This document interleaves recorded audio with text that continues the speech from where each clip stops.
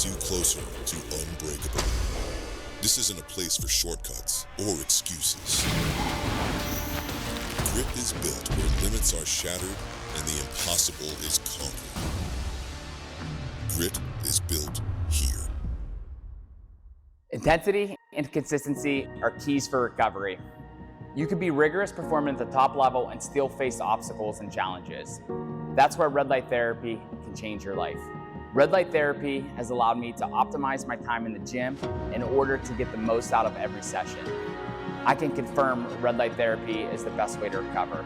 Train hard, recover faster with Novolab.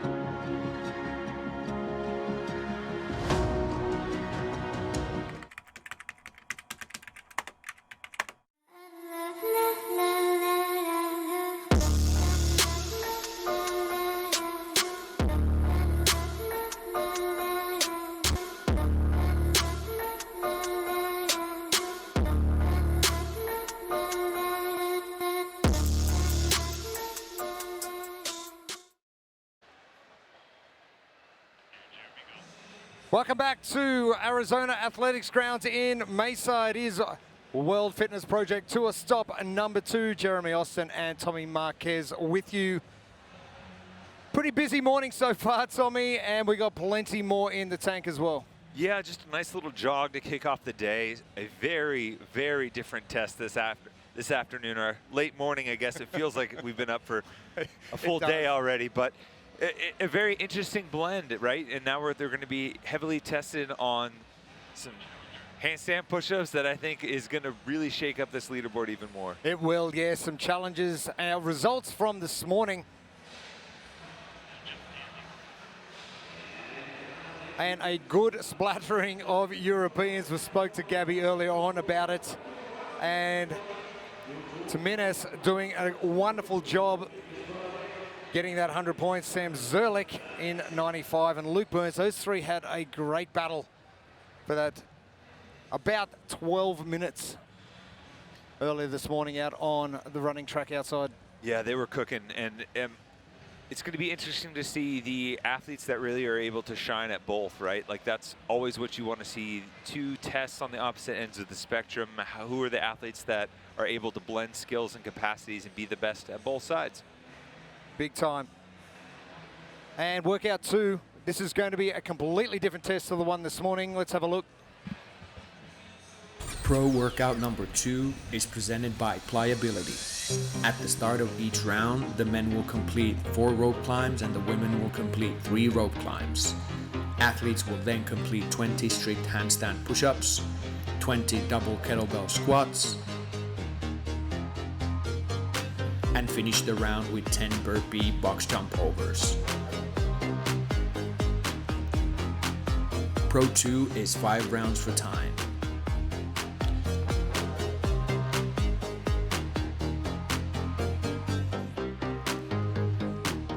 At the end of the final round, athletes will run across the finish line. There is a 20-minute time cap for workout number 2.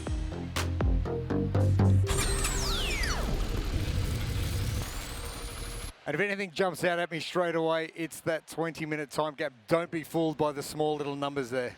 Yeah, it's an interesting way to force athletes into some rep scheme and strategies that I think, in retrospect, are going to be very interesting. Just because I think I've talked to probably a half dozen to a dozen athletes just this morning, and they all had different approaches to those strict handstand push-ups. So I love the uncertainty around it, and I love seeing how athletes with different skill sets choose to attack the same process. Is it forcing them into a rep scheme they're not comfortable with and it's risky?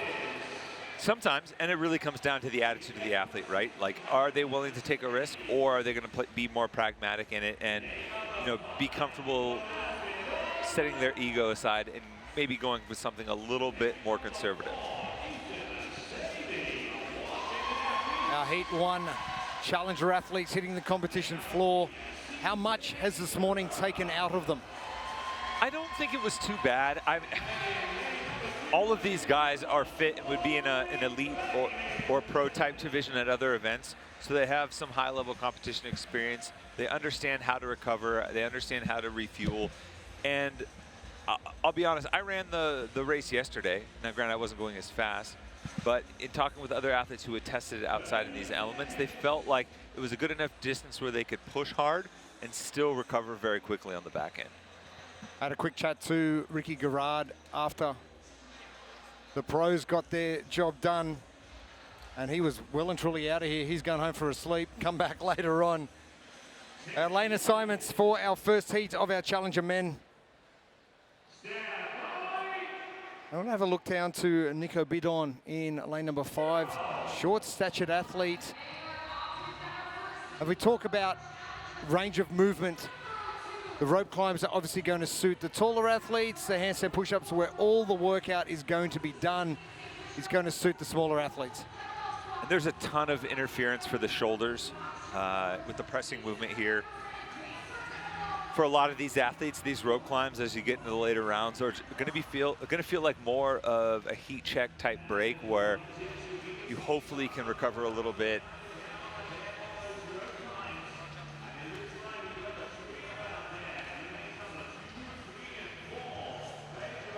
Those strict handstand push-ups are in your wheelhouse. This is where you've got to be very careful that you don't bite off a little bit too much. Tola Maracano in lane number 8 to the far right of screen.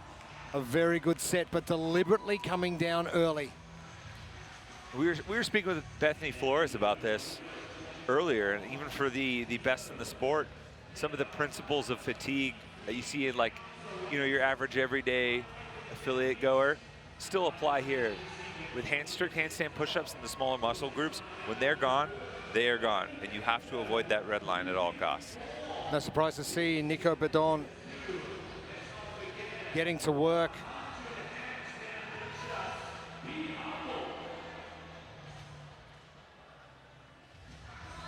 Nico, the Ecuadorian, first to put his kettlebells down.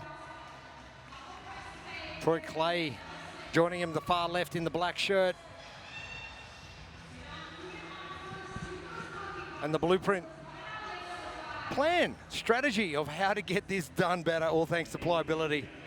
Well, as I mentioned, there are a ton of pieces of interference for the shoulders, one of which being that rack position with the kettlebells in a very awkward position. So squat fast, reduce the total time under tension for that front rack position with the kettlebells. And for a lot of these athletes, they're going to have to set their ego aside and maybe approach these strict handstand push-ups with a few different strategies to reduce the total reps and not necessarily go for broke like they're probably used to in the shorter rep schemes. CJ Gerald's left of screen. Local boy. As Bidon makes his way back.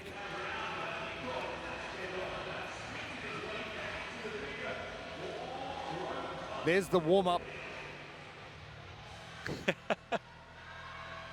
Your body's going to go, okay, this is what we're up to.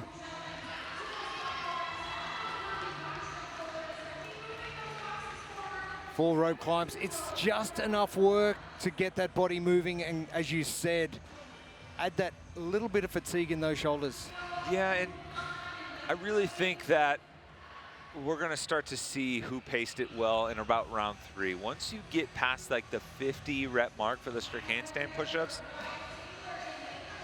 mixed with all the other compounding factors, I think that's when you'll really see separation. Definitely not going to be won or lost in the rope climbs, but it will come down to the handstands. Nico Bidon, some exceptional work. And this is where that negative split we've spoken about off air for the last couple of days comes into play. You've got 20 reps. You don't want to do 10. You don't want to replicate what you've just done. So we want to make sure we bite off a little bit more. How much is too much? I think naturally people probably gravitate to the 12 and 8, 11, 9, maybe even like a 13 or 14. Once you start to go sets of 15, I think especially as we get into the later rounds for some of these athletes, you're going to be playing with fire just a little bit. especially once we get into round 3. I think, you know, even through these first 2 rounds, you think of some classic tests that these athletes are used to. Ones like Diane, where there's 45 handstand push-ups in it. A lot of these athletes will, for sake of time, will do it strict. That type of volume they're used to. Once you start to get into no man's land, 60 plus, 80, really important to conserve. Nico, first to registration yesterday. He was pretty excited to be there.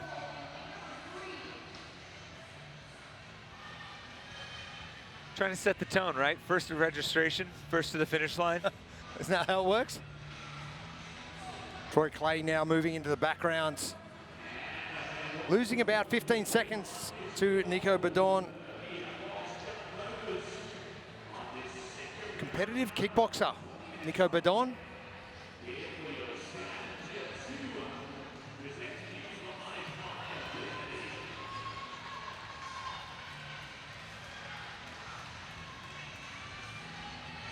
Fittest in Ecuador and finishing top 10 in the CrossFit Open this year as well. And that big gas tank really helping him.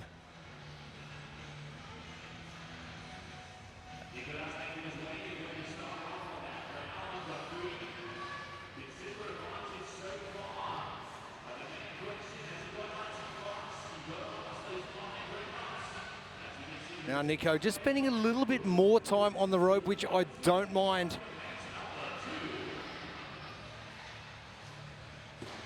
Nothing wrong with taking an extra half beat to make sure you drive those knees up, get a really good pinch, reduce the total number of pulls, give yourself a little extra time before attacking these handstand push-ups. And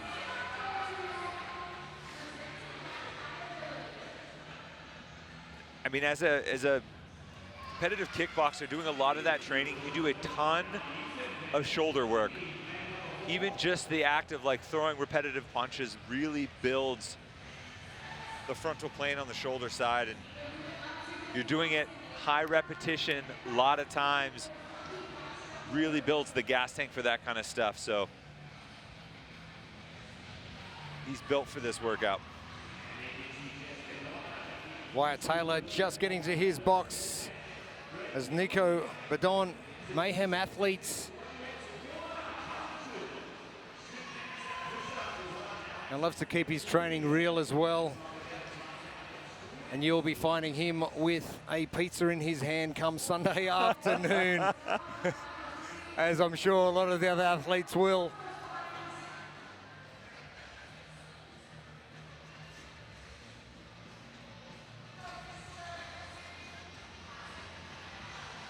The bonus for Nico. Currently living in New York, training out of CrossFit Hell's Kitchen. And he has looked comfortable right through the first 2 rounds. This is his 3rd of 5. And separation starting, the second heat of our challenger coming up. And nothing better than setting the time to beat. And he was in 11th coming into this out of the run, so a strong performance, opportunity to push into the top heat for the second day of competition. It's where you want to be, trying to maximize your points earned. Well, you got to shoot your shot. If you know that this is going to be in your wheelhouse, we've seen that from the runners this morning out in the Challenger and the Pro Division. This is it. You've got to go. You've got to hit it. You've got to hit the home run. Yeah, put the pressure on the heat behind you too.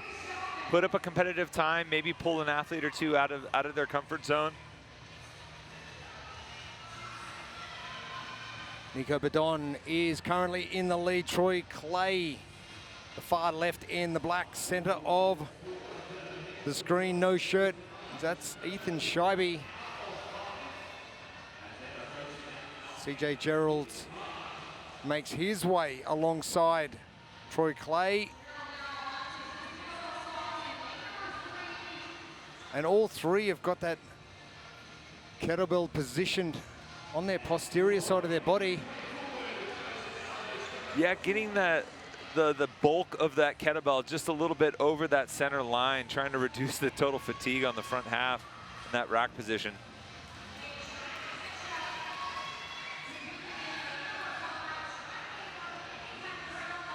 Tola Maracanio, far right of screen. Talking to Tola yesterday just about how he was going to strategize these squats. They're all going to be unbroken, but he's going to strategize when he breaks. When he's going to be standing upright and pausing, just as he did then. Yeah, good call.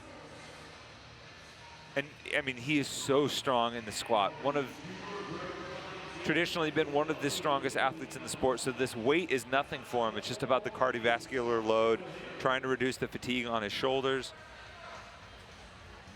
Once we do get to the heavy barbell tomorrow, he said he's going to go north of 400. He just doesn't know how much by. Oh. We're excited for it. Tola training with the Krieger crew, who I know are all tuning in from Norway. Good showing this morning. Andreas and Inga doing exceptionally well on the 2-mile run.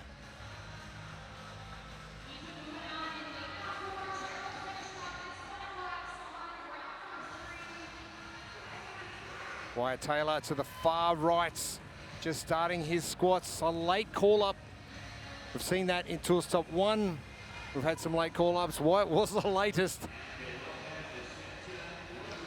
And, I mean, the crew here at WFP have been very adamant. If you're in one of those spots right around the cut line just below, keep the engine warm because they will try to backfill and give opportunities to compete as late as possible with some of the late withdrawals that inevitably happen.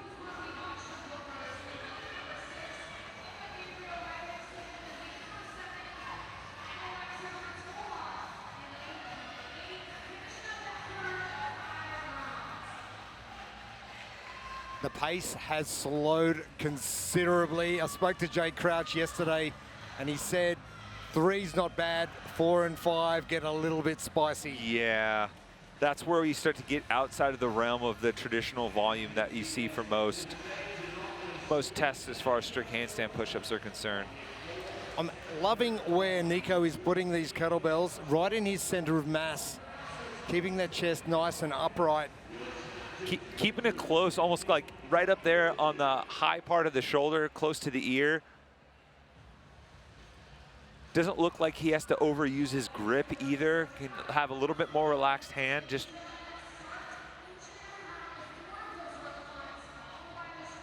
and you think 100 weighted squats to go with your 100 strict handstands, the volume is up there.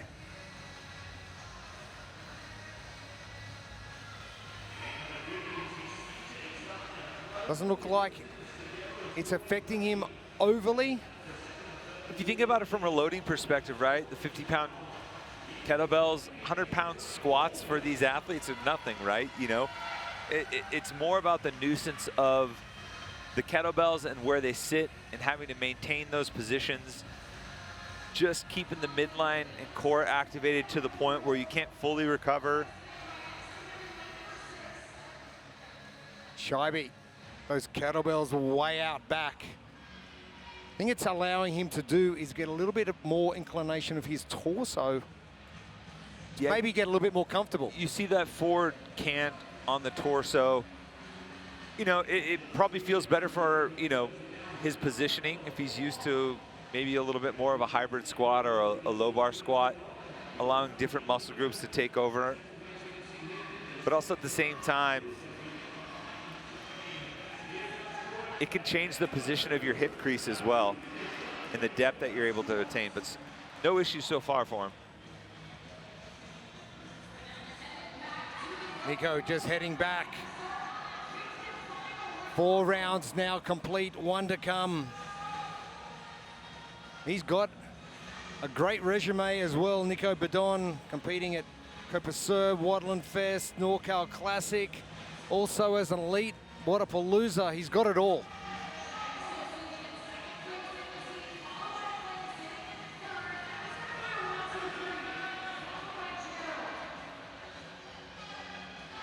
Scheibe putting some distance between himself and Clay.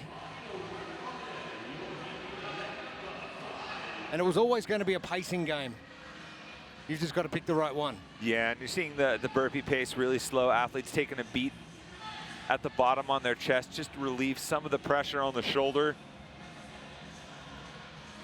There's certain movements that you know that under fatigue are just going to reduce to a cadence where most everyone kind of falls within a predictable range. And that just puts the emphasis on movements like the handstand push-ups where you can really make up some significant ground if you pace them correctly. Scheibe not messing around with those burpee box jump overs. Straight to the rope climbs. As Bedon gets to work, the Ecuadorian.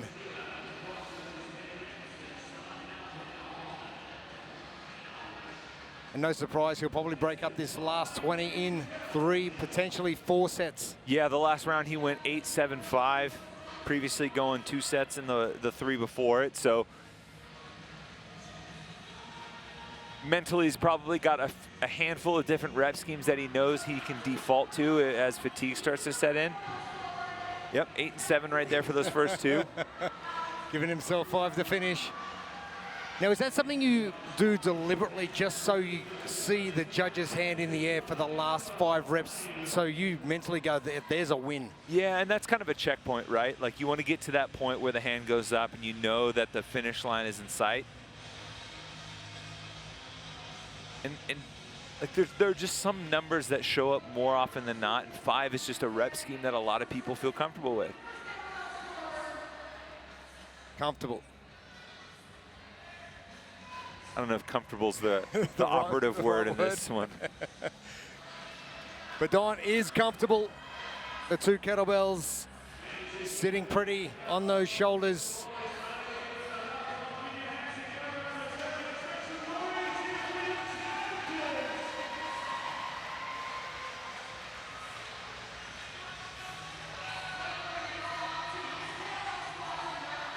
Scheibe doing his best to get his last 4 done. Clay in the background with his last rope climb. The last 3.5 minutes coming our way to finish off our first of our challenger heats. Bedon, the Ecuadorian destroyer.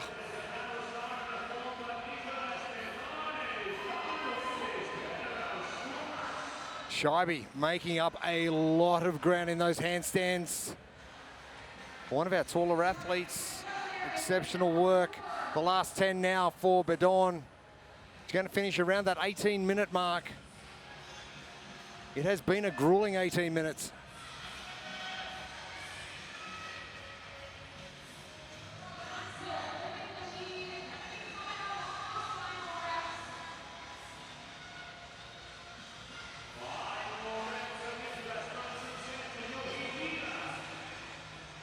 Bedon with 4. Scheibe. Kettlebells are done. I like it, Scheibe asking for a little bit of cheer from the crowd. And gets it. Bedon, 1 rep to go. And he is done. And spot on. 18 minutes.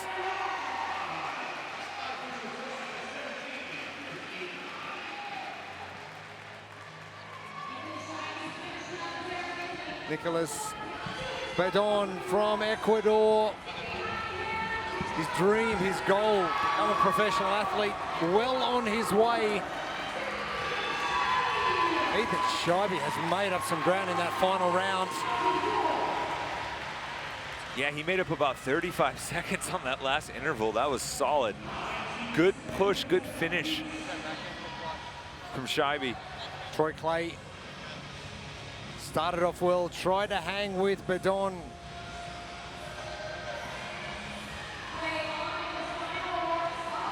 And he potentially could be the only one to finish. He has got to get to work.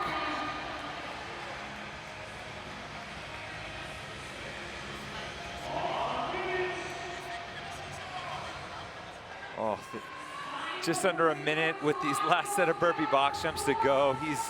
You know you've got time. You got just enough, and you know you're going to have to sell out on them. the goal's always got to be to finish. Yeah.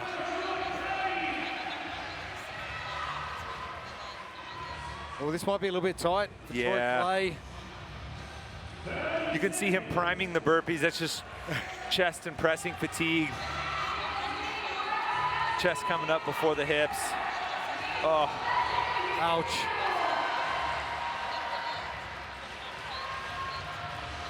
oh, look, that cramp. Yeah, it looks like a cramp. Oh, good. Oh, quad. I'm trying. I think it's a quad cramp. Or maybe calf. Yeah. And that's all she wrote. Heat 1 of our challenger in the books. 2 finishes only. Badon Scheibe. 18 minutes, our unofficial time to beat.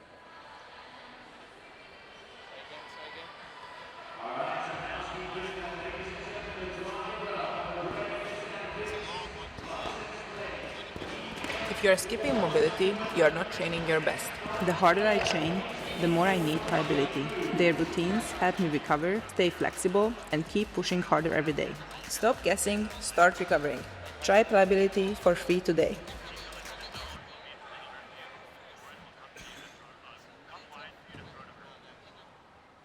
Exceptional performance from the Ecuadorian.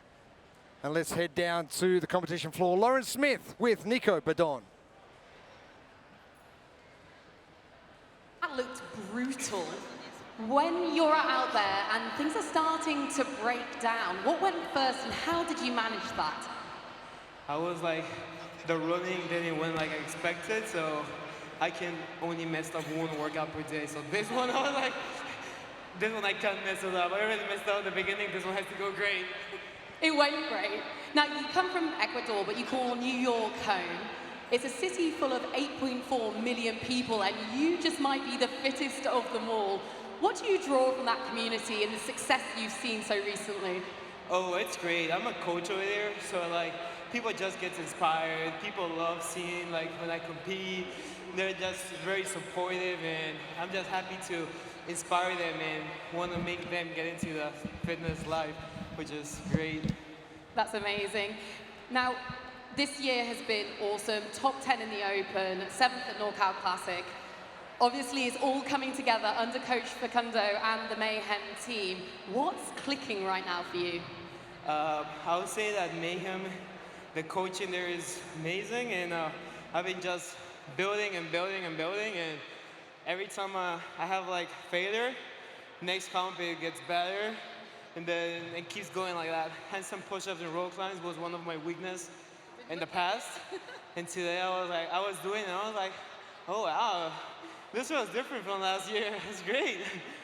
They definitely didn't look like it. Amazing job out there, and can't see where you're going to go from here. Thank you. Sorry? Great job. Oh yeah, thank you. Let's go.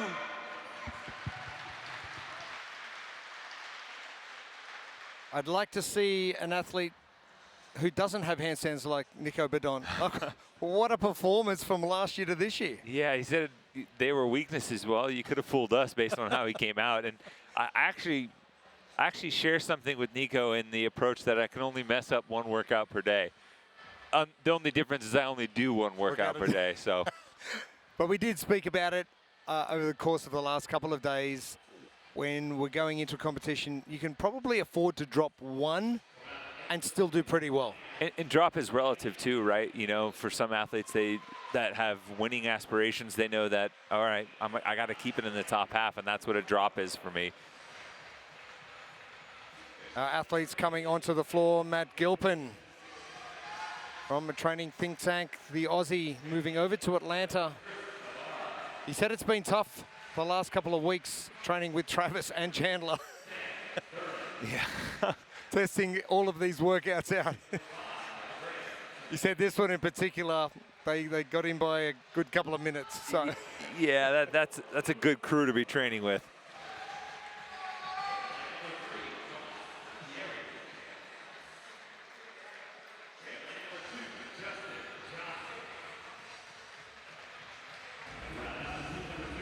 Justin Johnson coming onto, and Our final athlete, Brandon Fabry, on the compound. This one is challenger number 2. Yeah, the men will do 5 rounds per time. They'll start with 4 rope climbs. And you can pretty much circle those 20 strict handstand push-ups in the middle as a crux of this workout. 20 kettlebell squats and then some burpee box jump overs to finish each round. Our lane assignments. Athlete I just mentioned, Fabry down there in lane number 1. But all eyes to Menace with such an exceptional performance on that run. Can he back it up and go 2 from 2? We're about to find out. 20 minutes away. And he's challenger 2 presented by Pliability. We've got a couple of different formats that we could go through. Nico Bedon doing a great job. Pretty much every round was similar. Or you go to the Ethan Scheibe model where you're going to start ramping up and really pushing it hard for that last round. Yeah, and I think the flexibility for that is certainly key. And if you're closed-minded to the point where you're only like, I got to attack this, I got to go unbroken, or I got to do big sets, it's at some point the fatigue is going to take over and it's not going to allow you to have that same success. So being open to new rep schemes and pathways for this test, I think, is huge. A number of different sequences, rep schemes right throughout. Our first challenger heat, we're going to see more of the same for the next couple of hours. Ibarra, who did pretty well in workout number 1, the 2-mile run earlier this morning, and really one of those athletes that really needs to jump. Yeah, he's an athlete I'm sure had expectations of being in the pro divisions given how well he did at Tour Stop 1. But he's still in the hunt for Copenhagen, and that's really the focus here, is maximizing the points that he can earn in the challenger division. So the run, a single modality event test may not be your wheelhouse, but I think from here on out, expect to see Chris towards the front of these events, really trying to establish himself as the man to beat in this challenger division. 4th place finish coming in 11 minutes 33. We saw some very hot times on that 2-miler.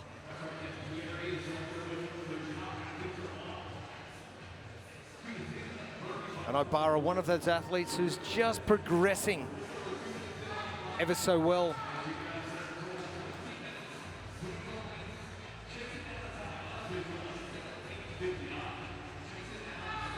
Had a strong finish in Albany, 13th at the games, and climbing his way up the leaderboard.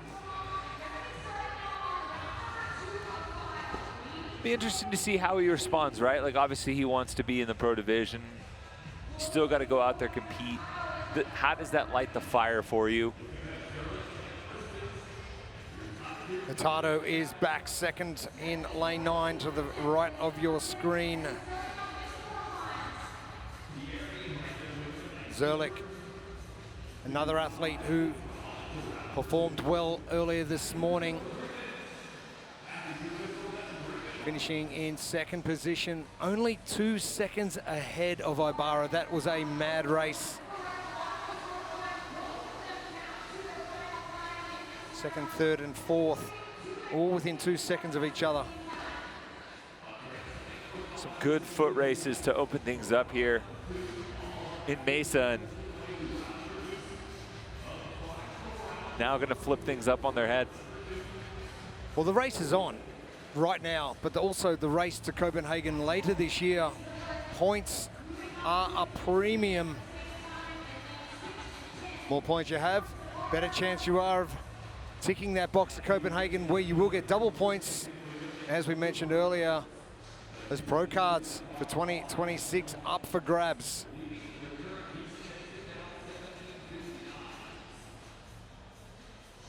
Ibarra out in front. Hurtado is next.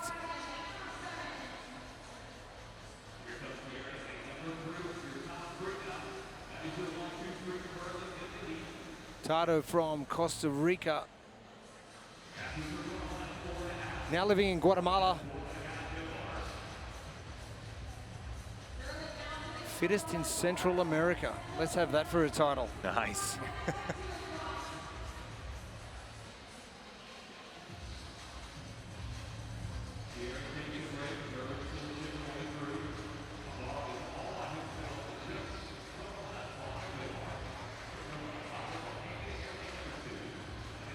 Very wide stance on that box from Ibarra.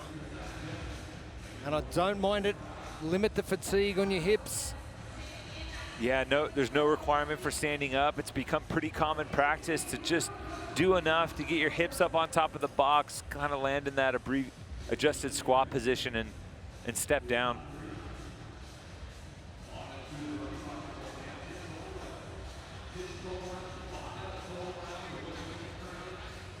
And Ibarra just getting that leading leg far enough that he's hitting the top of the box before it drops down.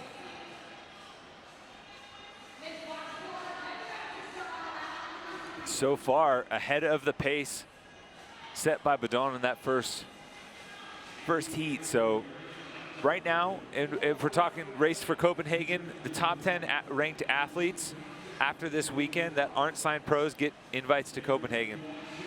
After that first event with the adjusted points, we got some live updates for that. Chris Ibarra sits in 6th. So maximizing his points this weekend gives him a great chance to still make it to Copenhagen.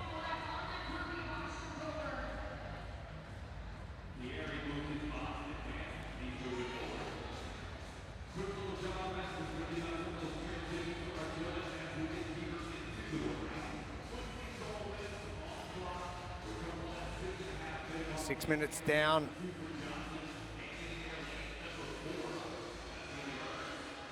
That range of movement by Ibarra.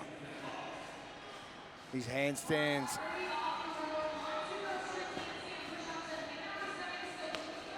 Are becoming a little bit tougher at the back ends, but another good set of handstands for Chris Ibarra. Tato finishes off, but he's still, you only say 20 reps behind, but it's 20 strict handstands behind. Yeah, and Ibarra so far has showed no signs of slowing down. Just, you can see by an athlete's posture that they're right there in the pocket. He's calm, smooth movement, relaxed face. It's the eye of the tiger right there.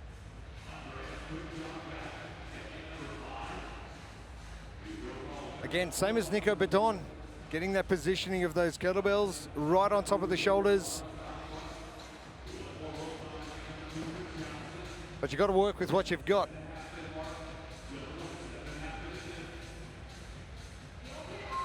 Ibarra looking in great form. And it was a subtle thing, but even just seeing Ibarra kind of take two kind of like shuffle jog steps out of those kettlebells, that's not something you do when you're fading, when you're slowing down. And it's not much. It's not a rep that shows up on the scoreboard. But when you set down those 20 reps and you're now past the halfway point on this test, and you're still thinking, oh, I'm gonna pick up some pace in the transition, just a little thing to note. And the bonus of coming back and forth over the box for the burpee box jump overs, you got full vision of the entire field. You know exactly where everyone's at. Yeah. Every time you move to the far side of the field towards the finish line, he gets a clear view of where everyone's at. I mean, at least for Ibarra, there's no one close to him. Tato.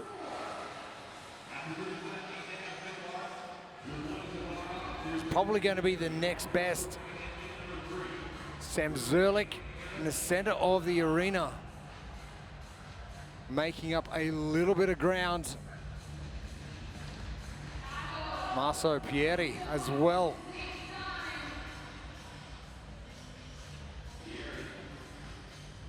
Marco doing well, coming in 5th place, just under 12 minutes on the 2-miler this morning.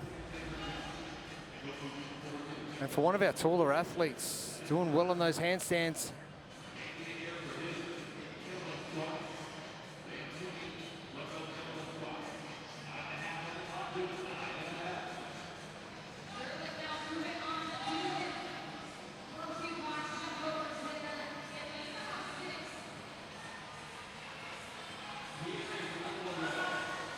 Just shy of the 10-minute mark of our second of our challenger heats. Our women coming up next. You can really see the pacing on these burpee box jump overs starting to slow. Everybody kind of regressing to that mean as far as you're not keeping the hips and shoulders at the same height coming out of the burpee. You're taking a beat on your chest to take a breath and release the tension on your shoulders. Is it the only chance you'll get over the 4 movements where you get to really have a rest for your entire body? Handstands, you're under fatigue upside down. Rope climb, you've got that grip fatigue. The kettlebells are on your shoulders. This is really the only chance where you're doing a body weight-ish movement. Yeah, and I think there's not as much to be gained or lost in that movement too, with only 10 reps and a lot of these athletes kind of moving about the same clip, knowing that they're still trying to recover for those handstand push-ups. Interestingly enough, for the strict handstand push-ups being so heavy on the muscular fatigue, you do see the heart rate come down a little bit usually. Liken it to like the push-ups in Murph, where at some point your muscles just slow you, and your heart rate isn't tremendously high. Ibarra now starting to catch some athletes on the floor.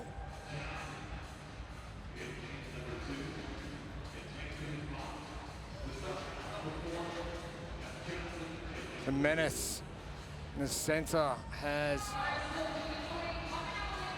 not done as well as he did this morning.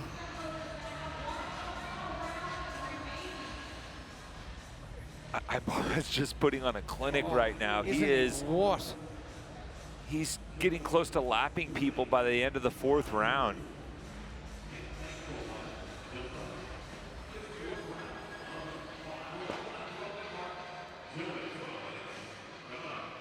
Marceau taking a quick break.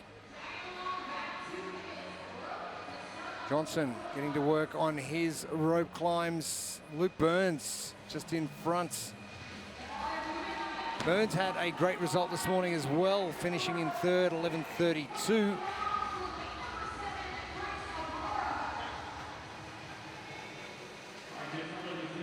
Yeah, decent 90 points for him this morning, Luke Burns.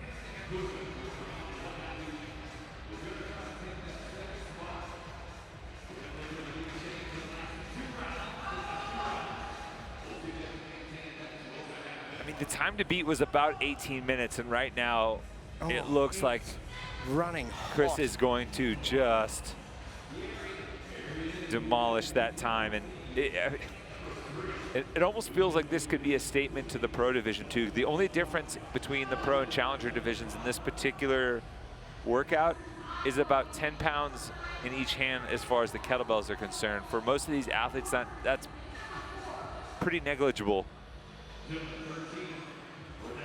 Hurtado starting to speed those squats up now nicely.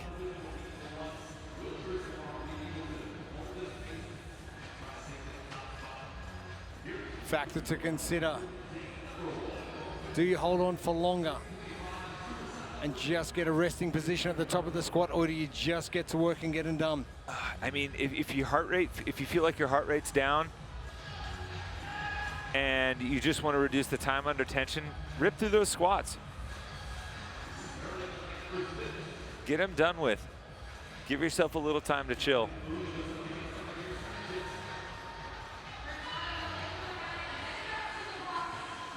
Hurtado's moving pretty well, and for his pacing. They said they want to talk.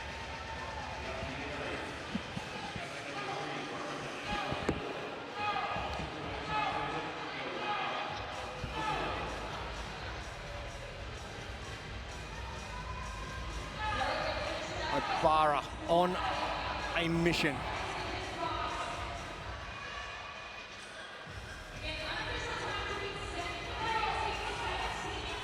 That was a very long pause at the bottom of that one. Yeah, that's a bit of a heat check there. Like, all right, a couple of reps left. Let me start to get the lungs back.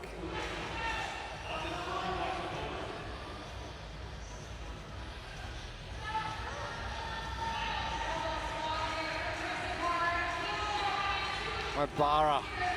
You said clinic. I don't think any other word covers it. This has been exceptional from Ibarra. Again, that front leg, the leading leg, just hitting the box enough to drop down. This is stuff you need to practice to get better at. And efficiency in a movement like this. Little elements of precision and accuracy that go in under fatigue, especially when missing that could result in a bit of a spill. But I mean, no slowing down from Chris Ibarra. And I mean, 2.5 minutes. Just look at the posture and how he's carrying himself. He just looks like on a different level than the other athletes right now with regards to this workout. He's beaten Nico Badon from heat 1 by 2.5 minutes. Not to say that Nico's time isn't good, because it's going to be very competitive. But 15:33 unofficial time.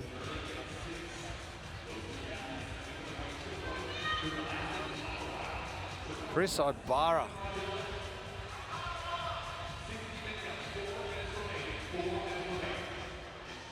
And there's just some workouts that are in your wheelhouse.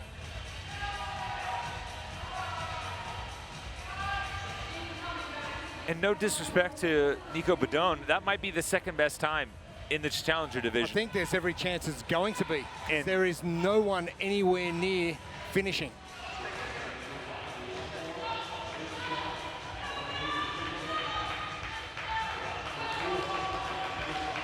I mean, mentally, that's got to be huge for Chris Ibarra. I mean, coming in knowing that, hey, I deserve to be with the best in the sport, so I'm going to go out and prove it. And then finishing this workout, you know, 2.5 minutes ahead of the time to beat, and getting a nice rest while watching the rest of your heat really, really labor through this. Well, you think only 2 athletes finish in heat 1. There's a 20-minute time cap. You've beaten the time cap by 4.5 minutes. Hurtado is going to be next finished. Unsure whether or not he is going to get under that 18 minutes from Nico Badon from heat 1.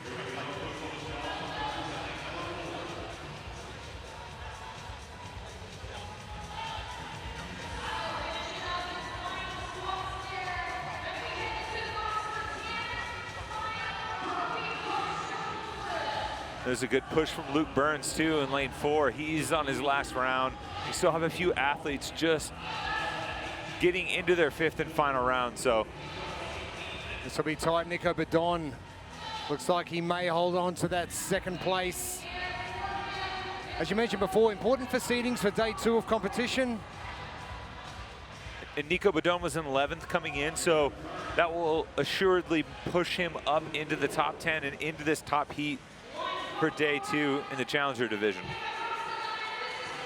And Fran Hurtado, Costa Rica.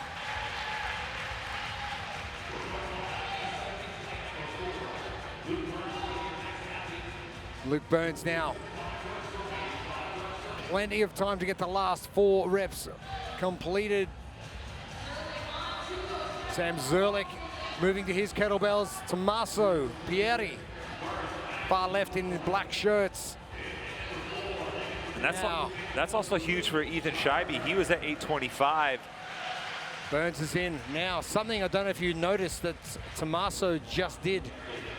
He walked around to the other side of his box to start, so when he jumps, he can continue on. That's a veteran move right there. Absolute veteran move.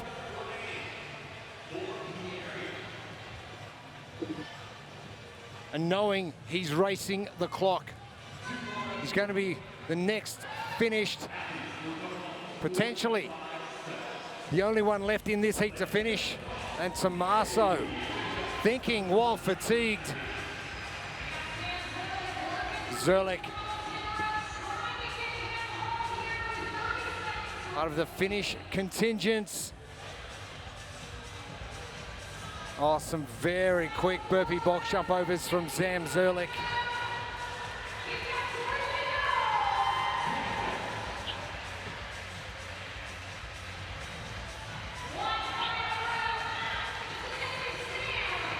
final 10 seconds. Zerlich will get completed. And that will be all she wrote for our second of our Challenger heats. Tough going, except if your name's Chris Ibarra. That was a walk in the park for Chris Ibarra, one of the premier athletes out of the Proven camp on the men's side. Gets to train with just a slew of other talented athletes and showing the fruits of that labor for sure. Big time, impressive performance from Chris Ibarra. If you are skipping mobility, you are not training your best. The harder I train, the more I need pliability. Their routines help me recover, stay flexible, and keep pushing harder every day. Stop guessing, start recovering. Try pliability for free today. And the man putting on a clinic in the second of our workouts for day one of competition, standing by with Lauren Smith. Chris, that was a great job out there, an absolute shoulder burner. How did you manage that fatigue? I just went. I mean, I didn't really manage it. I was pushing as hard as I could. I want to try to compare my scores to the pro division, so that's what's going in my head. Of course, because in Indianapolis, we saw you compete amongst the pros. You're here with the challengers, and you're on that cut line of trying to get to Copenhagen. Do you know what you need to do? Not really. I'm just here to win. That's all I can do. I'm going to just try to get as many wins as possible. It's going pretty well so far. Now, you've come off the back of your career best finish at the CrossFit Games in 30th. How are you and Tim Paulson, your coach, managing this double peak? Just staying healthy, really. I mean, that's it. It's just trying to stay healthy and trying to recover from the games. Do you feel recovered? Physically, I do. Mentally, I'm not. Well, you're not showing it out there at all. We look forward to seeing you the rest of the weekend. Great job. Appreciate it. Thank you. Impressive performance from Chris Ibarra. I just went. There we go. That's as simple as it needs to be. Our Challenger men all wrapped up. They can go and put their feet up for a little bit now. Our women, they're coming up next.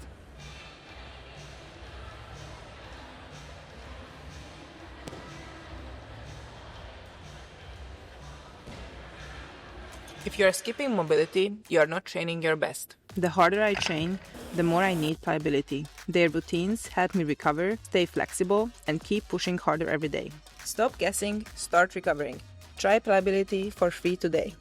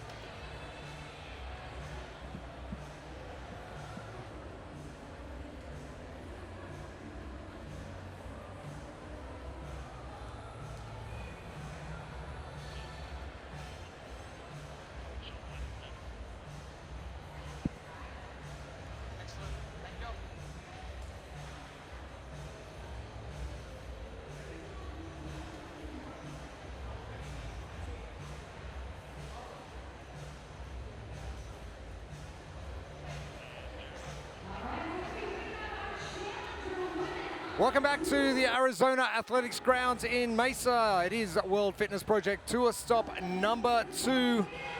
Jeremy Austin with you. Gabby Magawa joining me. Gabby, how's your morning been so far? Very early. I'm not gonna complain. I wasn't the one running 2 miles in crazy fast pace, so I was just enjoying being on the sideline, enjoying athletes pushing their limits. We are moving on to our Challenger women. This is Challenger 2. It is 5 rounds for time. We're gonna have 5 rounds for time, 4 free rope climbs, 20 strict handstand push-ups, 20 double kettlebell squats, and 10 burpee box jump overs. The weight for the challengers is 16 kilos and 50 centimeter height on the box.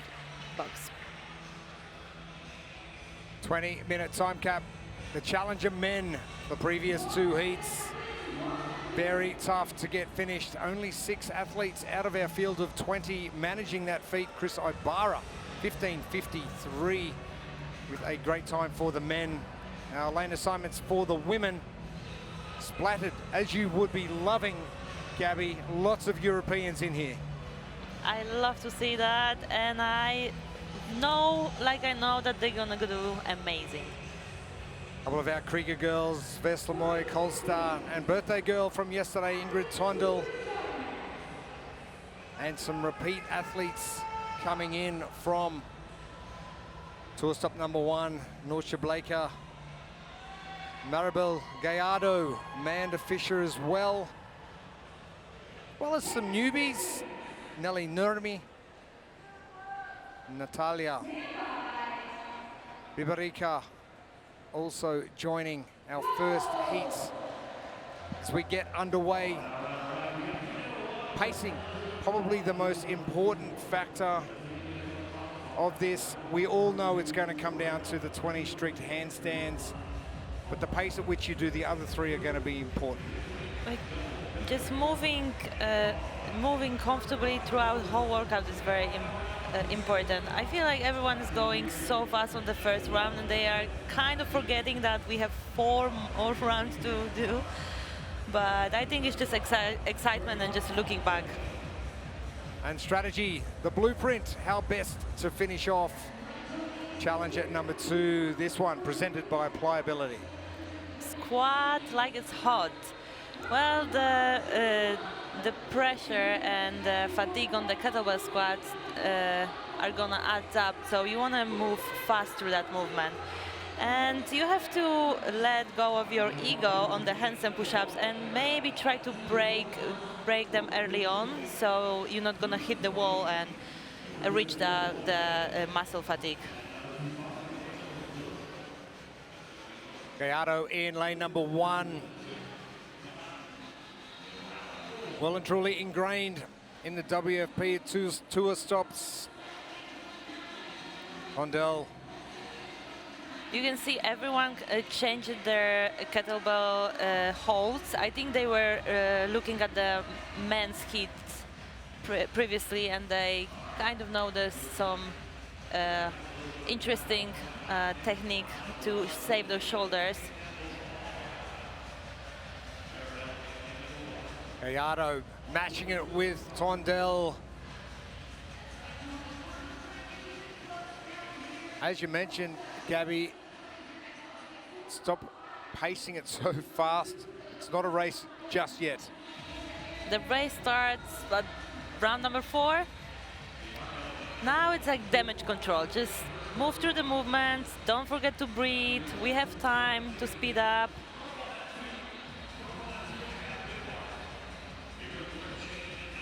Ingrid Tondel looking like she is going to be the first athlete to move.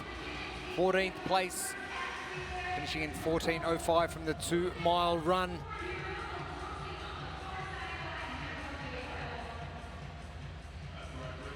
Countrywoman Inga Tesnes doing exceptionally well at 12:07, winning the 2-mile run earlier this morning. The Krieger training ladies. A have really set the world on fire. Tour stop number 1, and it continues for tour stop number 2.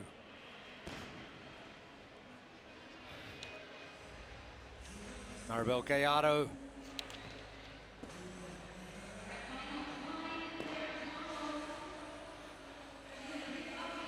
Ingrid is quite far in the lead. She's starting her handstand push-ups already, and no one is even close to her.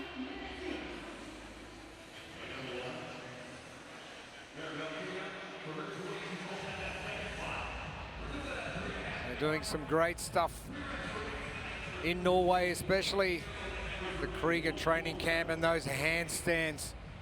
Did you look that speed she was doing the handstand push-ups? I feel like she could keep going without stopping.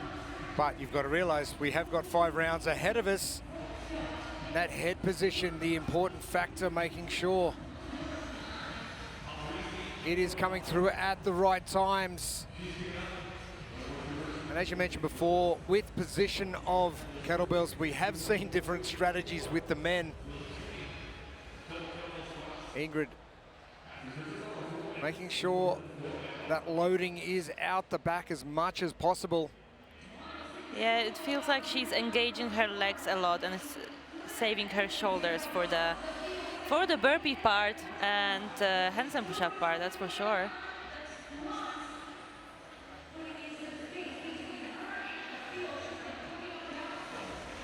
Noche Blaker in all black in lane 4 to the far left.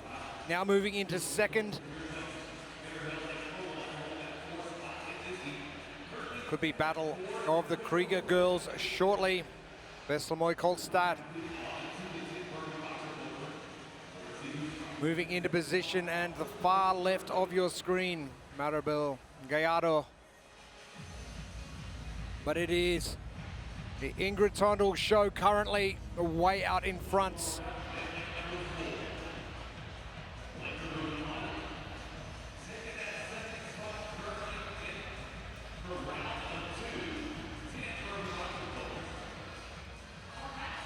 Veslamoy and Norcha having a great battle for second place currently in the whites. Here's Ingrid Tondal. And doing it easy. 2 rounds completes at 5.5 minutes.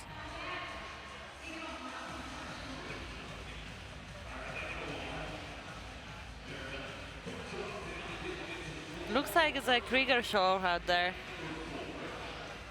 Battling for first 3 spots here. We saw the Krieger show this morning. Inga Loftesnes and Andreas Tumenes. And Krieger camp is very well known for being good at gymnastics, so this is the perfect workout to show what they can do.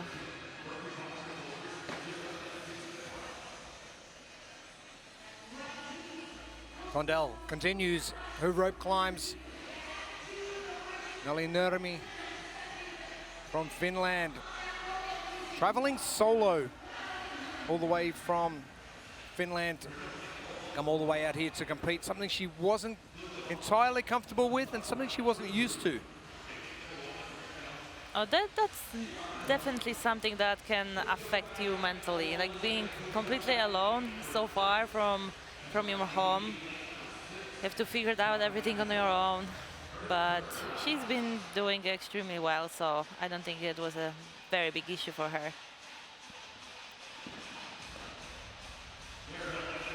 Roger Blaker about to commence her handstand push-ups. Tondal, lane number 7,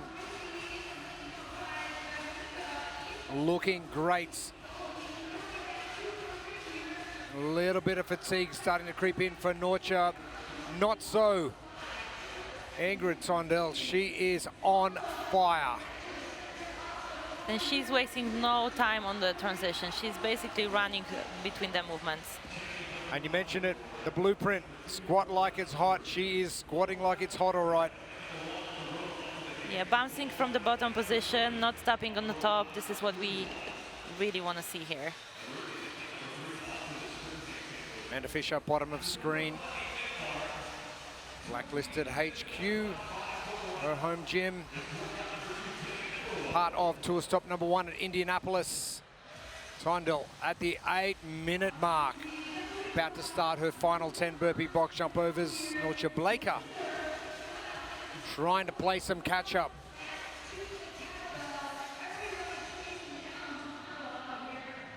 Ingrid just taking a quick peek down the line to see if there was anyone beside her, and realizing it was Amanda Fisher, who is around behind, signified by where the box position is on the floor. And Kolstad just joined Norche for the kettlebell squats. She looks like she's moving through them a bit faster. She might even catch her here. But it seems like it takes a bit more time for her to go through the handstand push-ups. So this is where Norche is taking over. Tondel still leading, 2 remaining, giving herself a little bit of breathing space.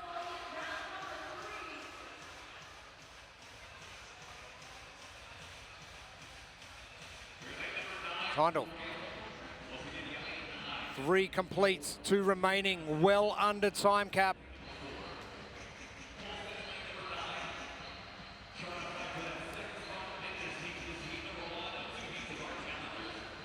Norcha Blaker from the Netherlands. And just look like on the technique of the burpees, she's basically collapsing on the floor. She's not really trying to stop and control when she's falling down. I think it's because she wants to save the chest and the tricep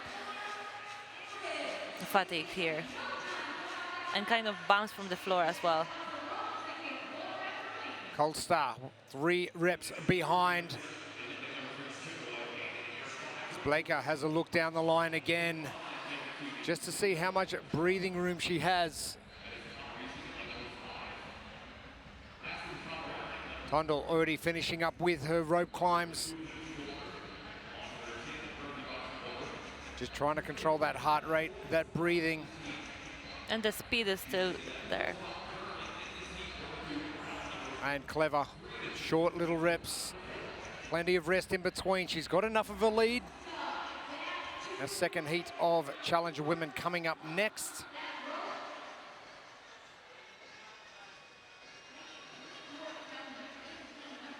Short set, short breaks. This is what you want to do. Keep moving no matter what.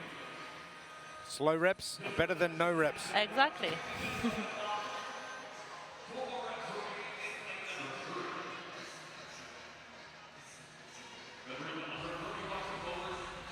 A little bit of fatigue starting to creep in from Tondel now. Expect the same from Kolstad and Blaker. Last 2 reps for Ingrid Tondel on round number 4.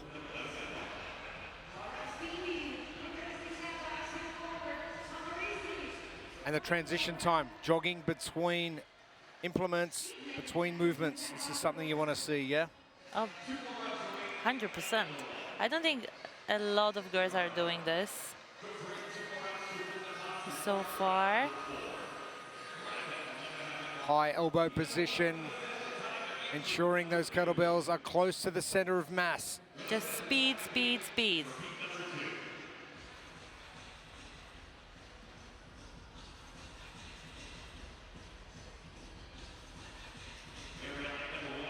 Oh, Blaker. 5 more reps to go. Fatigue really starting to creep in now.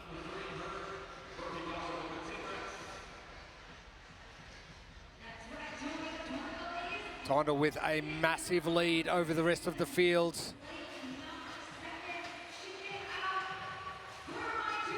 She can't really take her foot off the pedal yet. That second heat coming next. Blaker just having a look over to find out exactly where Tondel is at. That was kind of terrifying, don't you think? Did you see the look? This the look, yes. I got goosebumps. A little bit of side eye there. Kolstad coming to the kettlebells. We know she can squat faster. How much faster, we're about to find out. Blaker at the top of screen. making sure she's getting enough rest at the top of every squat. A larger range of movement for her. Tondel, done. 4 rounds complete, 1 to come.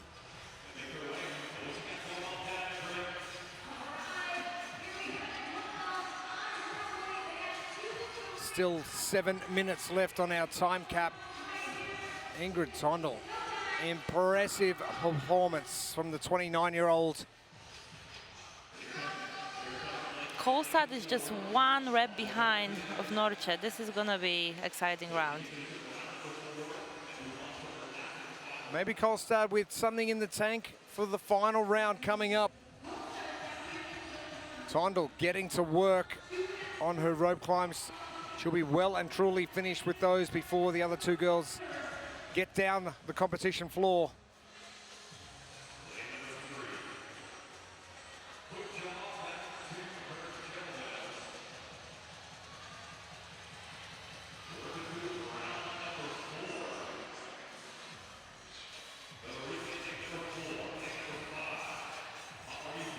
And Norcha getting it done. But as you mentioned, Gabby, only a 3-rep lead.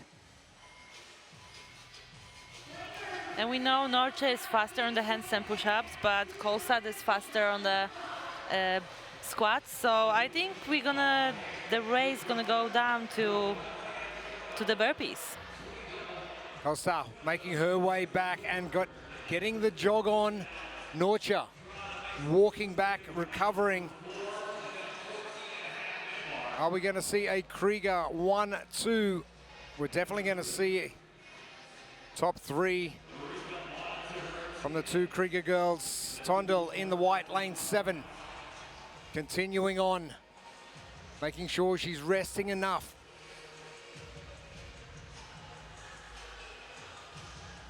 This has been a performance from Ingrid.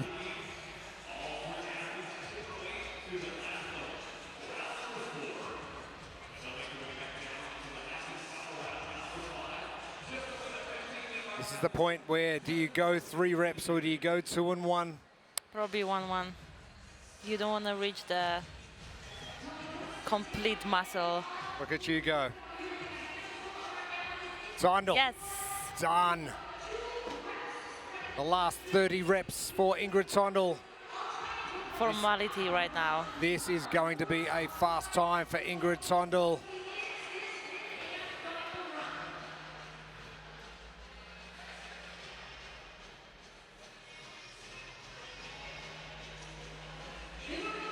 This has been grueling. This has been epic.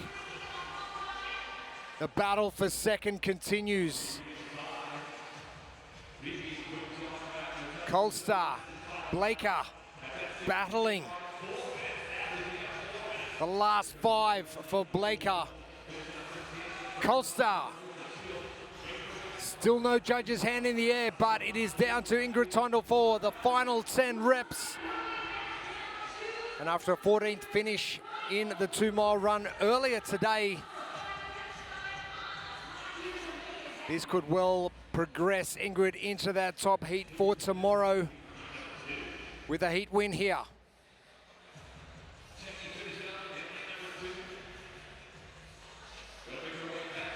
Going to be roughly on that 17-minute mark as Blaker comes to the kettlebells first. Kolstad, here she comes. Oh, we love a good race at the end. The race now is between Ingrid Tondel and the finish line, which she's about to get to. And Ingrid Tondel, birthday yesterday, a heat win today, and what a performance. And don't be surprised to see Kolstad jump into that second place position and go Krieger 1 and 2. This is going to be a battle, the final rep. Kolstad, no, she's got a bit of a break. She's going to have to move here.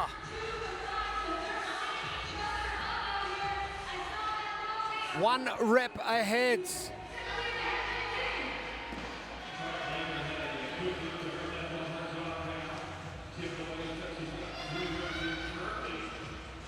Just 1 rep separation. Kolstad going for it the last 5 reps. I don't know if you can hear Ingrid Sondel in the background screaming at her to finish.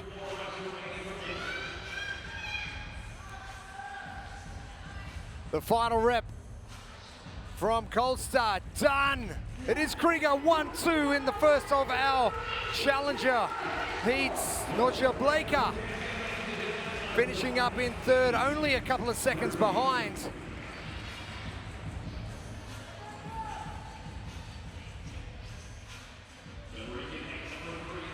That's going to be tight for the rest of the field. There's only 90 seconds left till the time cap. Very similar to what we saw in the men's heat 1 of the challenger. Only 2 athletes getting finished, only 3 so far for the women.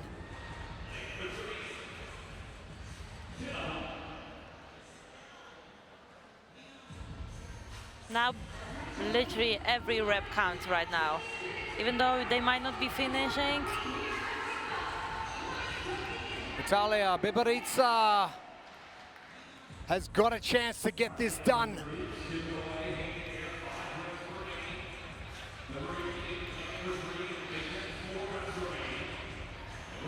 "40 seconds is a lot of time. Biberica will get finished.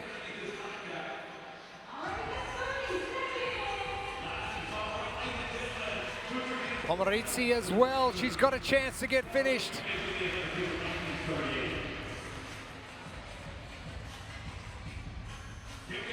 And 15 seconds.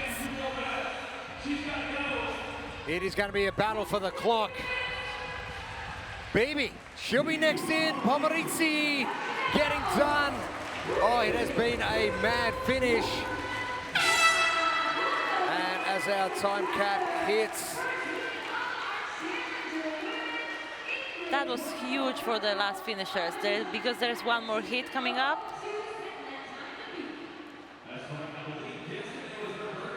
impressive performance. Ingrid Sondel getting the job done. And setting the time to beat. If you are skipping mobility, you are not training your best. The harder I train, the more I need pliability. Their routines help me recover, stay flexible, and keep pushing harder every day. Stop guessing, start recovering. Try pliability for free today.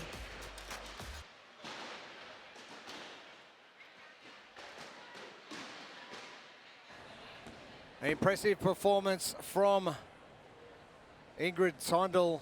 A sprinkling of Krieger magic coming into WFP Tour Stop number 2 once again. And she is standing by with Lauren Smith. Ingrid, an unbelievable performance. I know this year has been a little bit tough. You had to forego going to the CrossFit Games due to an injury. So to be out there, a heat win and performing in the way that you just did, how did that feel? Thank you so much. It was so much fun. I love handstand push-ups and squatting. So yeah, it was just so fun out there with the arena and the crowd. It was just amazing. So much fun. I have heard you described as the perfect team athlete. So when you're out there on your own in an individual setting, how much do you enjoy those opportunities? I'm really nervous before I go out there, but we have a whole team around us, both our coaches, and even though we are not competing as a team, I feel that I have a team around me with Veslemey out there on the floor now, and all the other athletes from Norway. So it's just so much fun. I was going to say, a 1-2, you and Veslemey Kolstad in that heat. Now, in a workout like that, given how you attacked that, how important is it that you knew your thresholds and where that red line marker was? Yeah, so I talked about this with my coach before the workout, and my biggest weakness is running and the threshold. So when it was this transitions, I knew that I just had to be tough in my head to keep pushing through the movements. So yeah, but it was hard. You crushed it. Amazing job out there. Go and enjoy your birthday. Happy birthday. Thank you so much. Thank you. Ingrid Tondal, yes, she absolutely smashed it. And we've seen something similar from the men. If that first women's heat's anything to go by, I can't wait for heat number 2. Our second heat of Challenger women, not too far away from hitting the competition floor. What's the strategy exactly the way you would have gone out and done that on the competition floor yourself? I think exactly what we saw from Ingrid, just dividing those handstand push-ups from very beginning, even 3 sets. There's nothing bad into doing that. Quick squats, then controlling your heart rate on the burpees. That's the recipe of our success. Important question from Lauren Smith. Where was that red line? Where do you set that red line at? And it's an important thing to do. We're going to find out very shortly from our Heat 2 women. But it is Challenger number 2, the second workout of our first day of competition here at Tour Stop number 2. 5 rounds for time, 5 grueling rounds for time. 5 rounds of 3 rope climbs, 20 strict handstand push-ups, 20 double kettlebell squats, and 10 burpee box jump overs. A 20-minute time cap. Only a few of our female athletes in Heat 1 failing to get the job done, but most getting over the line. Elena Simons for our second heat. And it is going to be an interesting one. We weren't exactly sure who was going to dominate Heat number 1 for the women for the Challenger division. But we have got points coming up for Copenhagen, and points are important, not just for Copenhagen, but also for next year. And I have a feeling we might see a great performance from Krieger. Woman again. Surprisingly. Surprisingly. They surprised us at Tour Stop number 1, the Krieger girls, and they're back for more. Oh, you know what? I'm excited if we're going to see sparkles again on the hair. Sparkles on the hair, on the face. Let's see how we go. Maybe they are saving it for the final day. You know? The blueprint, how best to strategize each workout. This one presented by Pliability. It's quite like it's hot. Keep the cycle speed very fast, so you're gonna save the shoulders for the gymnastic movement. And you have to let go of your ego and divide your handstand push-ups. There's nothing wrong with doing 3 or more sets, because we have 100 reps to go, and this is gonna get tough. Very much so. And Lexi Neely moving into position very quickly. Janie Chevary alongside Emily Rethwell. Emily Rethwell in the orange, Janie in the blue. And Camilla Takieva in the purple. Lexi Neely with a great result at the CrossFit Games in 18th position. Big cheer squad in Indianapolis for Tour Stop at number 1. And no surprise to see Lexi Neely getting to work. Smaller statured athletes.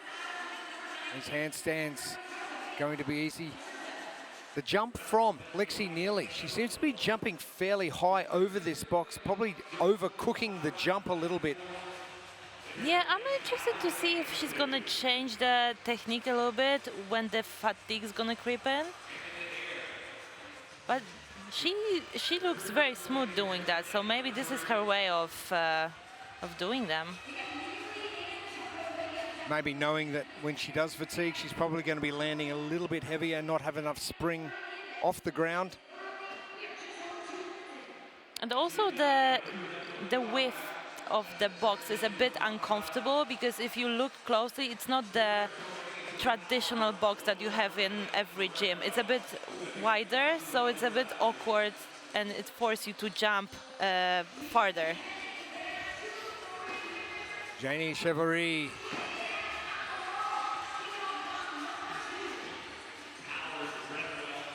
Canadian athletes getting through the rope climbs very quickly and putting about a 10-second lead on Lexi Neely coming into round number 2.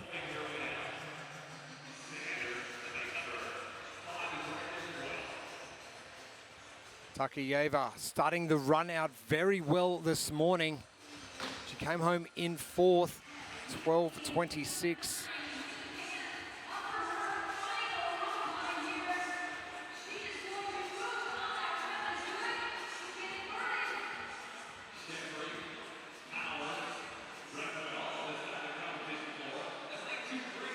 Inga Loftesnes, our winner from the 2-mile run, and according to all the Krieger teammates, that was no surprise. 12:07 for the 2-mile run for Inga. We talked yesterday at the warm-up area with Krieger girls, and all of them pointed that she's gonna win, definitely win the run. Win she did. The battle for first continues. Janie Chevary to the far left in the blue, growing up as a dancer, playing tennis and downhill skiing, which probably doesn't have a great deal to do with double kettlebell squats. But battling it out with Lexi Neely. Camila Takayeva in the purple. But Janie Chevary really starting to progress well down the competition floor.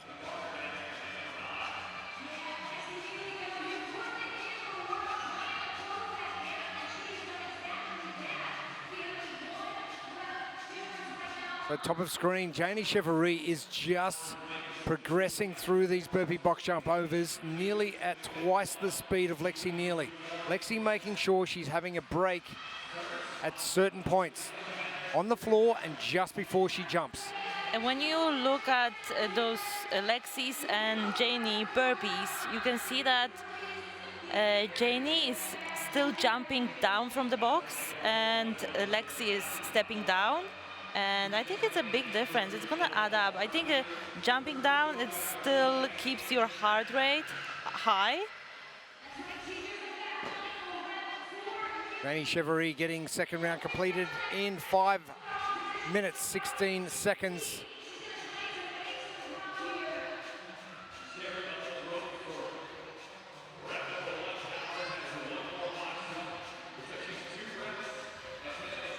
Plenty of mum strength on the competition floor as well.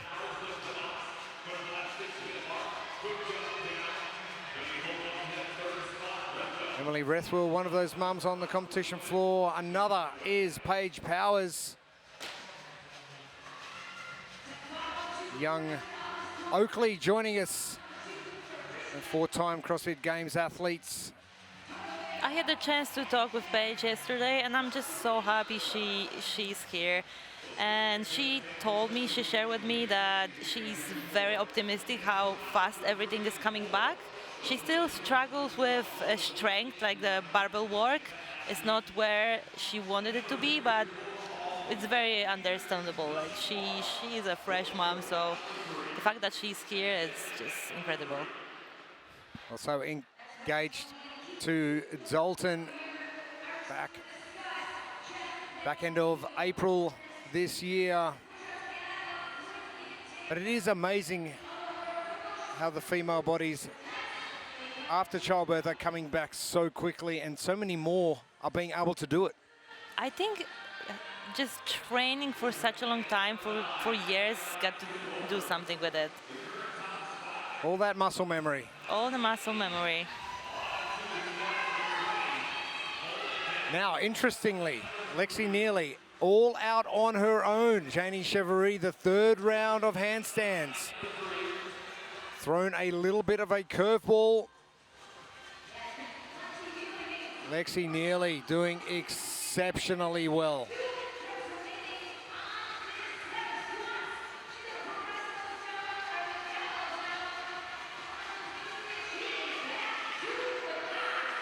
And Paige Powers now. The mom strength. Oh, it's coming.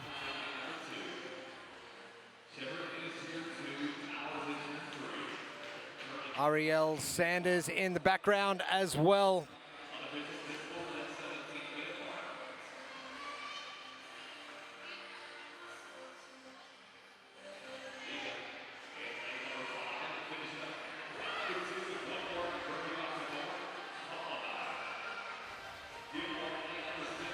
Janie with a little bit of work to do. She's got 7 reps to catch Lexi Neely. It is all going to come down to the final 2 sets of handstands. 60 completed by the ladies in front. Lexi finishing up her 3rd round. 2 rounds remaining now.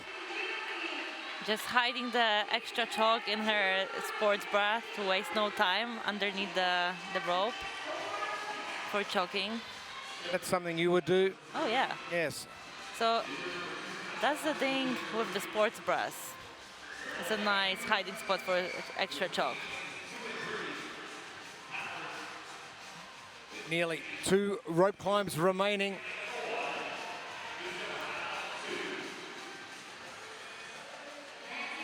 Janie Chevrolet making her way back, giving herself plenty of recovery time.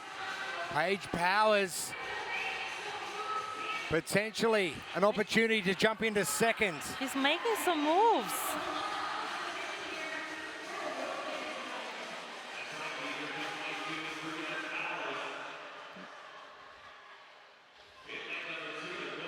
Okay, Lexi is doing her handstand push-ups already, keeping the same speed as she had from very first round. I think Janie potentially went out a little bit too hot. Paige Powers level now with Janie Chevrolet. It's going to come down to these kettlebell squats. Oh, Paige now is into 2nd.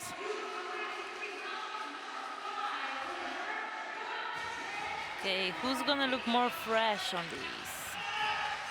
So a bigger range of movement for Paige Powers on the left. Janie Chevrolet coming down after 3. It's just the range of motion for Paige is so much different. Her arms are so long. It's a long way from the floor all the way up. Paige looking strong. Yes. That head coming through very well at the top.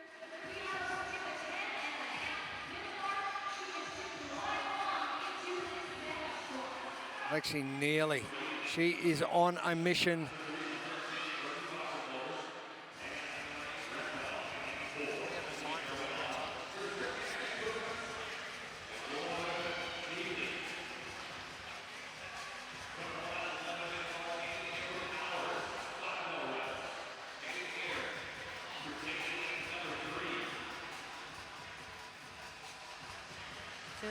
Going rep for rep here. Things getting very tight. 17:02.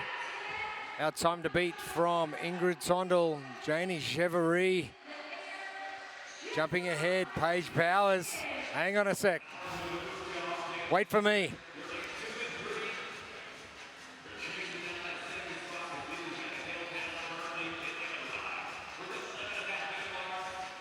And this is where you've got to go into your own mindset and not think about what your competitor is doing.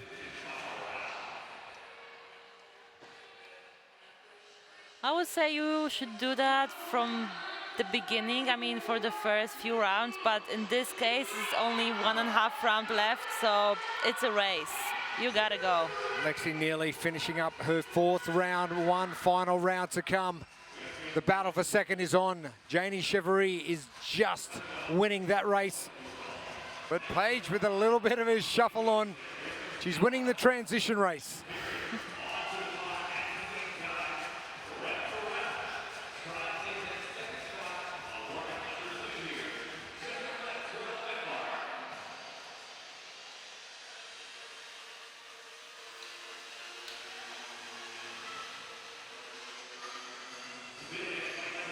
Neely.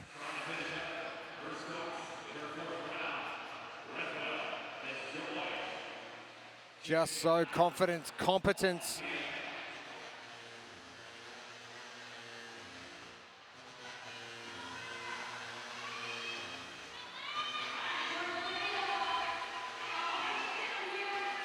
That battle for second continues. Janie Chevrolet winning that battle so far, coming into the final rounds. And Lexi Neely, the 22-year-old to the far right of the screen in the green pants. The handstands are awesome.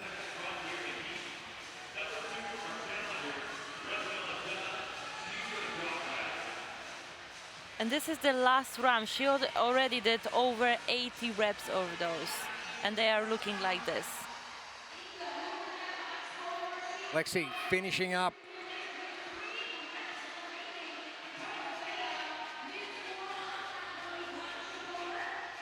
Black Dog CrossFit is her gym in Indianapolis.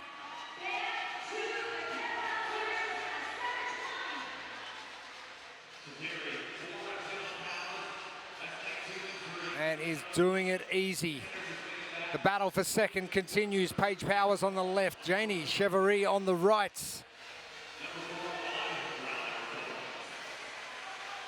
And this is where the athletes are going to get to that point of absolute fatigue. Who can manage it best? Nearly with 10 reps remaining.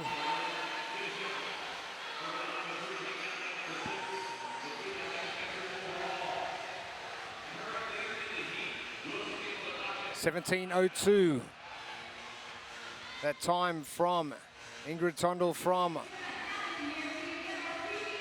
the first of our challenger heats is going to fall. And it will fall to Alexi Neely.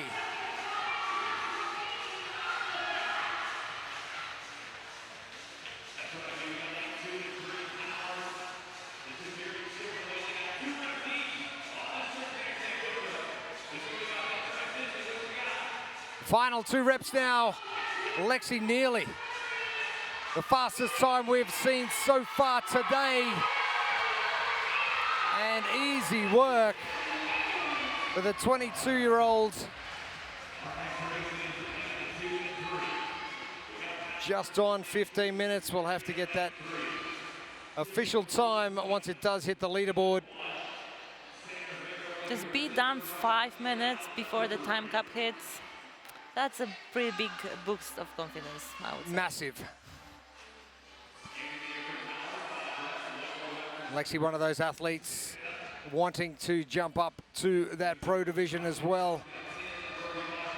Janie Chevrolet bouncing back. Paige Powers coming. It might be a little bit too late. Paige has got to move faster.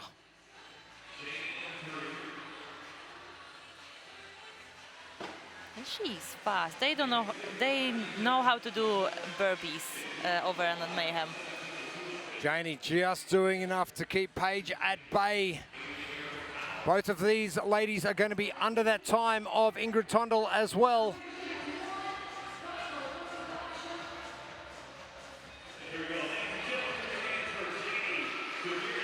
Janie Chevrolet. The up and down battle with Paige Powers has finally ended as Paige finishes up as well in our third fastest time today for our challenger women.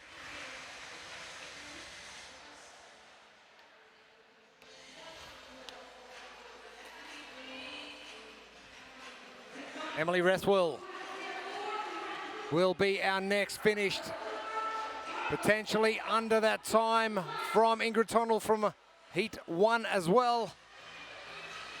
Way faster heat, way faster heat. And flips a box for good measure. But gets our fourth fastest time as well.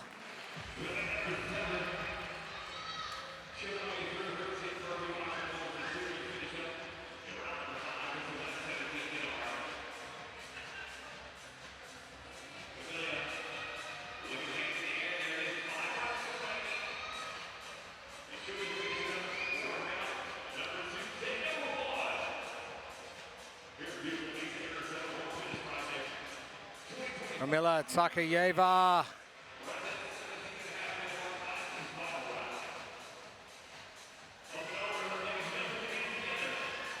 She will get done as well. This has been a very fast heat, as you mentioned, Gabby.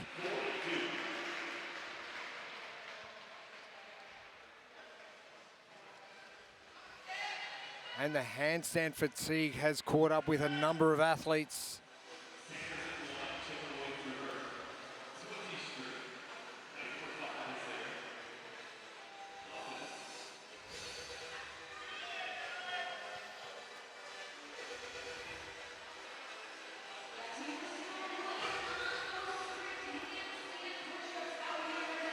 We'll see if the winner from the previous workout is going to be able to stay in the final heat for tomorrow. It doesn't look great for Inga, unfortunately.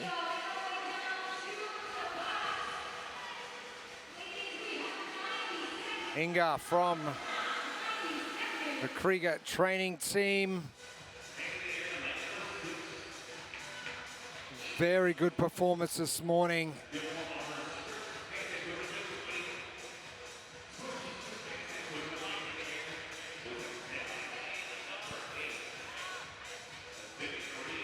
.12:07 for 2 miles.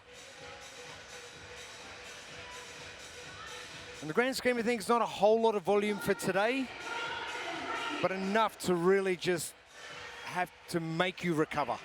Oh, the intensity was so high. That's just enough to make you tired. But, well, a few more reps to go and they're going to be done for today. It's just only 12 o'clock. They have plenty of time to recover, fuel, and get ready for tomorrow.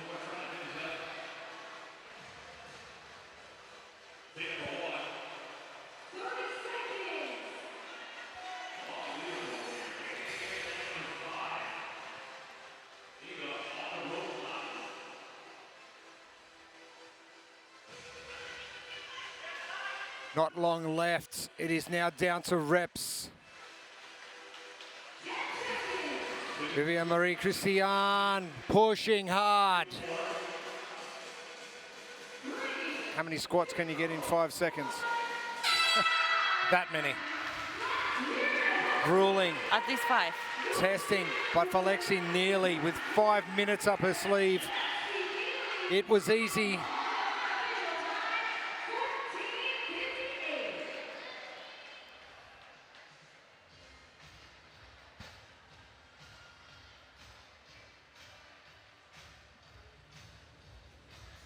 If you are skipping mobility, you are not training your best. The harder I train, the more I need pliability. Their routines help me recover, stay flexible, and keep pushing harder every day.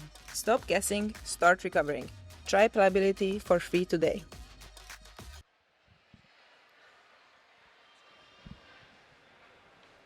Great performance from Lexi Neely, the 22-year-old. Showing us who's boss, putting on an absolutely incredible performance. 5 minutes left of that time cap. And she's standing by with Lauren Smith. Lexi, when we last saw you in Indianapolis, you had skipped your graduation to take part on the competition floor. Have you found a job yet? Now you graduated. This is my job, just competing and coaching. Absolutely love it. That was a great way to start your weekend. Obviously, in Indy, we saw you in the pro field. It means that in the challenger field, every single point matters. How fired up does that make you? It's definitely exciting. I'm just looking to gain points and hope to make my way to Denmark. We hope to see you there. Now, Black Dog Fitness, they turned out in Indianapolis. They're a huge community who are behind you every step of the way. And I understand that you take part in classes, you coach in the affiliate as well. How enjoyable does that make being a professional athlete? Oh, it's way better. I feel like I have a whole community behind me, supporting me every step of the way. That's amazing. Right, day one done. We head into tomorrow, hopefully a bit fresh. I appreciate we've also had the CrossFit Games. How is the body holding up? Pretty good. I'm excited to just keep competing all weekend and make my way to the off season after this. Great job out there. Thank you. Thank you, Lauren. Lexi Neely, I think she brings her cheer squad with her wherever she goes. They're so loud.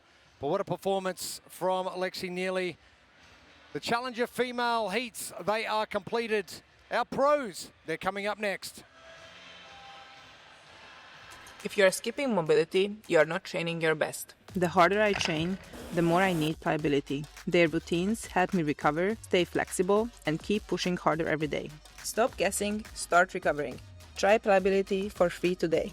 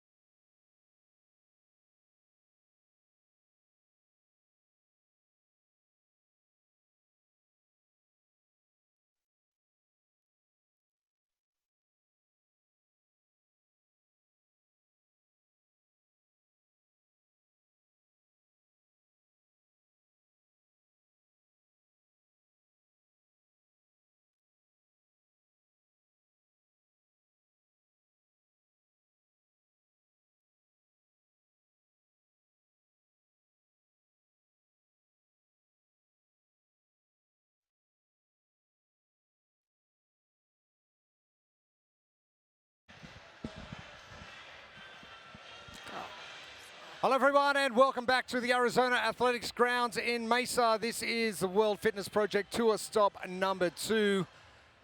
Our challenges have been and gone for today. Our pros left to take on the competition floor for the first time inside the Arizona Athletics Grounds. Jeremy Austin, Tommy Marquez and Bethany Flores. Welcome. Hello, thank you. Great to have you here. I'm excited to be here. Daniel Danny Brandon, Spiegel, San Florida, Diego, United USA. States. Olivia Kerstetter, Kansas City, United States. Annika Greer, Prince Edward Island, Canada. Linda Keesman, Amsterdam, the Netherlands. Hannah Black, Texas, United States. Jamie Simmons, Dunedin, New Zealand. Fisa Yaffe, Jacksonville, USA. Sydney Mikulishin, Winnipeg, Canada. Manon Gonez, Chamonix, Belgium. Kyra Milligan, Nashville, United States of America.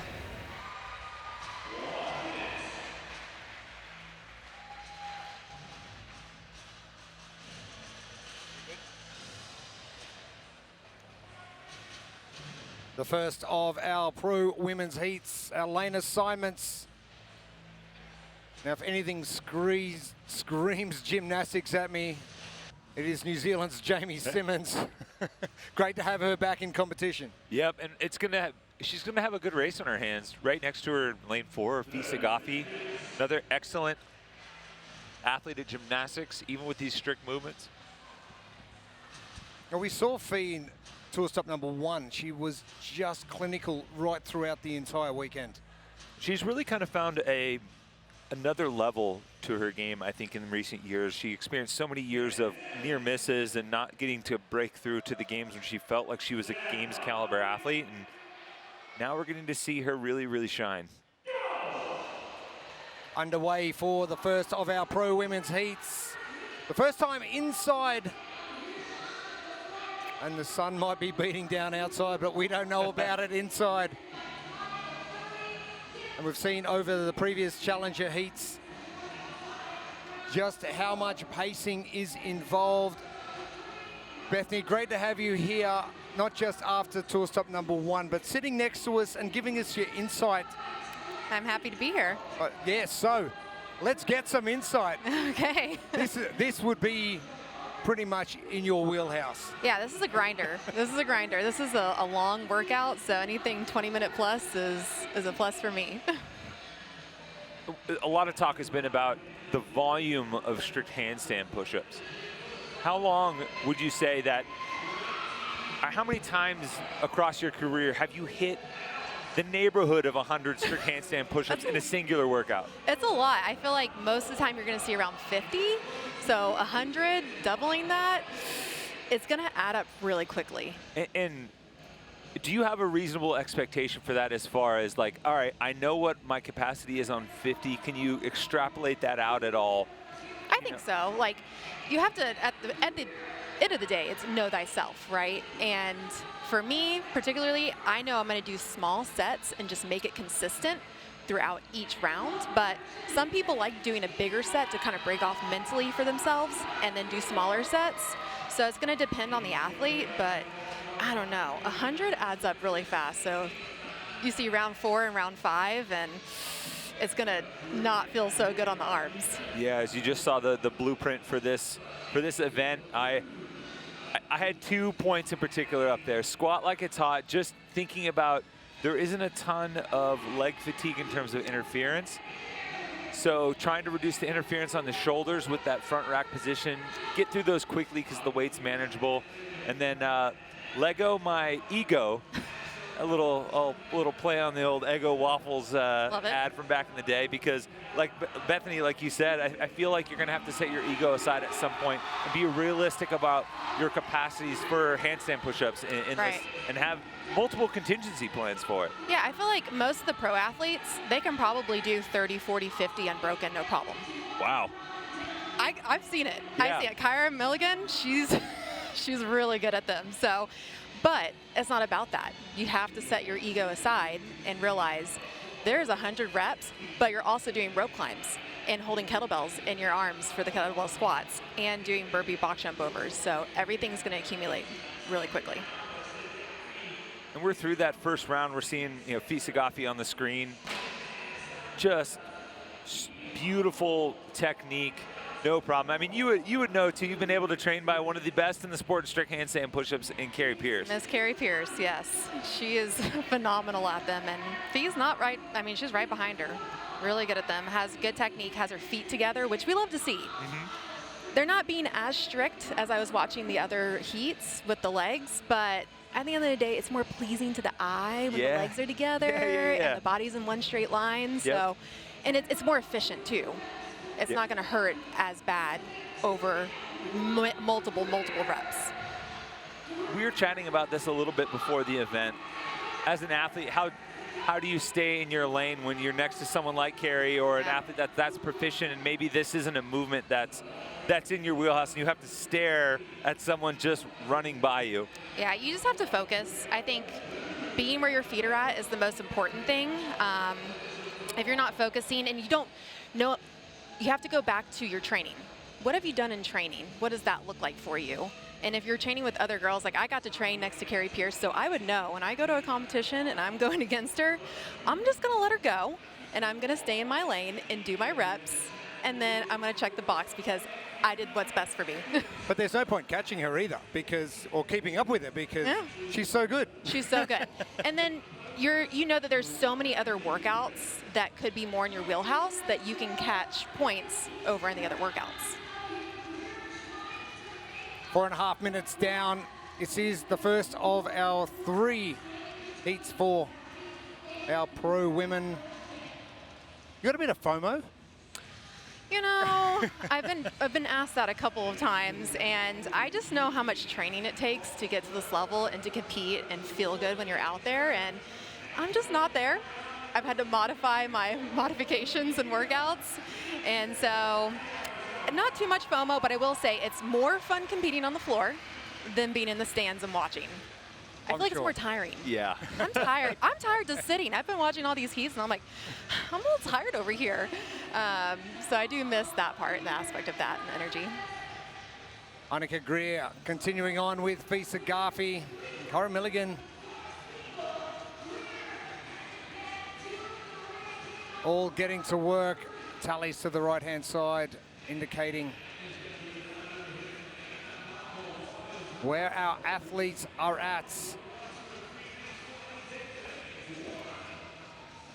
And it should be noted that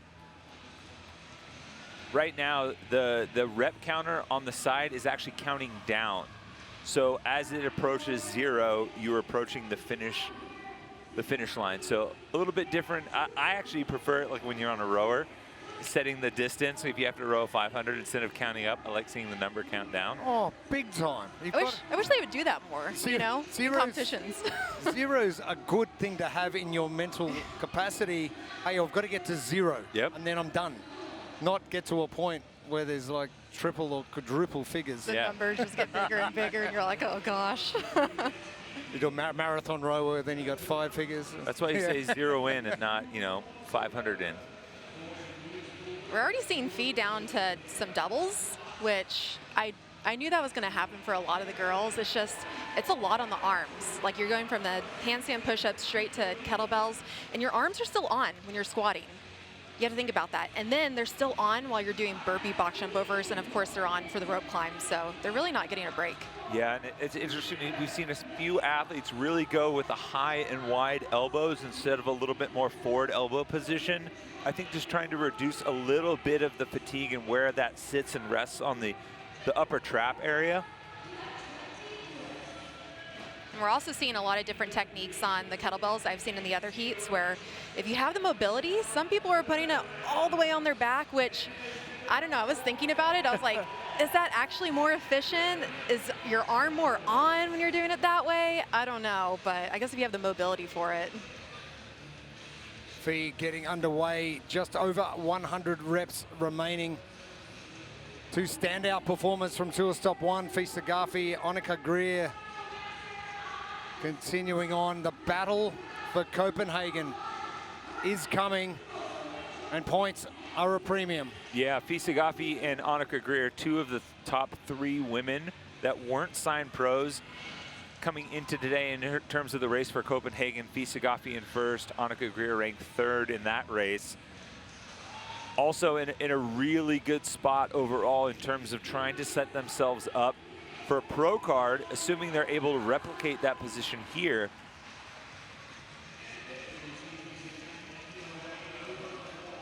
Lexi Neely doing everything she needed to do in the Challenger heats to try and book a ticket to Copenhagen, 18th to the 21st of December later this year. Double points up for grabs and pro cards up for grabs this season 2026. Yeah, and top 20 athletes after Copenhagen overall from the season will get their pro card. And Fisa Gafi was an 11th overall, all athletes considered in terms of points. After Tour Stop 1, Annika Greer in 14th. And kind of a similar story, you know, Fee obviously had to overcome some near misses and keep battling and elevate her game. I mean, if you talk near misses, you can't say it without mentioning Annika, how many times she came up just so devastatingly close, finally breaking through. She's had herself a 2025, that's for sure. Good performance in Indianapolis, awesome performance in Albany, and realistically could have put herself up for an event win in the back squad. And I think just kind of riding the high, you know, you catch a little bit of a tailwind and you just want to ride it out as best as possible. It's the game of momentum. I think in any sport that you play, if you're feeling good, it's just going to keep piling on top of each other. So you got to take advantage of it when you feel good. And things are going your way. Mikulishin getting back to work on those kettlebells. And something I haven't seen a lot of over the last couple of heats is those elbows very wide. I've seen elbows to the front, but resting on those shoulders, but those elbows nice and wide, so whatever works for you, whatever's comfortable. And I don't think it's going to be your shoulders burning too much. It's going to be those legs. Yeah, I was thinking about it. When you are transitioning from the 20 squats to the burpees, your legs are going to be on fire. So there is going to be a little bit of a break for your arms, kind of, sort of, and your quads might get a little burn. And you have to think about it. They just ran those 2 miles. They sprinted. They didn't run. They didn't jog. They sprinted. I'm not sure if you've seen anything from James Sprague on social media of late. Not yet. He just wrote a post that just said, ouch. I bet.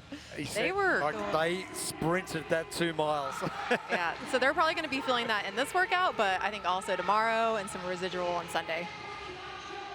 Well, it's always that second day soreness that starts to creep in. Hurts. I will say, Fee is probably the most efficient burpee box jump over person out there. Like, she has a really good technique. She's quick, she's smooth when she goes over, she steps down, she jumps up. It's perfect.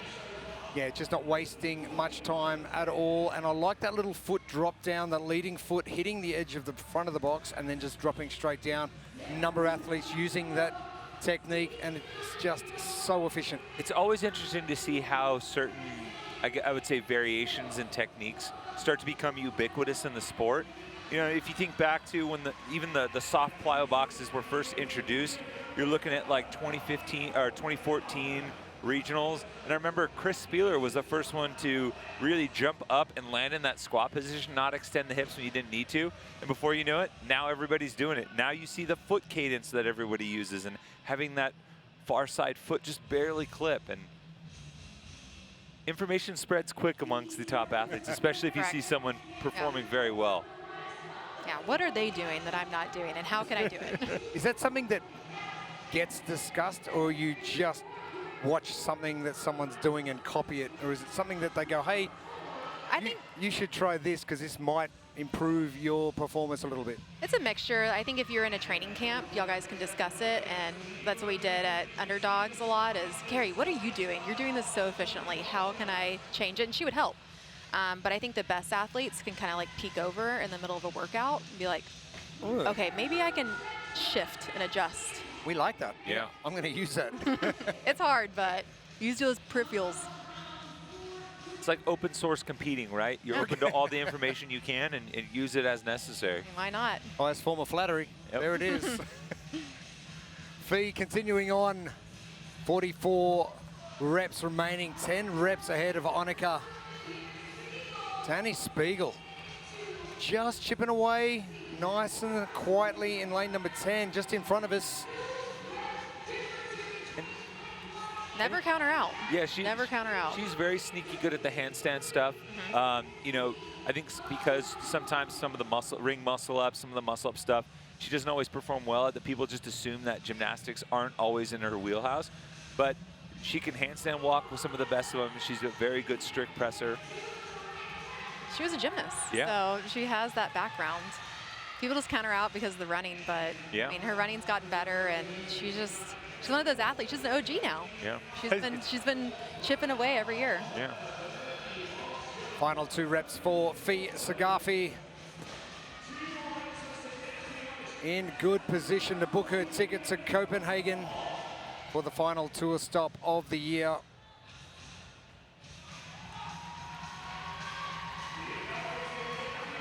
And you're going to see the best athletes, the most conditioned, be able to run from station to station, and that's exactly what we just saw from her. It was amazing. She just went from the handstand push-ups over to the kettlebells with a little brisk rock, and she just got straight to them.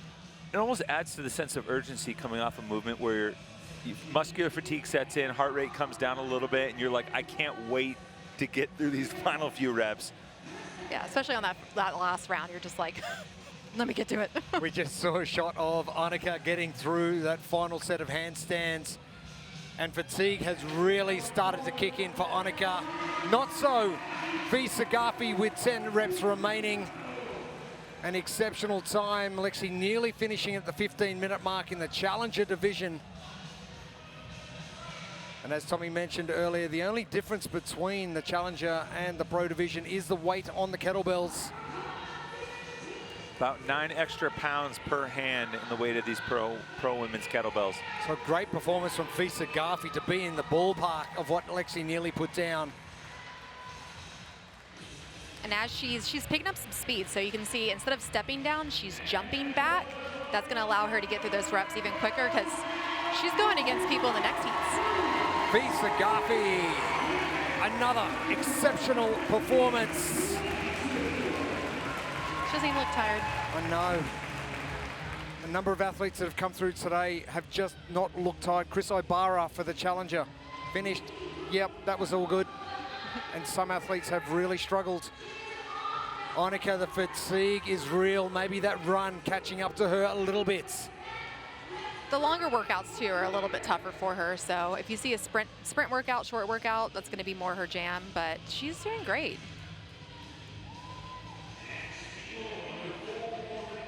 Annika finishing in 25th in the run this morning. Time of 13:35. And she knows she's got to go. She's doing those 2 feet. You just see those points that athletes go through. They're doing at a certain pace and then they just do something different that you know they're going. Annika, oh, it is hurting. Quads are probably done. And this is kind of a mirror image of what happened at the games for Annika. She was 27th in the opening event, longer run. Managed to come back with the top 10 finish and all crossed up. You know, finishing the top of your heat, competing, putting up a good score for the later heats to try and take down. It's about as best as you can ask for. And Danny Spiegel, performance from her. And talking to Annika earlier, she just seems like she has a really positive attitude, and I think that helps. When you have like a bad placement and you know it's a long, long weekend, having a positive attitude really helps. Milligan about to finish up.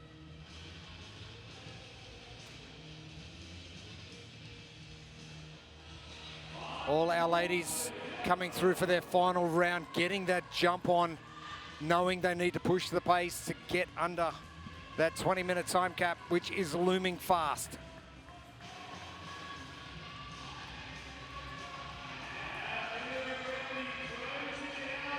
Kyra getting finished. Oh, another. Sufferfest.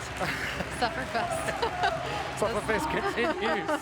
Those longer workouts for Kyra too, man. She's like, man, get these workouts out of the way. I want the short workouts. Are these the ones that maybe temper the FOMO a little bit? Yeah, I mean, you look at these people out there and they're just suffering. It's like, I'm okay sitting over here. It's all right. or the 2 mile at the pace they ran it at. Goodness. Yeah. I was like, what are we doing? We're just sprinting. Everyone's like, I think I PR'd my mile. Manon Agones about to finish up. Final 4 reps for her. Olivia Kerstetter not far behind. Jamie Simmons moving quick in the center of the Arizona Athletics grounds. Manon. It's a long way to run. It's a long way to run after those burpee box jump overs.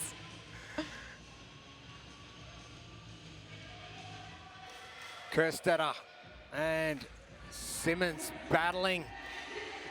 Looks like it will be Jamie Simmons. The sprint finish is going to separate them. If you could call it a sprint finish. Let me tell you, that's the worst at the end when it's a 20-minute workout. You've been suffering the entire time, and you have to sprint at the end just to get, you know, just a couple points ahead, 1 placement ahead, and you're just like, ugh. Reminds me of acid bath. Oh, yeah.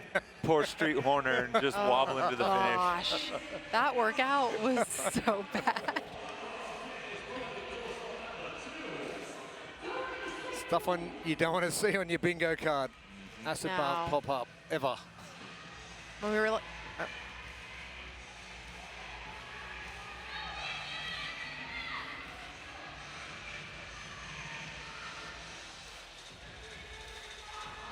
Linda Casemon just ahead of Mikulishin as the lights dim. And now it is a matter of getting reps in the tank. And the red light comes on, signifying the end of the time cap. And Fee looking like she's just had a walk in the park.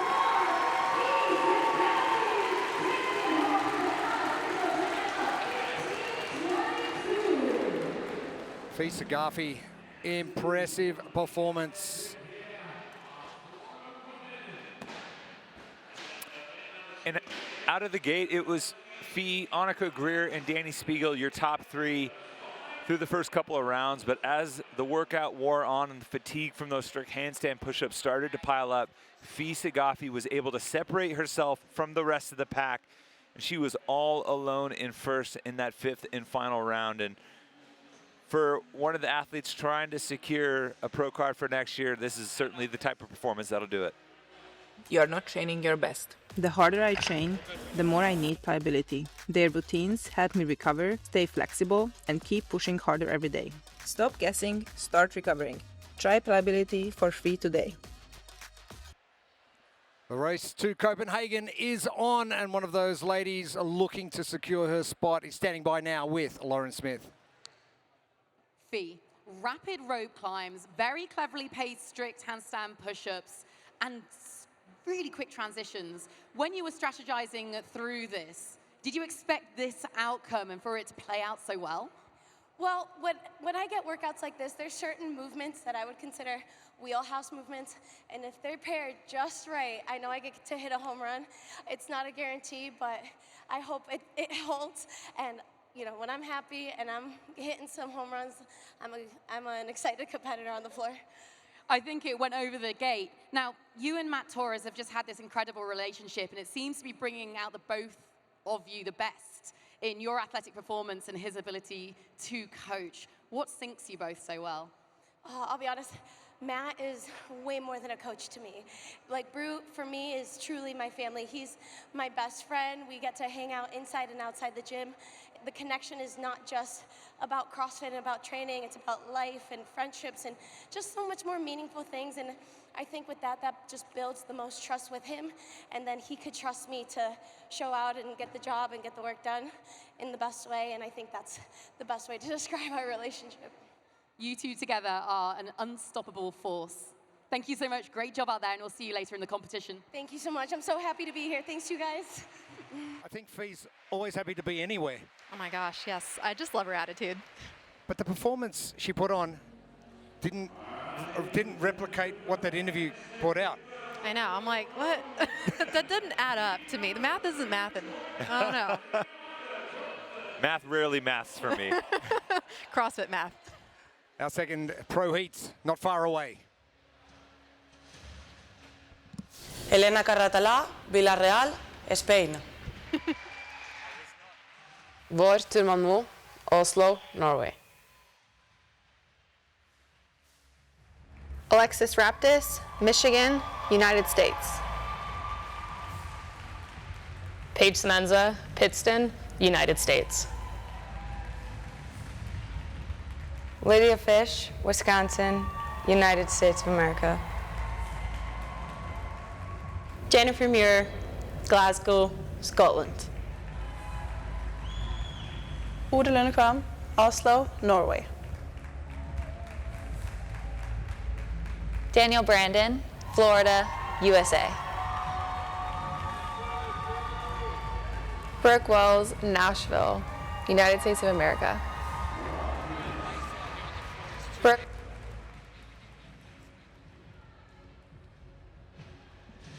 Our second heat onto the competition floor. Our lane assignments. And we have got some heavy hitters in this heat.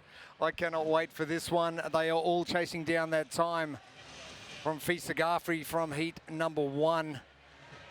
Second place in tour stop number 1. Danielle Brandon. Paige Semenza, knowing she didn't perform to her best in tour stop 1, wants to back that up with a good performance here.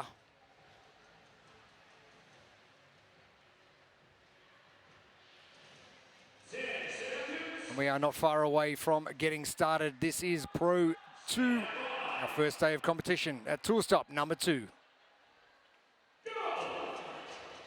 Underway. And it is pro number 2. We have 5 rounds for time. This one presented by Pliability. The woman will do 3 rope climbs and then those 20 strict handstand push-ups coupled with 20 double kettlebell squats, finishing off with 10 burpee box jump overs on the round. Women will have 44 pounds in each hand, the box height, 20 inches with a 20-minute time cap. And it is a grueling 20 minutes. And best strategy for pro number 2. It is the blueprint, also presented by Pliability.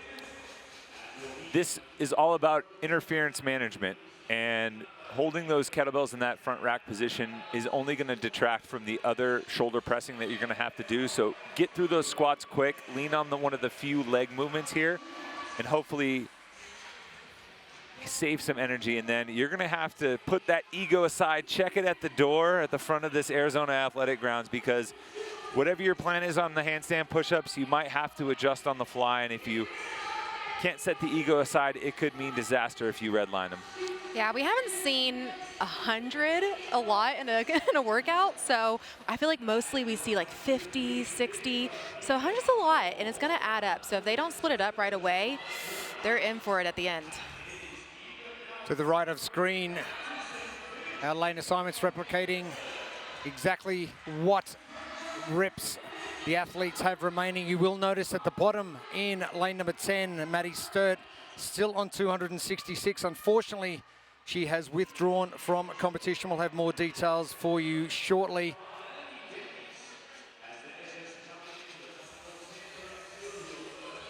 But Alexis Raptis off to a red-hot start and trying to get over that back injury that hampered her a little at the CrossFit Games. And we all know about back injuries, don't we, Beth? Oh, we do. We do. Did you like that segue? That was man. good. Thanks so much.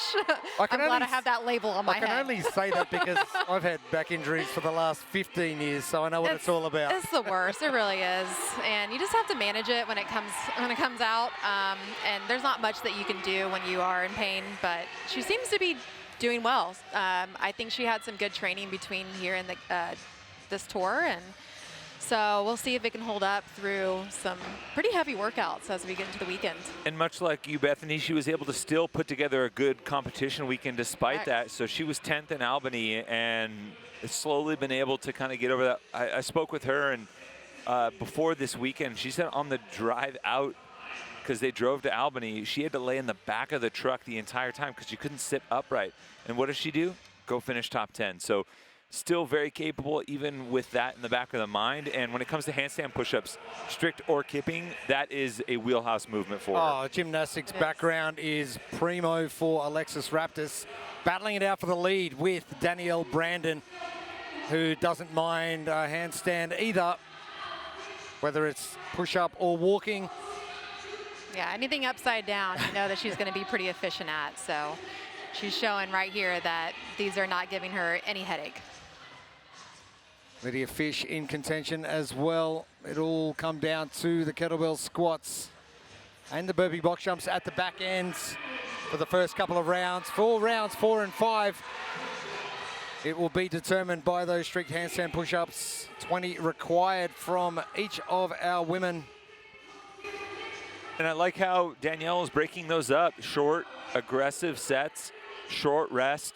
I mean, if you know your CrossFit history, there is precedent for that. Way back in 2014 when we first saw strict handstand push-ups at that level for these athletes, there was 53 in total, which felt like a crazy amount of volume.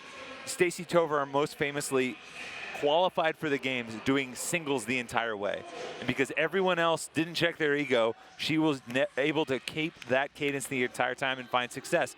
And now that same concept applies here. Maybe a little bit different, maybe singles become 4s or 5s, but you can really game plan your way here to success, even if it's not the best movement for you. Just because you can doesn't mean you should. And most of these athletes can probably hit about 40, 50 in a row. I've seen it before with my own eyes, but it's 100. And there's so many other movements going on. We got the kettlebells, the burpees, and the rope climbs, so everything's going to add up. You sound like a parent or parent-to-be. You know, that's a very, I'm getting ready over here. That's a very good lesson. I've been parenting myself the last 2 years, so. Transitioning already. Danielle Brandon just ahead of Alexis Raptis, 15th and 16th in the 2-mile run this morning. Lydia Fish in that top 3 as well, finishing 12th in 12:22 for the 2-miler. There were some electric times this morning, but Brandon dominating after 2 rounds and just took the box a little bit too far. That's going to cost her a couple of seconds. I don't think it's going to worry her too much. Yeah, I don't think so. I really liked her technique that she was doing on the burpee box jump overs. Instead of stepping down, she was actually jumping down, and that's going to save you a second per rep, which you can see right now it's paying to her advantage compared to, I think Alexis was stepping down on her boxes. So hopefully she changes that as the rounds go on. And Lydia Fish very quietly working herself into the mix with this top group. And she was an athlete that didn't get the initial invite through qualification into this pro division, but due to some withdrawals and making it into the top end of the challenger division, she gets the backfill invite, and you know, she's got a new license on life because she can basically play with house money, knowing that she's moved up a division, earned a higher threshold of points, and can really kind of let it fly. I mean, just like Annika and Fee we were talking about in the other heat, she's having herself a year. Yeah. So oh, yeah. You better ride that high and enjoy it while you have it, and that's exactly what she's doing. And she's in the, you know, the running for the coolest cheering group, you know, with the fish heads that had those cool, clever hats. Yeah, I need to see them. I wanted her to wear it out here on the floor, at least for the run. Oh, the run would have been epic. Oh, man. Like Finding Nemo. Just yeah. Where's Lydia? Oh, there she is. Yeah, exactly. Lydia Fish finishing 24th in tour stop number 1. and in contention for a top 3 spot in our second of 3 heats for our pro women. Brandon continuing her dominance as Raptis gets through her 3rd set of strict handstand push-ups. And I think a technique difference on the handstand push-ups between Danielle and Alexis is Danielle's not really caring about her neck, and she is really slamming down on that mat. I prefer the Alexis way, a little tempo down, but it hurts. Yeah. You're gonna burn out your arms a little bit more, and Danielle's just kind of like, I'm gonna get up and down as quickly as possible and bounce and use my head. Yep. One thing I wanted to pick your brain on, Bethany, you mentioned like these athletes kind of riding the momentum wave. And one thing we hear about, especially with some of the younger athletes, is feelings of maybe imposter syndrome and not being able to capitalize on that moment because it all feels kind of surreal. You came onto the scene very quickly at the high end. I remember 2017, you came in a big way and made an impact pretty immediately. And was that something you ever experienced? Oh yes, I don't think I felt like I belonged until 2021 at West Coast Classic. I just felt like, I was like, I'm just here having a good time, and these girls are really good. And you find out too at these big competitions that the things that you're really good at, they're that much better at. Yeah. So it's hard to deal with.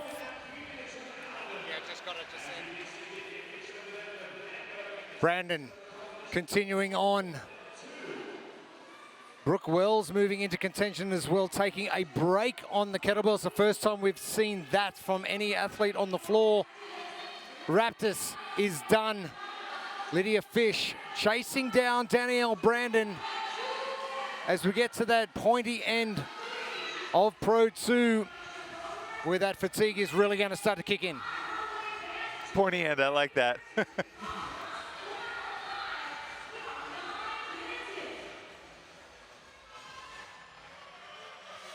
Brooke Wells pulling alongside Alexis Raptis to get started on the 10 burpee box jump overs to finish off round number 3. Fish heading back. Lydia is definitely holding her own. Talking about like not being scared about people around her. She seems like she's cool, calm, and collected. Man, she's so mature for her age. I'm going to throw a word at you. Unassuming. Unassuming. Yeah, oh, yeah, I know. Yeah. Goes about her business, no fuss. Just keep swimming. I'm just going to keep using that the entire time. Oh, there we go. I will say she's mature beyond her age for Correct. sure. You know her backstory and Yeah. the small town that she comes from and the support group that she has. She works multiple jobs on top of training and gives back time, donates time in her community. You know, has basically like paid her way to buy a house, and she's engaged and She's getting married next week. Getting married next week, and it's talk about a whirlwind circumstances of events, but she has been preparing for this for so long, and how regimented and disciplined she is. So she is clearly capitalizing it because she is ready for it. Danielle Brandon down to 4. Lydia Fish on the right of screen in all black, still waiting for that judge's hand to go in the air. Alexis Raptis with 1 rope climb remaining. But Brandon finishing her 4th round of handstands will move on to the kettlebells. And as much as your arms are working throughout this workout, her legs are probably burning. You're going from 20 squats with that weight over to 10 burpee box jump overs over 5 rounds. And they just did a 2-mile sprint this morning. So their quads are probably hurting pretty bad. Yeah, at this point, like, you're just trying to recover between the movements, and those big muscles starting to pull oxygen away, and oof, yeah, nowhere to hide. And just got word from Maddie Sturt that her lower back isn't great. Just to throw in, she can join our conversation now, Bethany. Yep. Yeah, the broken back club is growing. She's absolutely devastated to be pulling out, but it would be silly to continue, and I fully agree. So best wishes, Maddie Sturt. We look forward to seeing her in Copenhagen in December. The race for Copenhagen continues. Brandon in control. Now trying to chase down that time from Fisa Garfi.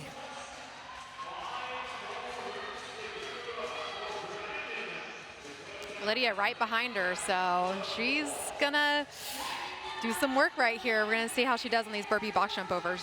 Fee Sagafi coming in at 15:23 in heat number 1. It's doable. It's gonna have to be quick. And Brooke Wells is pulled into third. She just made a little bit of a push on that last set of handstand push-ups and was able to get ahead of Alexis Raptis. So keep in mind though, she is breaking her kettlebells. Yeah. A nice little charge from the veteran.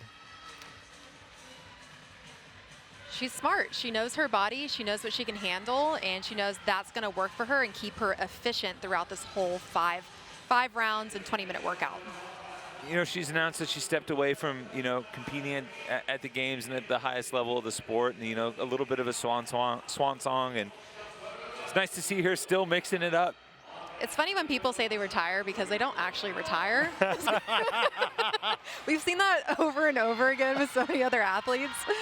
But we love to see them out there because they're the heart, the soul of the community, and I know the community loves to see her. And then you see people unretire. Yeah, correct. I was just kidding. I'm coming back. You never fully retire. You just fitness more casually. You just thought I was retiring. Brandon on her final set of strict handstand push-ups as Alexis Raptis. A no rep there from Danielle Brandon. Raptis moving to the box on her 4th round, battling with Brooke Wells for that 3rd place in this second heat. And that was a little bit of a G move there because usually when you get a no rep, you come down because you're just like mad. But she stayed up. She did that. No, I'm going to get my reps in. What? I'm staying up. Oh, what did you say? So that's good. That's good on the mental side for her. I think she's grown a lot on that side. Yeah. I like to see it. It's also like a very clear indicator of confidence in that movement, right? A lot of times just that little mental switch of like, oh, what was that? Oh, I'm 1- kind of takes you out of that mode, especially when something like handstand push-ups where keeping that tight position and that engagement is so key. Yeah. Brooke Wells now moving ahead of Alexis Raptis by 2 reps. The final round coming up. It is Danielle Brandon in the lead, Lydia Fish in second. Brandon with enough of a lead, but now trying to get the work done in the next 60 seconds to try and take that top score from Fee Sagafi, 15:23. I'm not sure there is enough seconds left for Danielle Brandon. 2 different styles of athletes, Fee Sagafi, Danielle Brandon. It's going to be a very similar time. Yeah, and even Danielle and Lydia, they're battling it out, and they're 2 different athletes going on. Lydia's definitely more endurance-based, and the lighter weights serve her well, but she's doing really well in this workout, even with the heavy kettlebell squats. Ludwig heading her way back as well, crossing paths with Danielle Brandon, who has 10 reps remaining.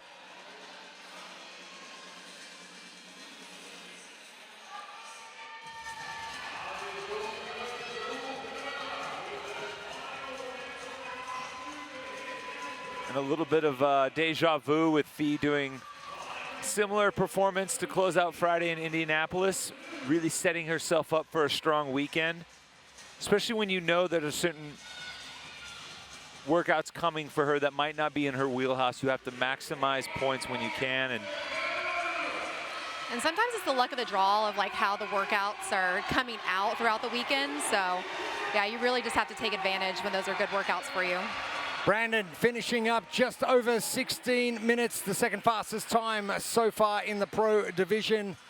Finishing 15th in the 2-mile run earlier this morning. That is going to help her progress into that top heat potentially for tomorrow. And Lydia Fish, what a performance from her. Sitting in the shadows, just waiting patiently, but getting the job done exceptionally well. Lydia Fish. And you spoke about the leg fatigue before. You know exactly how much leg fatigue there is once they get down from that box from the last rep and they've got to run 20 meters. Yeah, it's actually a long way to go. It's kind of rude, to be honest. I'm like, who set this up? Rude. of Rue distance.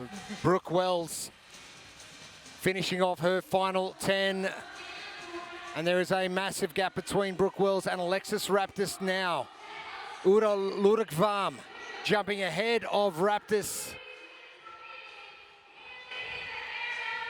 Yeah, I think as much as like the upper body is probably fatigued, their lower body is probably going to be really sore tomorrow, and then Sunday it's going to have some DOMS, delayed onset muscle soreness for sure.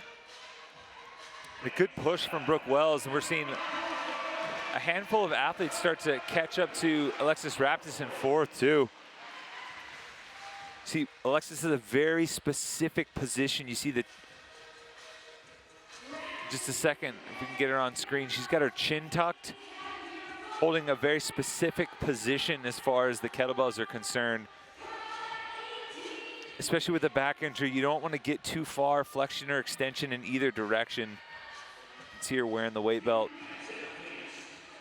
Yeah, that's probably just an overall maybe better position for her back, but and she has the mobility and the flexibility in her arms to kind of hold it a little bit farther back than most people.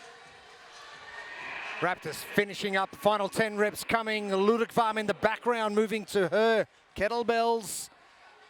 Raptis, plenty of time to get these 10 done.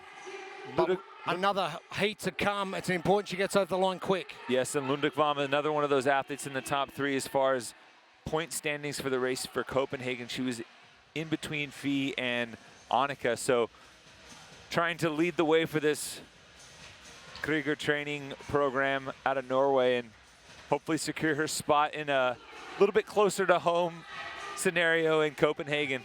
I know, to travel is long, man. They have some rough traveling, the Europeans, and Australians too. I'm like, yep. Thank you. Y'all do, you really do. It's a long way to come. I was complaining about like going out to Indianapolis and Albany. I'm like, oh, this is so far. Alexis gets finished up. And you never are wondering about these athletes once they finish. They have emptied the tank every single time.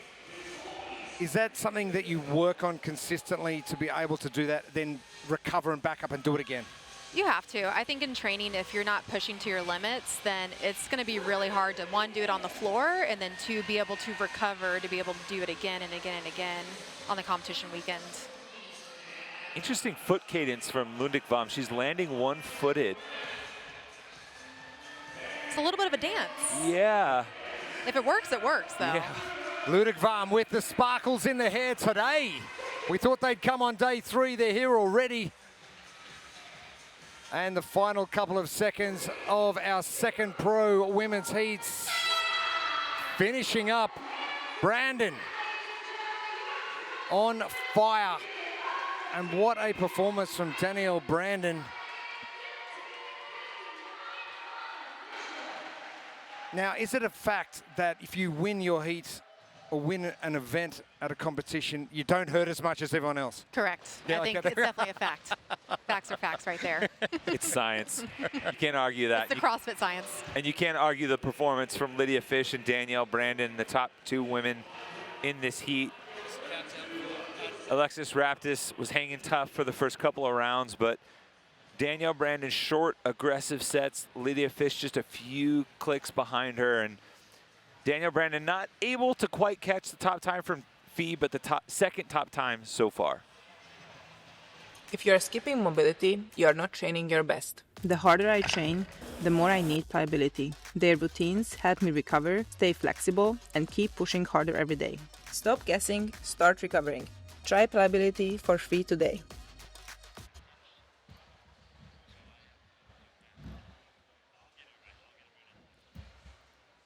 Great performance from Danielle Brandon. She is standing by with Lauren Smith. Danielle, that was spectacular. All-out attack from start to finish. What emotion are you harnessing to produce performances like that? When you get out to a lead pretty early, you just kind of think in your head, don't be an idiot. Like, I didn't want to look like an idiot for being out so early, so quick. So you better hang on. Well, you did way more than hang on. Now, I listened to a vlog you recently did. You said you've been working on rope climbs. So when you're on the floor and it pays off so successfully, how do you even sum up that feeling? I think it just gives you more confidence for the next competition and for training, and it's now something that I can see, and it's a skill that I can always attack. Like, I see it, and I don't have doubt, or I don't really pay any mind to it as a scary thing. It's now a fun thing. Right, fingers crossed we'll hear from you more across the weekend, but we've got to look forward to our next heat. Thank you so much. Thank you. Danielle Brandon, impressive, and just that progressive build. It's just getting better and better. Yeah, it's impressive, and I love to see it. I love to see her mental attitude start to change. It is. It's great. Well, Bethany, thank you so much for stopping by. It has been wonderful to have you on board. Thank you. I enjoyed my time. See you over the weekend as well, but enjoy your time, and if we don't see you before, good luck with everything. Thank you so much. Our third and final pro heats coming your way.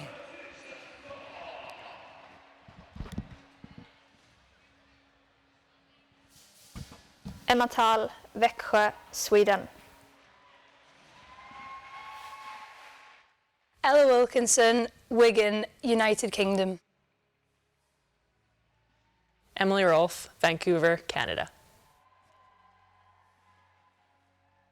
Sydney Wells, Nashville, United States. Emma Lawson, Ontario, Canada.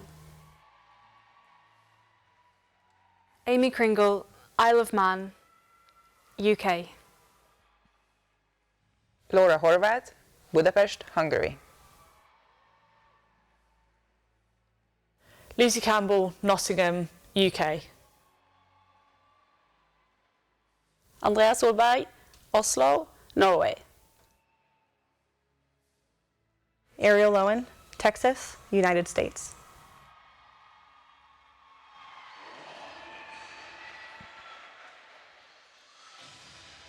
Our lane assignments for our third and final heats of our Pro 2 women workouts.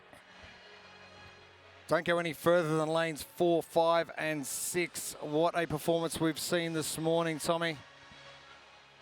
And it all started with that run. I mean, Laura Horvath in the final 200 meters overtook 8 women en route to a top 3 finish and a really strong start. And from the outset, the woman that kind of dared everyone to run with her was Amy Kringle. Her endurance background is well known. She's a great runner, and she backed it up, you know, out there on the field today.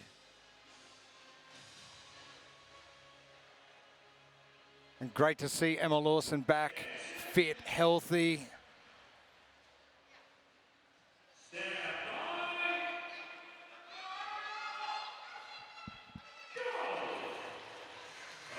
Our third and final heat underway.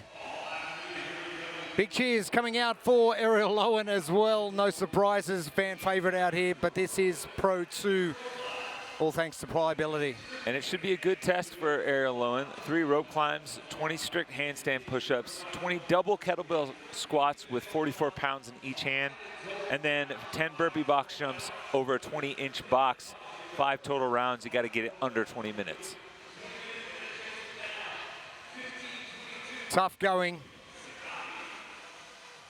Tough going for our athletes right throughout our Challenger division and our Pro division as well.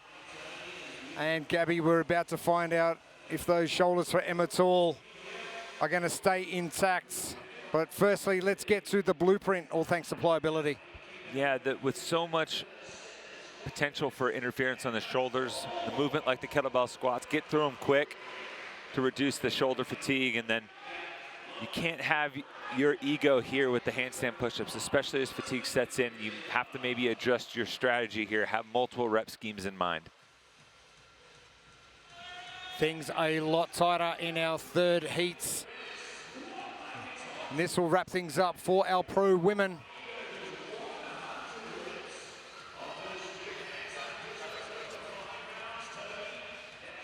Emily Rolfe, and good run from her this morning as well.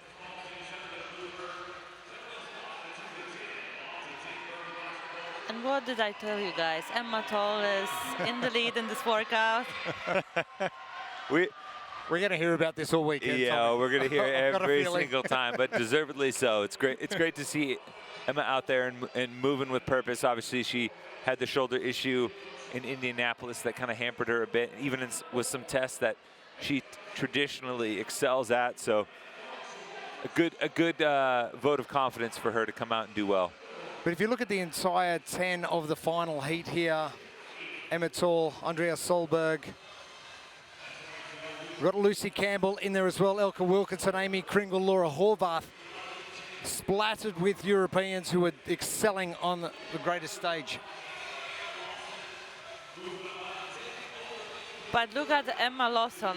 Healthy Emma Lawson is a dangerous Emma. I mean, she was, one of the heir apparents as well just a few short years ago when she finished second at the games. And,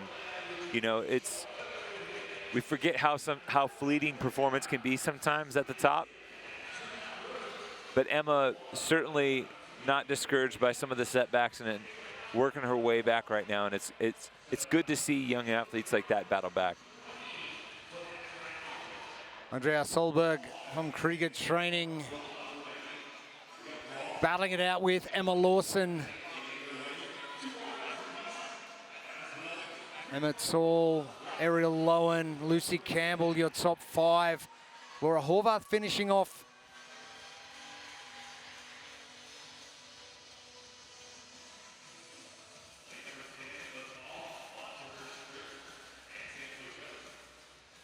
Ariel Lowen to the left, Andrea Solberg in the pink tights. I like the way the strategy's playing out for these athletes. No doubt they would have been watching and going, okay, at what point are certain athletes fatiguing? What do I need to do? Yeah, and you even look at someone like Laura Horvath, who I think a lot of people had this circled as an important workout for her to really maximize what she's capable of. You've seen a lot of women get time capped, so you can kind of reset your expectation a little bit and focus on a much more reasonable goal, like getting under the cap and not necessarily trying to keep pace with the women around you. And you can maybe overshoot it a little bit and exceed expectations. So when you go into an entire event, do you break down each workout and go, I want to finish under the time cap regardless? Is that something that's a goal when you go into a competition? Not really. I mean, if I observe the previous heats and I realize that the time cap is being an issue, then I change my mind. But usually the time cap is not a limiting factor. It's just there to be, and I'm just trying to go as fast as I can. Is that like not an extra challenge to go, hey, I can see your time cap, but I'm going to beat it anyway? No, not really. Okay.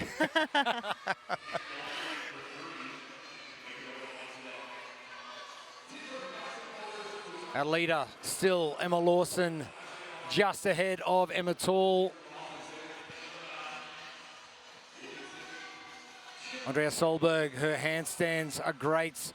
She's doing a little bit of damage control on these burpee box jump overs that seem to be taking a little bit more out of her than the handstands are.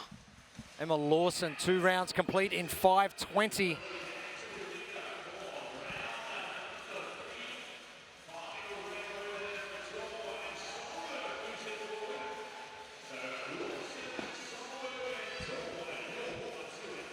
Krieger Training Team again have not disappointed us. Tour Stop 1, we had some amazing results. We've doubled the crew. Bring them all down, I say. Why not? Kristen Holter, where are you? Group discount. I think we need an additional heat, just Krieger girls. I'm sure they'd be very happy to come down. Just a regular training day for them. Correct. A big welcome to everyone joining us from right around the world, right here, the World Fitness Project. Tour Stop number 2 from Mesa, Arizona. 2-mile run. Kicking things off this morning. This is our second workout of the day. There's a number of athletes heading back now. Ella Wilkinson, Emily Rolfe as well. Amy Kringle. Solberg still continues.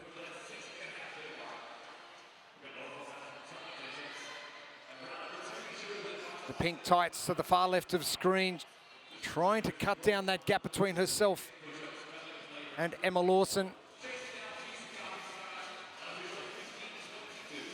Emma Lawson sticking with 5s. You see Emma Tall choosing to rest on her knees there. She was doing that almost immediately. Round 2, chose to go for a bigger chunk and then just spend the time in between on her knees. A little bit different resting position. Emma Lawson. No, she's had a history of back issues as well. No belt to be seen, which is great news. Yeah. A lot of focused recovery time for her this season. And it's obviously paying dividends. And it looks like she's been not only focusing on physical recovery, but mental aspect as well. From what I saw, she was doing a lot of activities outside the gym. I follow her on Instagram. I was trying to get some ideas. Sneaky tips, eh? Exactly, exactly. So let's talk about mental capacity for a little bit. How much do you rely on mental capacity when you're going through, say, a 20-minute workout like this one? At this level, it's the main separating factor. I feel like all those girls are so fit, so what they have between their ears is the most important part. Lawson extending her lead now, 3 rounds completes at 8:30. This is a quick time. Visagafi 15:23.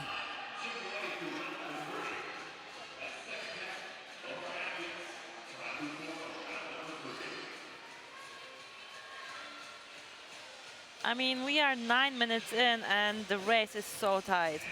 And just going rep by rep. And, you know, proof of that, Lucy Campbell moving into that fight for second with Emma Tall.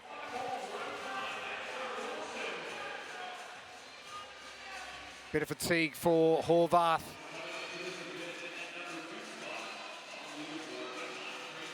As we've spoken about before, you can have one relatively not great event in 7 and still do extremely well. Get to the point where 2 starts to kick in, that's when you start dropping down those rankings. Laura, knowing she had to come out of the gates hot this morning, did exactly what she needed to do.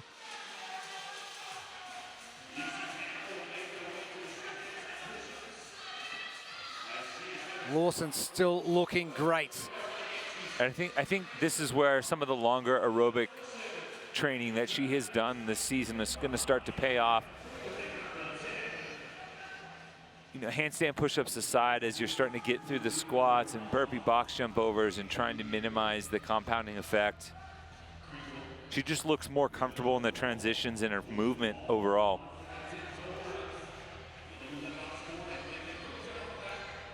The customary Emma Tall recovery position between sets.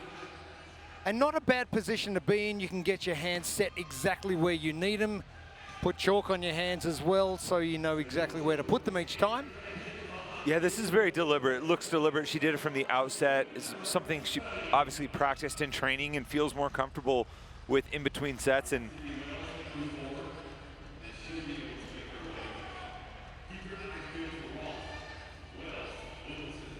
but right now, she's starting to cede some ground. Both Solberg and Campbell pushing into that second position battle. Lucy Campbell, as she approaches her kettlebells, keep an eye on her positioning.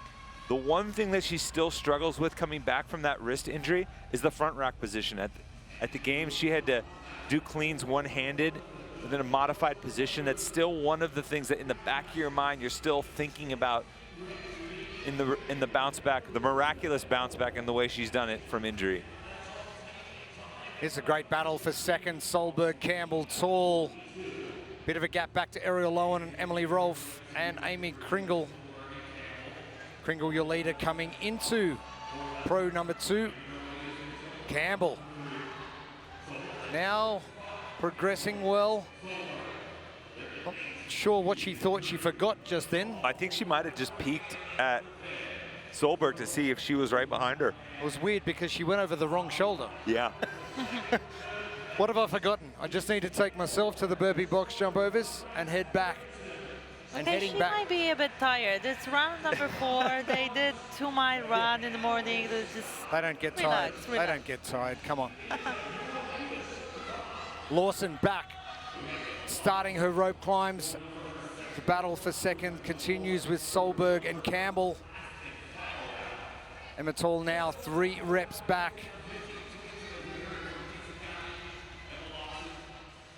And the number of rope climbs is just an easy pace. You get to have a look and see what's happening around you for a split second. Tall looking like she is massively fatigued. Those burpee box jumps have really started to slow down. She's still just a couple of reps behind Campbell and Solberg, but if you look at the right of your screen, the gap between her and Ariel Lowen about between 15 and almost 10 reps now. Ariel Lowen's starting to close the gap on that, but just enough, I think, for Emma to maybe be able to hold off on this final round. Lawson in command. She has got a massive lead. 15:23 is our time to beat from Fisa Gafi from Heat 1.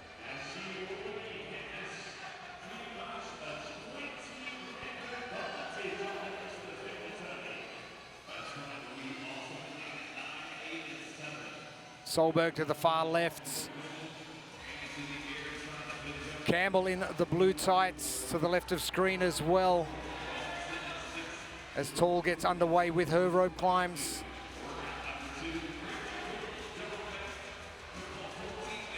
The way Emma's moving right now, she just got to the squats. She's got a good chance.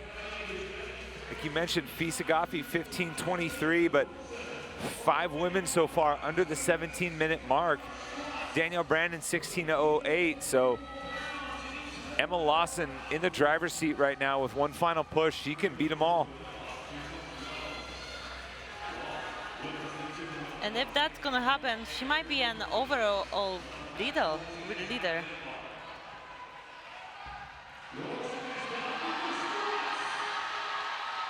And Campbell is on the move. Emma Lawson with that second place finish from this morning. She will definitely move into the lead. 15:23, keep your eyes on that clock at the top right of screen. Oh, she's got this. In the bag, easy Emma Lawson.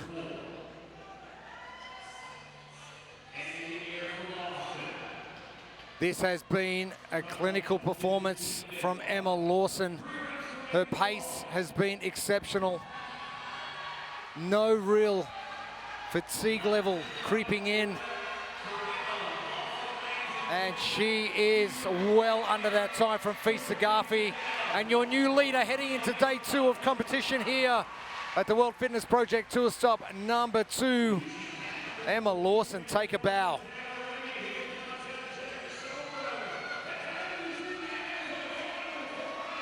Fisa Gafi, second overall. What a result she needed for that race to Copenhagen. For it to hold that high from the first heat, just a tremendous effort from Fee, and another great effort from Lucy Campbell here. That's third best. That's ahead of Danielle Brandon as well. Solberg will finish ahead of Brandon. Important results. More Krieger magic. Emma Tall battling. Brandon good for 5th.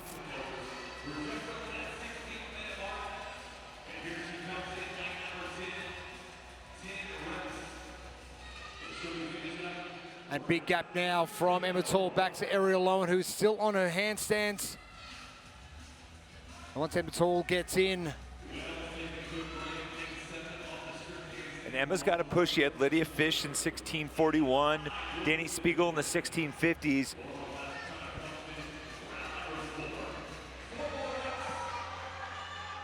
An opportunity to maybe clip just a few other athletes here as with closing seconds.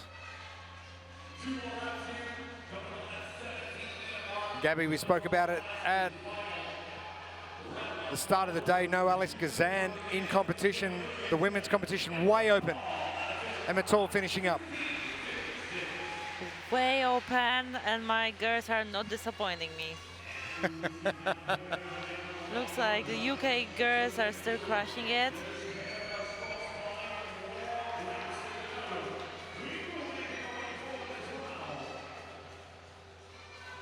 Horvath finishing off her fourth round. Amy Kringle on her way to finish under the time cap is going to be competitive.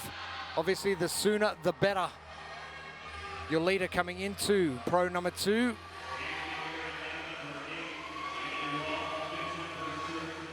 Ariel Lowen, far left of screen, going through her burpee buck jumps very quickly. Oh, she is moving. Ariel Lowen, fan fave, and she's done under 18 minutes as well. Kringle now making her way down.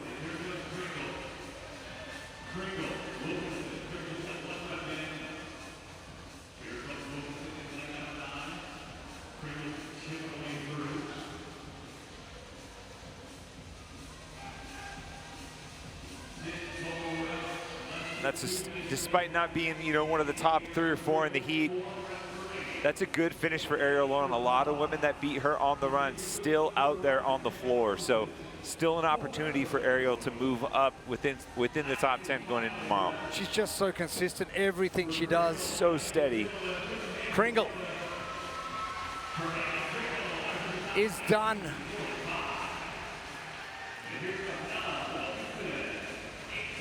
Wilkinson is in as well.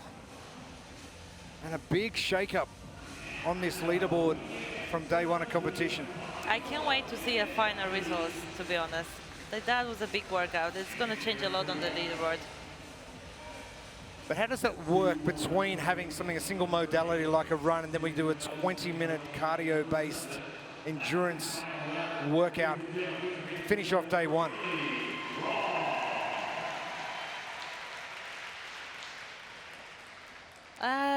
I wish we had 1 more mile, to be honest. Like, that was way too fast. It was great to see them racing. You want them to sprint 3 miles now instead of 2? Yes, they will handle it. I think you can count on one hand the amount of people in this building that probably looked at that and went, you know what? Let's just add another mile. Let's just sprinkle that back on there. I think we need more miles. Sydney Wells battling that clock. She's going to have to move. And she did it. Done, Laura Horvath. Stuck with 37 reps to go. You know what? I'm going to say Laura Horvath got through 97 handstand push-ups there. I think that's a win.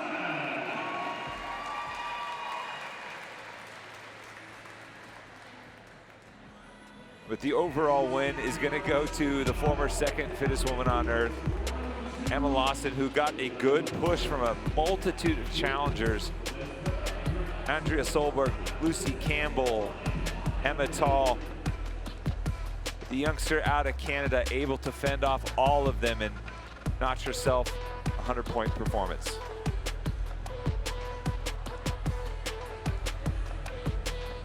If you are skipping mobility, you are not training your best. The harder I train, the more I need pliability. Their routines help me recover, stay flexible, and keep pushing harder every day. Stop guessing, start recovering. Try pliability for free today. An absolute win from Laura Horvath, 97 handstand push-ups, and with a second place in Pro number 1 and a first place in Pro 2. What better start to day 1 of competition? Emma Lawson, incredible. She's standing by with Lauren Smith. Emma, as we came into Tour Stop 1, there was no expectation that you'd placed on yourself. You'd just come off the back of injury, a couple of weeks of training. Tour Stop number 2, has that changed? Yeah, very much. I've had a good amount of time to train leading up to this point, well, since the first tour stop. So a solid amount of time of consistent training, and I mean, that really does wonders. So super appreciative of the whole team I have behind me. They've truly helped me get to where I am today. So yeah, very thankful. Lush. I know you've been trying a few new things in training, leaning on endurance and zone 2. Obviously, it pays off in running, but on a workout like that, how does it influence that?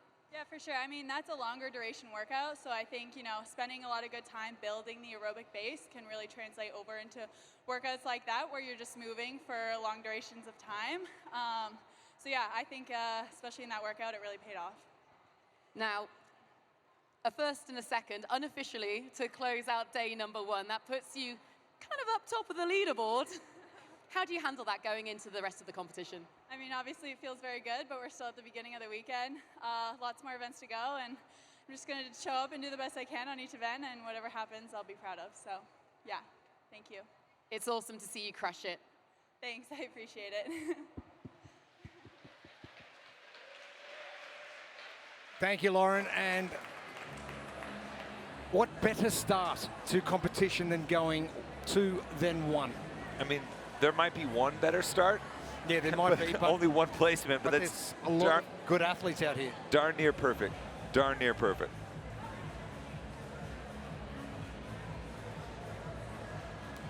Our results for our Challenger division, Lexi Neely with that great result just under that 15-minute mark.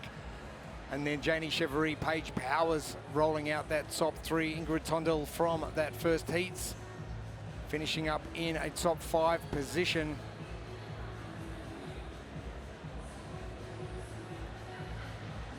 And not too far away from getting our pro men heat number 1 onto the competition floor.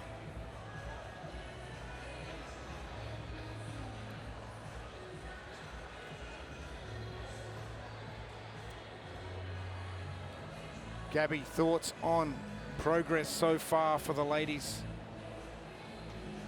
Well, obviously I'm skipping the season, and it's going to be hard to come back. I mean, those ladies are getting really fit. Is that something that concerns you, missing a block of time, and they've had all this time to train, that you might be behind a little bit too much and you're going to have to work extra hard to get there?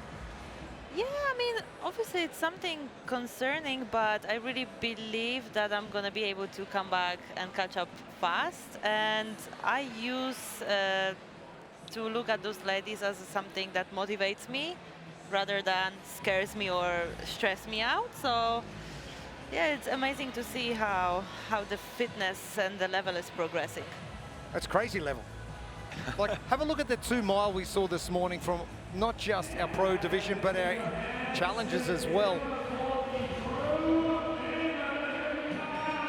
But we are going to be bringing out our pro men very shortly. Jonne Koski, Naantali, Finland. Daniel Camacho, Pamplona, Spain. Mikko Lilleorg, Tallinn, Estonia. Nate Ackerman, Chicago, United States. Tudor Magda, Washington, United States. Dallin Pepper, Florida, United States. Guilherme Malheiros, Rio de Janeiro, Brazil. Colton Mertens, Iowa, United States. Victor Hofer, Münster, France. Nick Matthew, Minnesota, United States.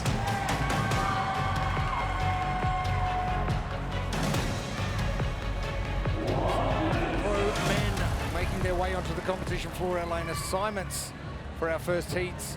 There are some heavy hitters in this one, and we're talking about range of movement. I'm not going to go any further than Mr. Colton Mertens. Well, you can't just chalk it up to that too. He's so strong, so fit. He's built, continued to improve across the board. Feels like each year he finds different areas of his game to build upon. And he's been motivated all season long by not being one of those pro card athletes. And, you know, he backed it up in Indianapolis by being the highest ranked non-signed pro. Dallin Pepper, some work to do. don't forget about European Victor Hofer. He's gonna do really good on the heads and push-ups. He's a great gymnast. Underway for our first heat of our pro men. This is called Pro 2, 5 rounds, 4 time. We got 4 rope climbs for the men.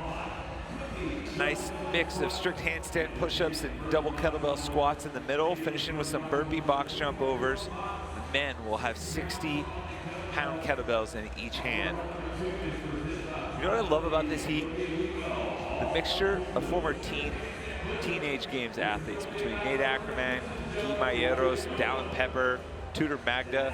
Tudor Magda just on screen, and going through that short rep scheme that we'd spoken about earlier that some are potentially going to do.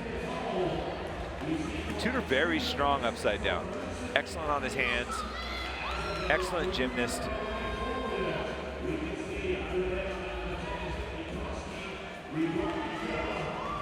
It's going to be a great battle between Mertens and Hoffa and the Blueprints, all thanks to pliability. Yeah, you're going to see some athletes really try, or at least I think some successful athletes really try to push the pace in terms of squatting to reduce the fatigue of those kettlebells on the shoulders. And then for the athletes that aren't necessarily just going to breeze through these handstand push-ups, check the ego at the door and make sure you have multiple rep schemes in mind in case you need to adjust for fatigue. I like that synchronized squatting from Hoffa and Mertens goes, you know what, I'm just going to jog to the box just to let you know that I'm just going to get in front by him half a meter or so. Yeah. And synchronizing burpees as well. Let's see if they can keep it up for 5 rounds. This is interesting, having the two, guys out in front, right next to each other in each lane. Gabby, if you had been in that scenario where maybe it pulls you into a pace that you maybe don't want to keep or weren't expecting just because of the proximity? It's great to be in a situation like that in a very short workout because it's the race from the beginning and there's not a lot of pacing. But in this type of workout, it can be a bit tricky. Like, you might get into trouble if you're gonna go fast and race too early. We just saw new father, Joona Koski. Congratulations to him and mom Amelia back home in Finland.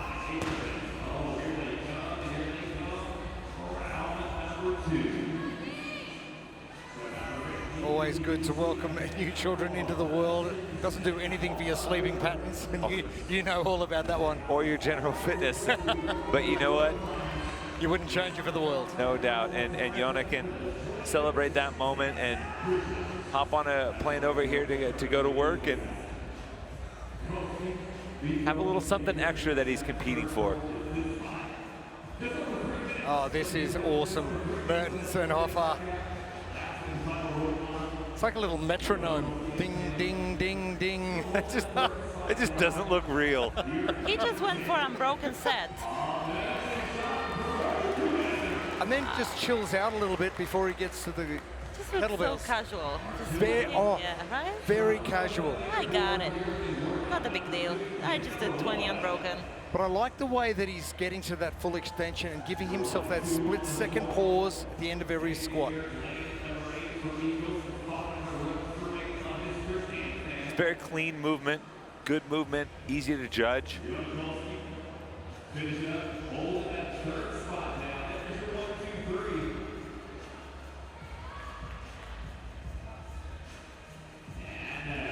They're being joined on the squats by Mikko Liljeorg, someone to keep your eye on as we get closer to tomorrow with that heavy clean in the mix. And good to see Joona mixing it up as well.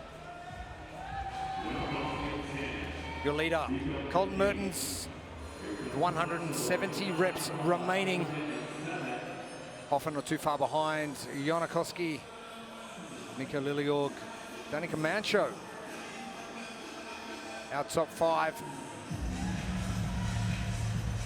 Be interested to see how Joona holds on for this test because he didn't have the performance that you would expect from him in the run. He's traditionally very good as a runner. But sometimes when you're battling jet lag, fatigue, and stuff like that, getting something like that under your belt almost kind of shakes the cobwebs out of it. Mertens complete with 2 rounds, 5 minutes on the clock. This is fast.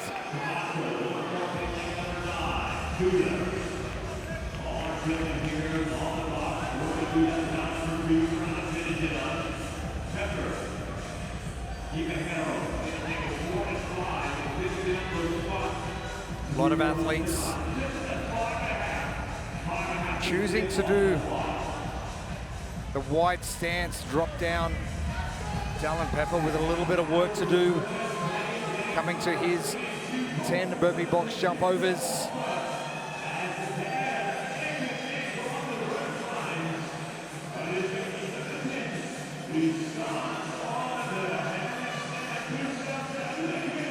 Yeah, speaking it down a little bit before this, you know, he knew that this first day was going to be a little bit of an uphill battle for him.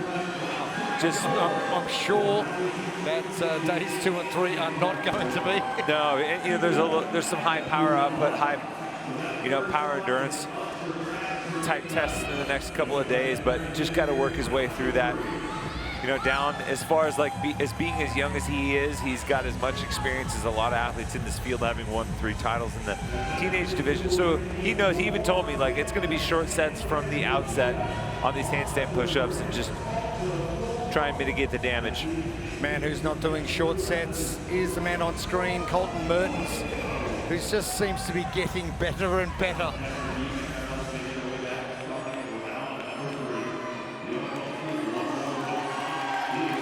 See the rep counters on the side that not a lot separates Yonikoski in third from Dallin Pepper, Danny Camacho, Guy Mayeros right there towards the back half of the heat. So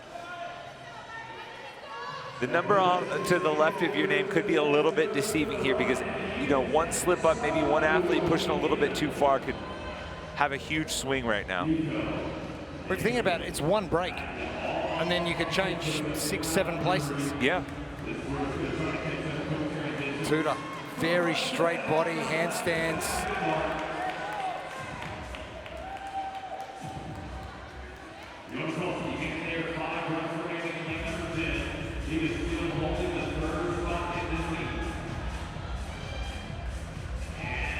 Mertens continues, bottom of screen.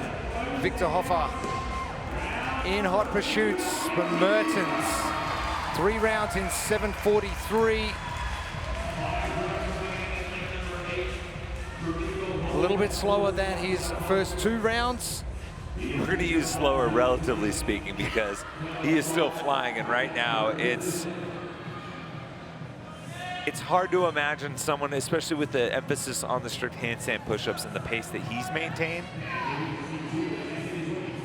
to see someone keeping pace with, at least on that particular movement.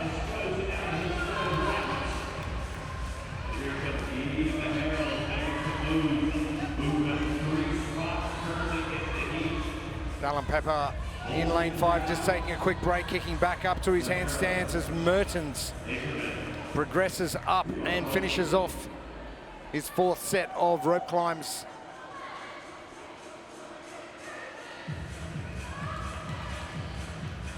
The metronome gets back to work.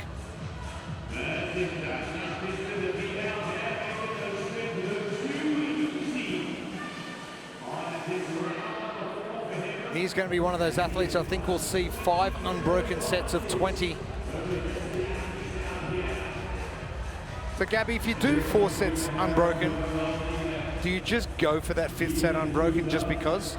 Oh yeah, like then you can say I did whole workout unbroken, and then if you're gonna mess up at the last round, then like it's not impressive anymore, you know. Such high standards. Tough crowd here this morning. And realistically, Colton has a sizable enough lead, and he's good enough at that movement that I think that he can play with that a little bit and really try to push it. I don't think there's any question he's going to try and go for it, and even if he comes up a couple of reps short, So be it. He could rest for 30 seconds and still be okay. Yeah, he'll be all right. And honestly, it's worth it right now. He sits at 25th after the run, trying to scratch and claw his way up the leaderboard. So it's good. It's important. And with 2 heats left remaining, there's an element of trying to put a score up there right now for the other guys in the back watching that almost feels impossible to get. You almost want them to be like, you know what, I'm not going to get that, I'm not going to worry about it. And then you've won before they've even taken the field. I know most athletes aren't like that and they won't think that way, but Colton's skill set lends itself to some of these otherworldly performances that just no one else can touch. Koski breathing very heavy on his walk back to his final round.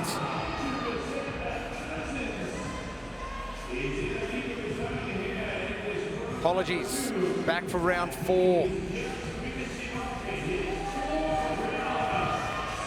Guimarães. Saw him recently at the Taurian Pro down in Australia, and didn't he set the country on fire?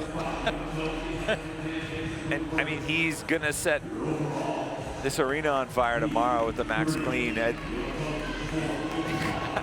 talked to him a few times about this, and I'm like, so what's your top end number here? And he goes, I haven't really fully maxed out because I've always just lifted as much as I needed to. Well, he doesn't have a choice tomorrow. No, he doesn't. Got to go.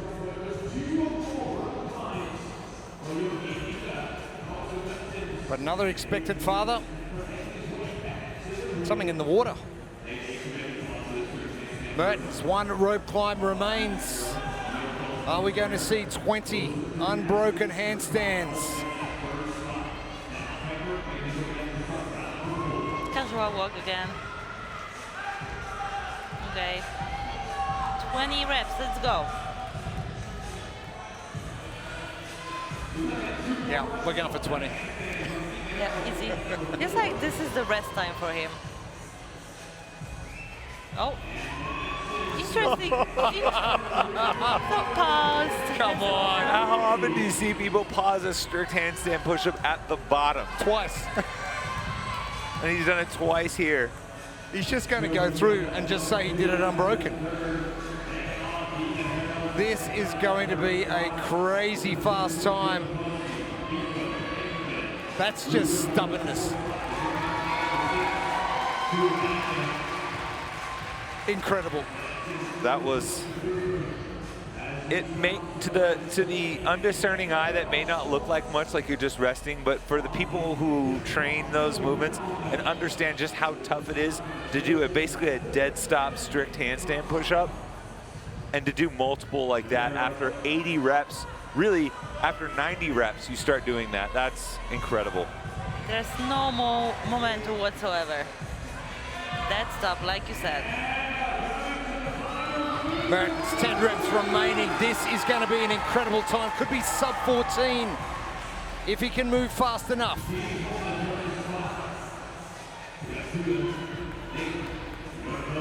And the synchronization with Victor Hoffer in the early rounds.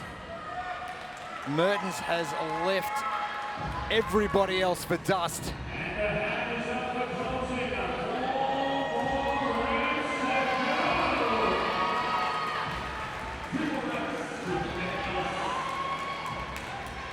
Mertens finishing in 25th from the 2-mile run earlier today. This is going to progress him up. Mertens, 13:45. What a crazy, exceptional performance from Colton Mertens.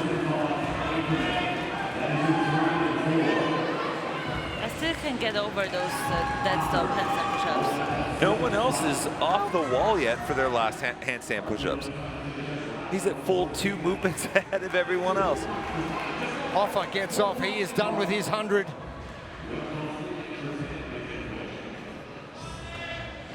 Next best, Guimarães, who's another 20 reps behind Victor Hoffer. This separation is crazy.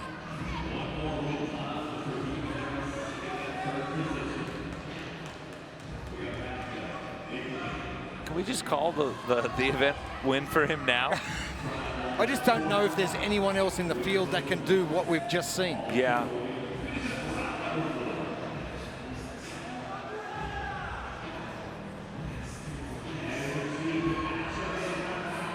Hoffa, not far away now. 10 reps remaining.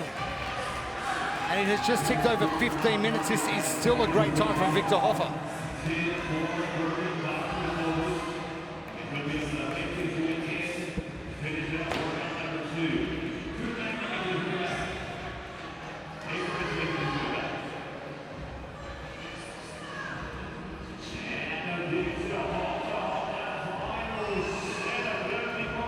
Liliorg, Ackerman pass each other.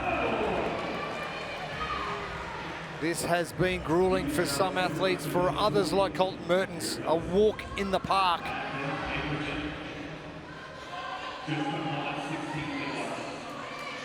Hoffa getting to work now, the last couple.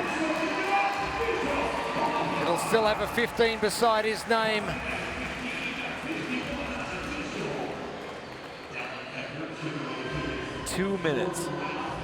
Over 2 minutes.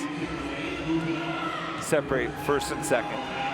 Great performance by Victor Hoffa as well.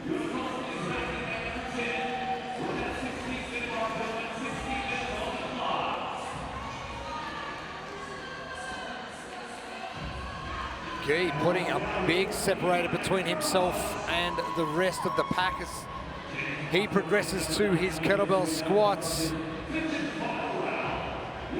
And this is a good performance for Guy. I mean, typically the longer time domain type tests aren't his forte. I mean, across his elite competitive career, he's just been a walking fast twitch muscle.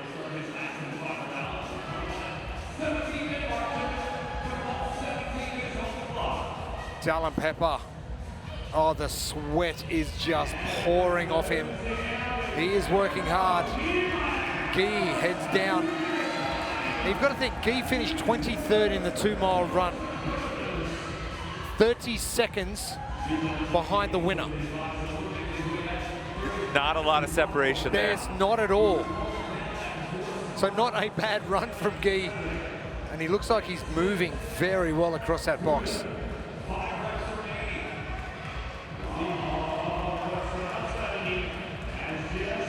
I'm loving the bounce off the floor, Gabby. We've seen this from a number of athletes.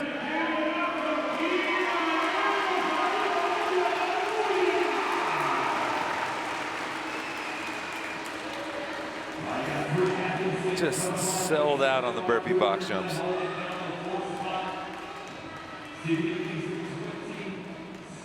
Now, is this something you're going to go back and try and replicate?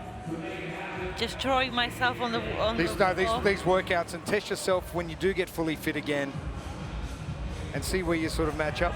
Yeah, why not? Like, the times are there. It's gonna be very good to compare myself to what our athletes did here this weekend. Obviously, it's not gonna be the same doing this back at the gym and here, but still.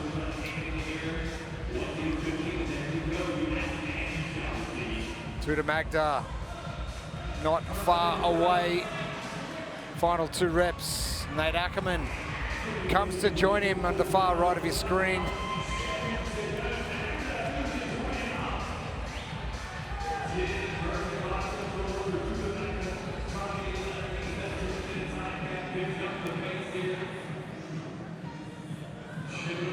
Tudor's had a busy couple of months as well, but a very impressive couple of months.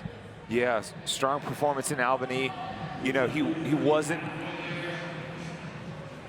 one of those athletes in the pro division in Indianapolis, but he maximized the potential in terms of winning and has set himself up nicely here.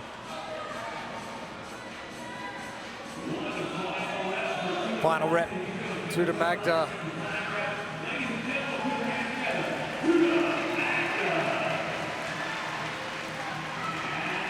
I like how some athletes go across the finish line and keep going a few meters. Some hit the finish line and they're down. You don't get paid for those extra steps. Ackerman will be your next finish if he can get the last 5 reps done in the next 14 seconds. Oh, the yellow lights are on. 2 to go.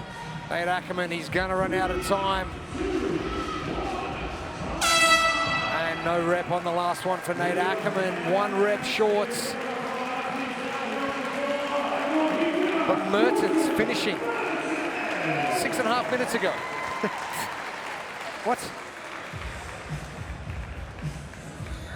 If there was ever any doubt around who was going to be the top dog in this first heat, I mean, Colton Mertens erased all of that after those first couple of rounds, because he got a good push from Victor Hoffer. They were neck and neck and almost synchronized in that first round, but even at the end when he decided to rest on his head, no problem, and throwing down the gauntlet, Colton Mertens.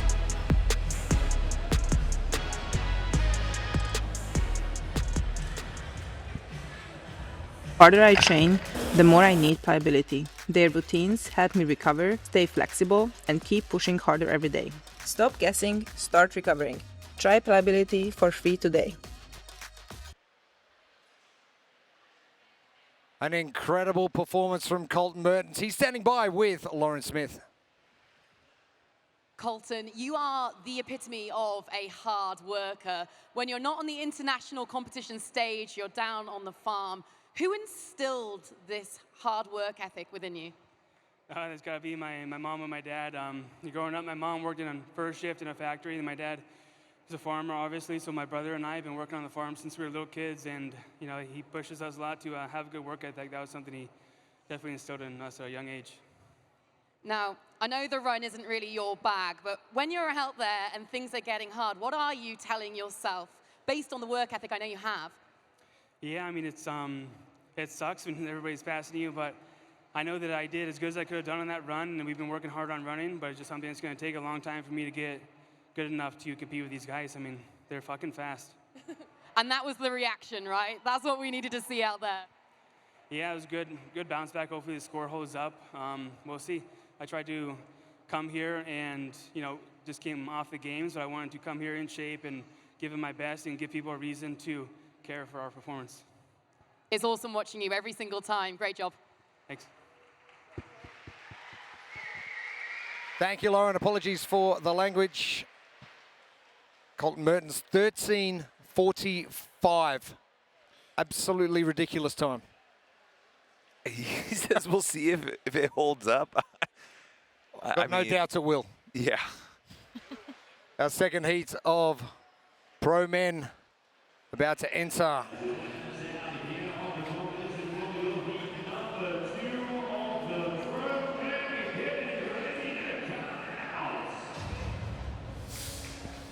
Björgvin Karl Guðmundsson, Hveragerði, Iceland. Jack Farlow, Waterloo, Canada. Justin Medeiros, Boise, United States. Julius Kieser, Leipzig, Germany.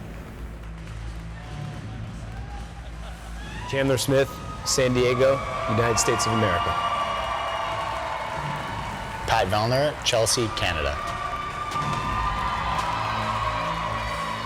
Travis Mayer, Georgia, United States. Colin Bossart, Bern, Switzerland. Aniol Gai, Faraud, Spain.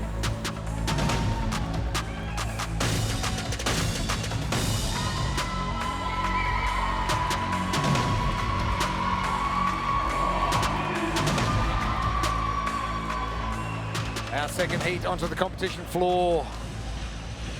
Our men, our lane assignments for them. Two of our older heads, Travis Mayer and Justin Medeiros. Travis Mayer out of Atlanta, training think tank. Super Dad. What can't he do? Have you seen his lawn?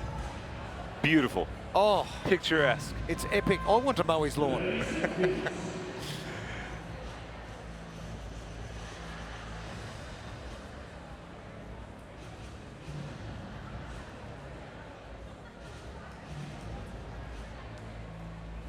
Justin Medeiros. Consistency over time.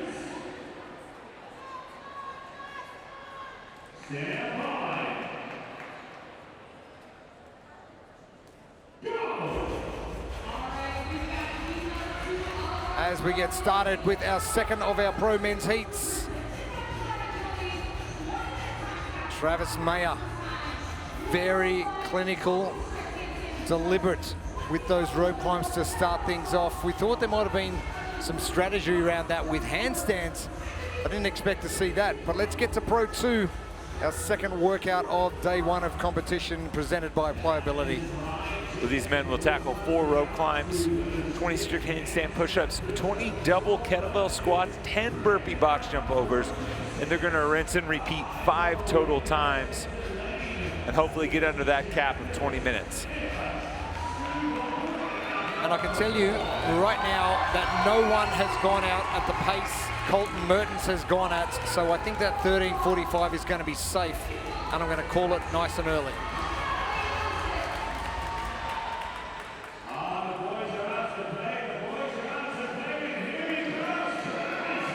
How to strategize best. This is the blueprint presented by Pliability. Well,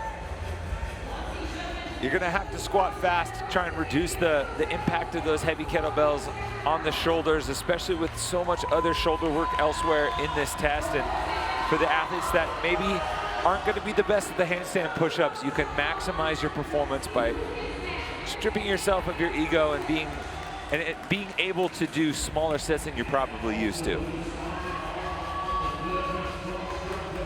Noah Olsen first off.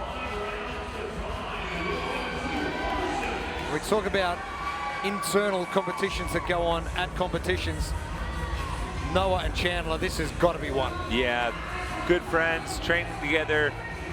They're all over at, well, they're all over in that southeastern section with Chandler recently relocating out to Atlanta, and looking like a good friendly bro sesh, you know, to amp things up a bit. And honestly, if there's an athlete in this field, like all praise to Colton, and you know, we joke about no one touching it, but if there's an athlete in this field that can maintain the pace on the strict handstand push-ups, if he's in peak form, it's Noah Olsen. You think back to 2019, his first event win at the games came in Mary with all of those strict handstand push-ups that he was ripping out dueling Matt Fraser. Every open workout with the handstand push-ups, Noah Olsen on the top of the leaderboard. So Medeiros heads back. Olsen, 1 rope climb remaining on round number 2. But Noah also in that new dads group where he's right in that first month of fatherhood. So training prep looks a little bit different.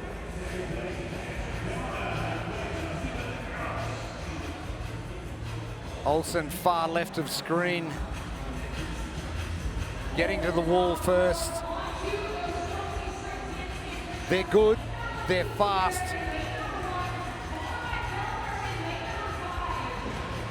And choosing to break them up. But they're not unbroken. He's going to be the only one that's going to do it. Yeah, and realistically trying to, you know, forecast a little bit. Noah takes a 3 to 4 second break there in between sets of 10, maybe a little bit more than that. So if that's the case, where do you make that up against someone like Colton Mertens in the rest of this test? You just got to know rep as well, which has cost him about 5 seconds. But still well in control of heat number 2.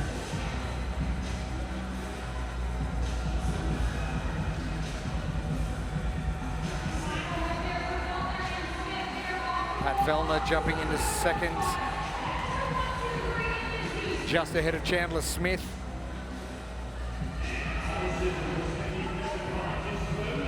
I'm loving what Pat Vellner's doing, left of screen, that extension at the top, split second rest. Just taking that pressure off those legs. Pat admittedly didn't have the weekend he wanted in Indianapolis. He was flat out, I came in underprepared and I didn't perform and hoping to have a little bit of a bounce back. An 11th in Pro 1 in the run this morning. So I'll say 11th is better than he's used to for first events as far as these big competitions are concerned. So not quite the hole he's used to having to dig himself out of. Again, under 30 seconds away from the leader, which is just crazy.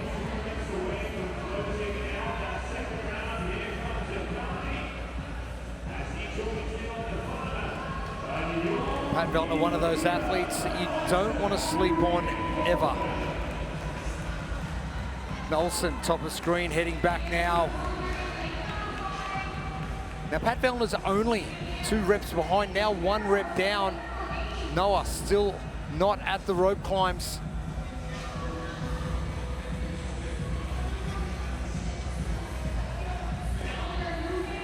Look for Pat to progress a little bit faster throughout the rope climbs and the handstands as the rounds tick by.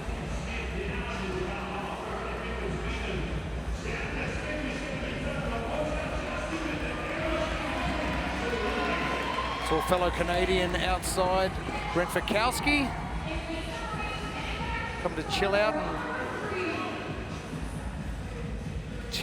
cheer on some of his longtime competitors and friends. There's one guy who I thought would definitely have FOMO. You know, Brent's very intentional. He seems to be at peace with, you know, the moves that he makes in life, and he also they just welcomed their second kid. He's definitely still around, obviously, with the PFAA, and he's very committed to, you know, try and find other ways, not just on the competition floor, to help benefit and improve the sport moving forward. Pat Vellner getting to work. That head position interesting, so he's touching his forehead on the ground, the closest point he can get to. Is that something you strategize prior to the event, or is that something you have to work on as your fatigue kicks in a little bit? No, you have to practice all those little things back at your gym. I mean, everyone is built differently, and you can see a different width of the hands when you feel more comfortable or stronger. So whatever works for you best, you have to figure that out. Hopefully not figuring out too many things as we go along during the workout. Yeah, competition floor maybe is not the best place to figure things out. You never know. But the athletes got the workouts. They knew what they're gonna do a few weeks prior, so they had just enough time to practice all those little cues. Olsen continues. Medeiros jumping into second, just ahead of Pat Vellner. They're both going neck and neck. Chandler Smith coming in. And Travis Mayer not far behind either.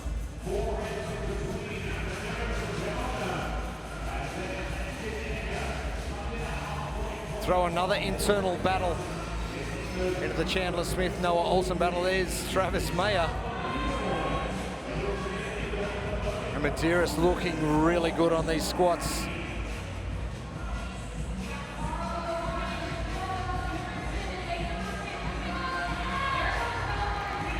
Vellner maintaining that second position, but only just.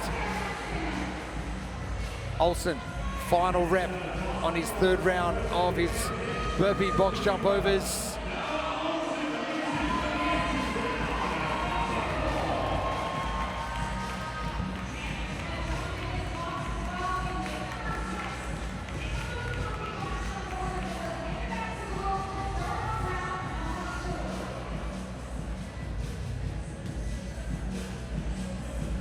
Lot of grizzled vets here, Jeremy.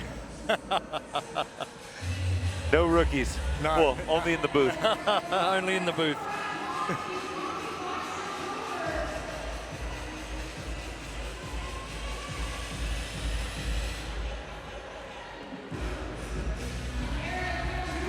Jack Farlow thereabouts as well. That fifth position.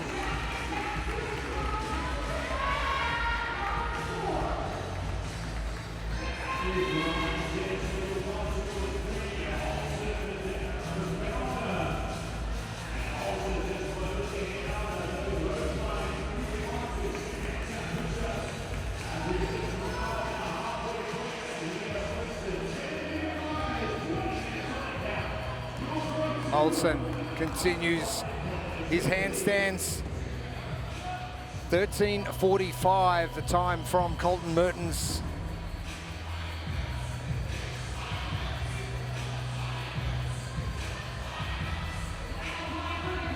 Got Julius Kaiser there in the center of your screen, trying to keep pace, but I mean, look around him.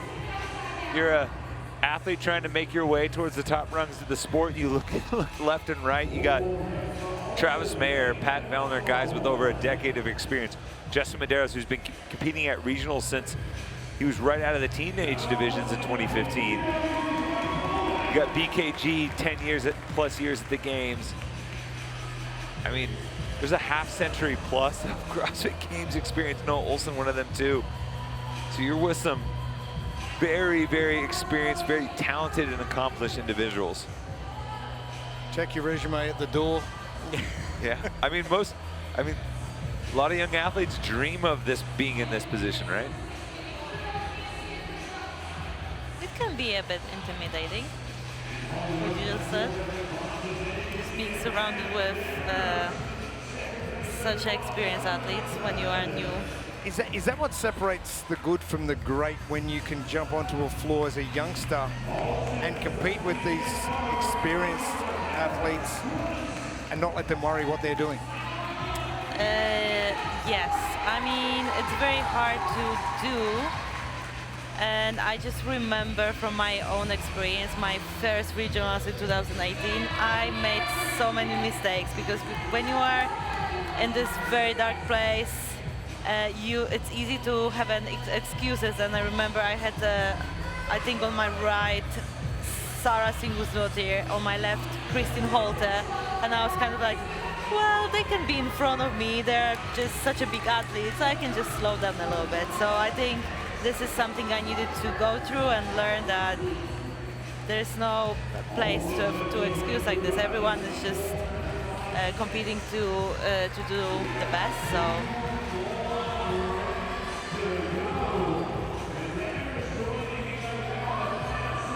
Medeiros moving into second, Smith into third.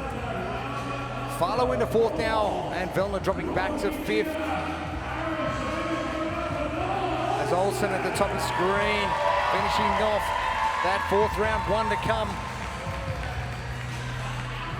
Colton Mertens finishes in 1 minute. No time for Noah to saunter his way back. Justin has slowly been starting to reel him in. I mean, Medeiros reeled in Vellner. And Jack Farlow, wow. Farlow and Chandler both kind of finding another gear here. Chandler was out early with the top group, kind of faded back to the middle, maybe kind of recollected himself, reassessed, and is now starting to push. Talk about other gears with Jack Farlow. Tour stop number 1. He came back with a bang. Oh, he basically forfeited the first event, was like, nah, I don't need this, and then won everything else. Rattled off 4 straight wins in the Challenger division to put his hopes of going to Copenhagen, maybe getting a pro card, you know, back in focus a little bit.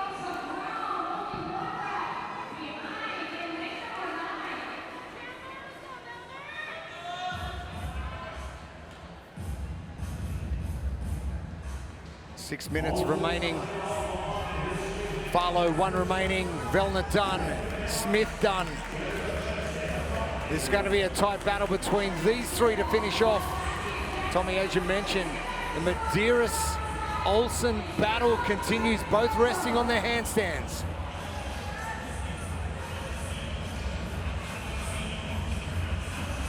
Bit of fatigue now for Noah.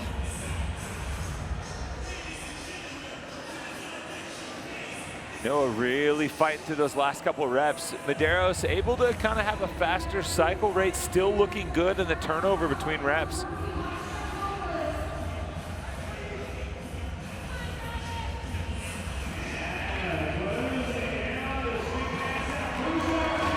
Olsen.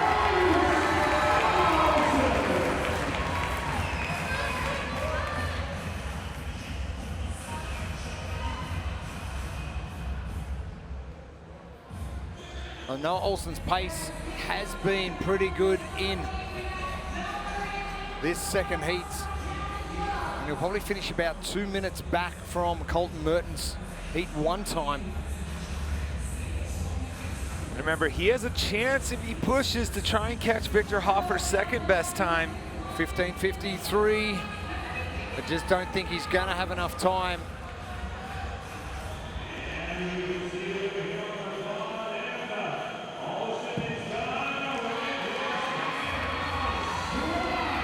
Final 10 reps for Noah Olsen. Victor Hoffer will wrap up second fastest time with 1 more heat to come following this one.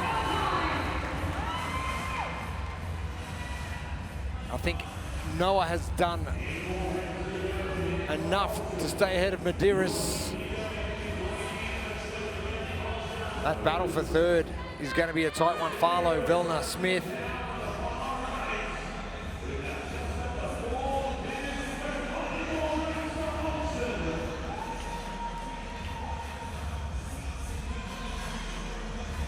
Yeah, 3 athletes within about 3 reps of each other. Farlow, Smith, and Vellner. Even a couple reps back to Travis Mayer. Just the fight to get off of the wall first. Noah Olsen, 16:32.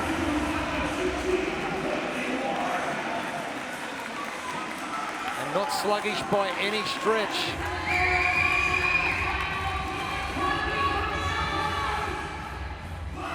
Medeiros for 5.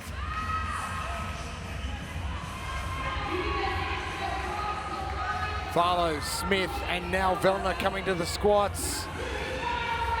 These last 10 burpee box jumps are going to be quick. Medeiros ticks the box. Good finish from Justin, who was middle of the pack on the run. Hopefully just continues to build the momentum as we get through the rest of the weekend. And I like this race that we got here on the kettlebell squats. Chandler just a couple reps ahead of Farlow. But remember, Chandler Smith, burpee box jump overs, when he really sells it, that background as a wrestler, the sprawl, right back up, he's done plenty of these before. And he just had a quick look over to see what Jack Farlow's first burpee box jump looked like and knows he's got it. Look, if you look at the day 1 slate, you don't immediately think, hey, this is going to be a middle of the pack finish for Jack Farlow, but an 18th in the run, this could be maybe that or better. And knowing what we have with the high power output, workouts coming up, this is a good finish for Farlow and Chandler. Good push, Chandler.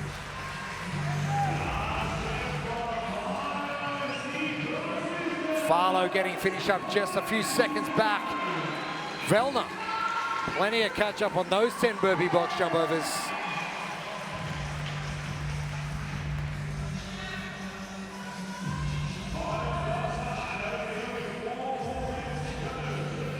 BKG just got to the box as well. Good battle here between Anyola Kai, Colin Bossard, BKG, Travis Mayer. Bossard's going to win that race.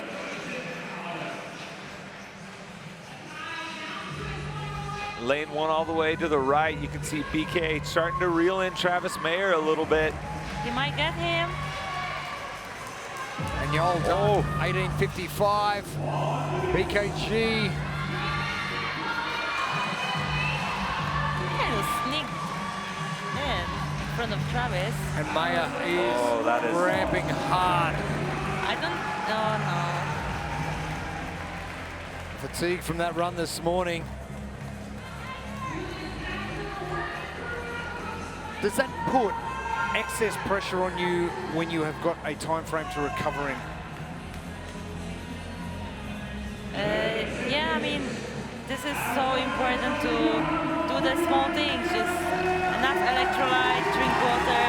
I have few memories from my competition when I got cramps, and like you can't do anything about that. Like you have to learn on those mistakes and try to do better next time. Kaiser Our final athlete on the floor.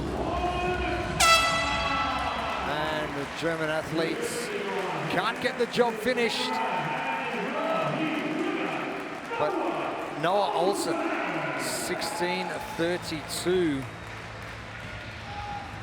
Always so happy.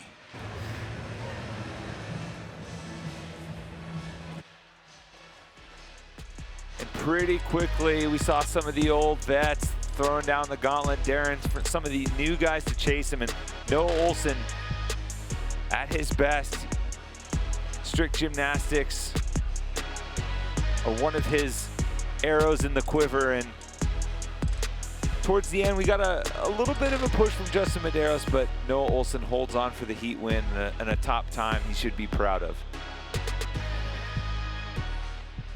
If you are skipping mobility, you are not training your best. The harder I train, the more I need pliability. Their routines help me recover, stay flexible, and keep pushing harder every day. Stop guessing, start recovering. Try pliability for free today. Great push from the veteran Noah Olsen. He is standing by with Lauren Smith. Noah, you've crossed many a line and taken a heat in your career, but that was the first time as a dad. Does it hit a little bit differently this time? It definitely does. Being a dad is something that I'm so incredibly proud of, and I didn't know how proud I would feel until I got here. Everybody that's a parent knows that feeling. The first thing that I thought of when I crossed the finish line, I said it to the camera. I don't know if they were able to see it back home, but I said, "I love you, Oliver." Has it given you a renewed sense of training, of competing, to be able to show to your son exactly what daddy does? Yeah, we'll see if when he's old enough to recognize I'm still out there doing it. That would be a stretch, but something that I think I'm capable of. I think for now, just having that shift of perspective and knowing that even though this is important and I love getting to come out here and do this, no matter what happens this weekend, the most important thing is that I get to go back home to my beautiful family. Amazing. Great job out there. That was epic. Thank you guys so much. Appreciate y'all. Great job, Noah Olsen. Oliver, he'll be rewinding that for years to come, no doubt. I can just imagine that. You did what, Dad? Daddy just won something. He's been busy and he's important. Some impressive performances. Colton Mertens, 13:45. Victor Hoffer, 15:53. And now Noah Olsen, 16:32. Your three fastest times overall for our men's pro heats. One heat to come. And they're about to hit the competition floor.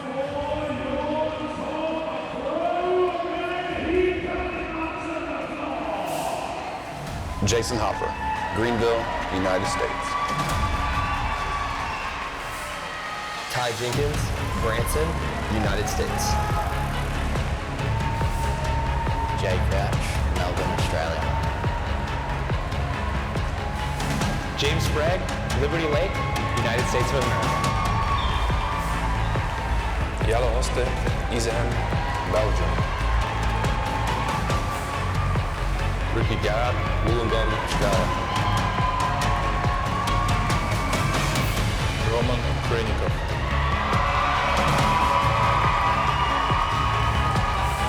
Luka Đukić, Temerin, Serbia. Samuel Kwan, Washington, USA. Austin Hatfield, West Virginia, United States.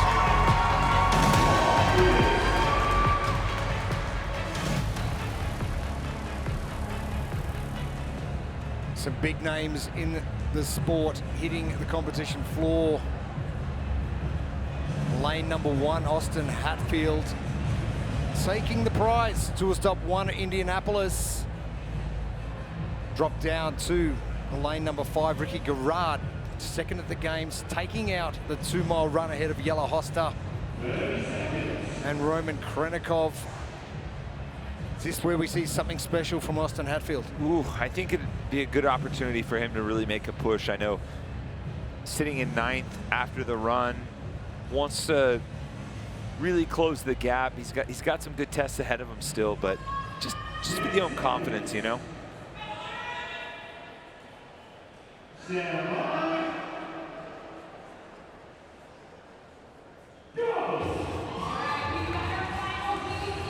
final heat of the day for our pro division. It is pro number 2, this one presented by Pliability. As you see these gentlemen on their 4 rope climbs, they're gonna move from the rig onto the wall for 20 strict handstand push-ups, 20 double kettlebell squats, and 10 burpee box jump overs. They're gonna do 5 rounds in total.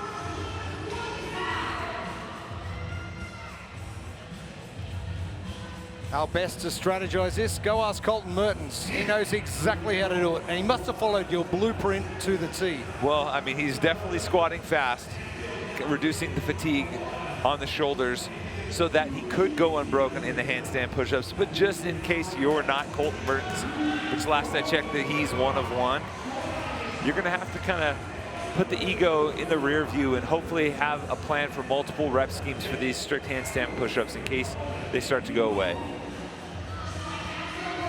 Hatfield off on the squats in lane number 1, closely followed by Ricky Garrard and Jay Crouch. I'm not gonna lie, it's great to see the 2 Aussies out in front early in this second workout of our first day of competition here at the World Fitness Project. Tour stop number 2 from Mesa, Arizona. Hatfield's composed. We saw the composure of tour stop 1. It got him the win. And Jay Crouch, we know he's going to do well with these handstands. He said yesterday potentially he's going to go 2 sets unbroken and then do some negative split sets all the way through. Yeah, and that will certainly get you in the top half of the leaderboard for this event, assuming that everything else holds strong. And I think that's what was most impressive from Austin, is being in that scenario in Indianapolis where you're in the hunt, you're surrounded by, you know, men with the highest of pedigrees in the sport, and you saw uncharacteristic mistakes from other athletes around him, and he just stayed calm and steady amidst all of it and able to pull out the win. Austin Hatfield having a good looking down the field. Jay Crouch jumping straight into second. Ricky Garrard not too far behind in third, but Hatfield off and moving fast, getting 1 rope climb. It's going to be 2 before Jay Crouch, Ricky Garrard get back.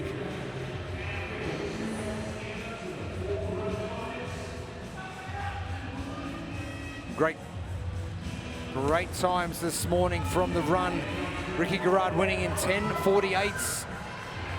Galahosta in 10:52 and Roman Krenikov in 11:02. And from 6th right through to 11th, and that includes Pat Vellner. James Sprague. Only a few seconds in it.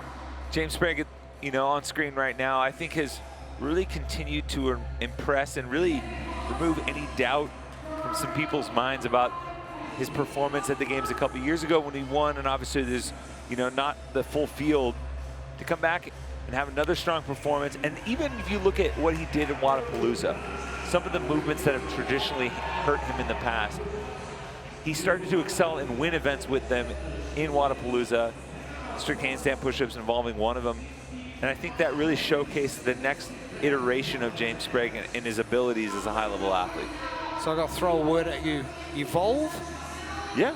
He's evolving. Absolutely. I think he, and we have been able to see that from the teenage division to, you know, being at semifinals for the first time a few years ago at West Coast Classic, seeing him hit failure in dramatic fashion, to breaking through at the games and then also be able to have success very quickly. Hatfield leading.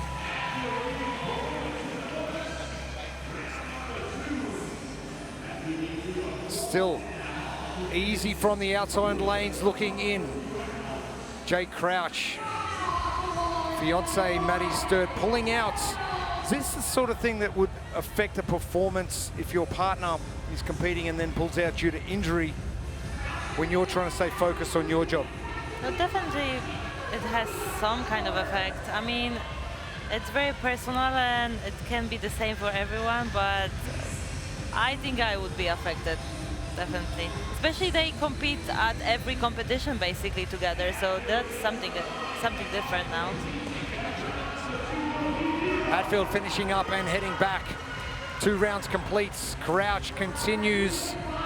Jake Crouch's burpee box jump overs. The efficiency of them is ensuring he is staying ahead of countryman Ricky Garrard.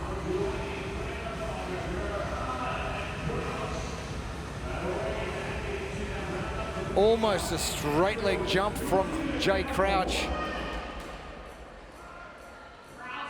Yeah, opting not to go into that squat, that kind of gives a little bit of insight to the status of his legs right now after that run. Well, you want to minimize fatigue at every point in every workout, correct? Yeah, that's the goal. That's the goal. That's the goal. This is news to me. Some athletes choosing to go through the full range of squatting movement over the box and staying low. Jake Crouch choosing the opposite. And I notice he's doing something extra as well. On the next round, you should notice that he's jumping up and doing extra step on top of the box and then jumping down, not stepping down. I feel like it just gets you in the rhythm with like getting into the burpee position, if that makes sense. Hatfield, no trouble with set 3 of the handstand push-ups. Let's wipe out Colton Merton's time to beat of 13:45, and we'll get to the next best time of 15:53 from Victor Hoffer.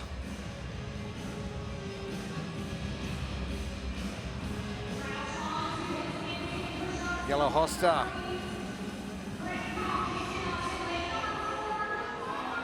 Struggled in the back 20 meters of the 2-mile run this morning. But gee, toiled well with Ricky.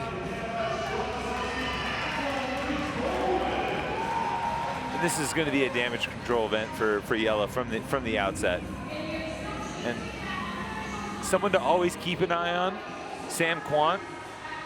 Sneaky Sam Quant. Sneaky Sam Quant, card-carrying member of the League of Shadows in this sport alongside BKG, Kristen Holta, people that just always seem to kind of be there in the top 5, top 10 whenever you look, and or at least expect it.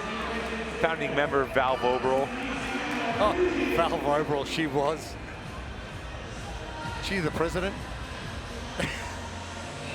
She should be. The League of Shadows. I like it. Crouch continues.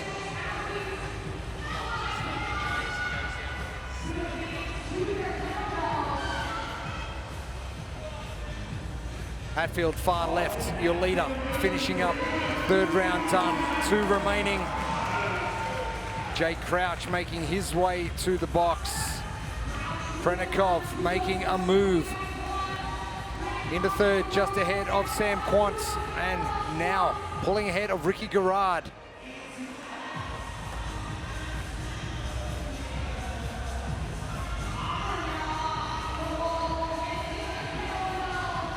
Jake Crouch just having a stumble on the box. And unfortunately got a no rep because he touched the box with his hand. See Jason Hopper, the reigning fittest man on earth. Gonna have to do a little damage control here as well. The strict handstand push-ups in high volume. Just something he's worked on over the years. You remember when he broke through in 2021? The one kind of, maybe he needs to work on that coming out of the MAC was strict handstand push-ups, but they had a short rep range there, so he was able to kind of mask it a bit. But admittedly, that was something he really had to work on. So 100 is certainly a good litmus test. Jake Crouch has taken a bit of a hit here on this set of burpee box jump overs, enabling Roman Krenikov, Sam Quant, Ricky Garrard to catch up. That no rep has been costly. Still 2 rounds remaining.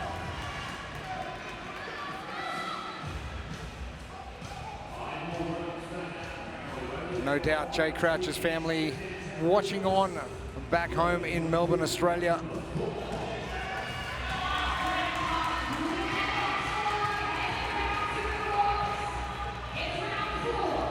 nice and early in the morning on Saturday. As Hatfield continues, he has been dominant.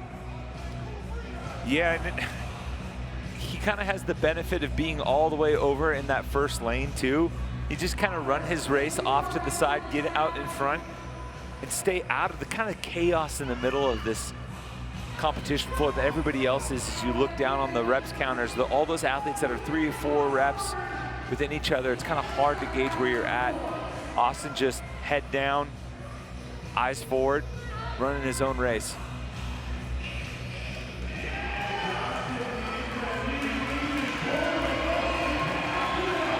Well, we saw that from Danny Spiegel from heat 1 of the women.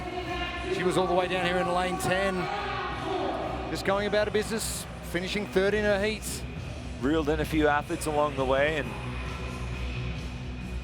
Austin doesn't have to worry about that. He can just continue to cruise at the front end of this final heat. Hatfields proving why he took out the title. Tour stop 1. He's about to finish up his 4th round. He's at the far left of screen.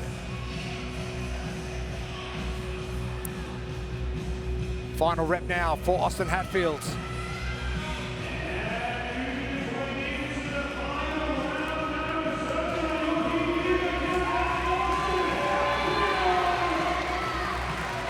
Not Colton Mertens fast, but still fast.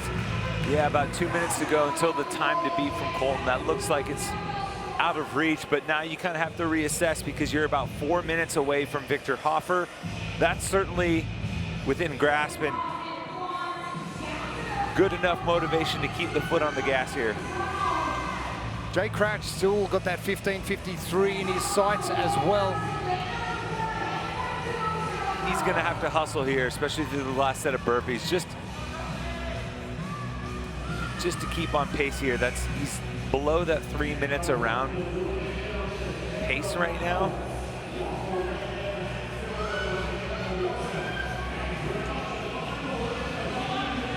Crouch finishing up.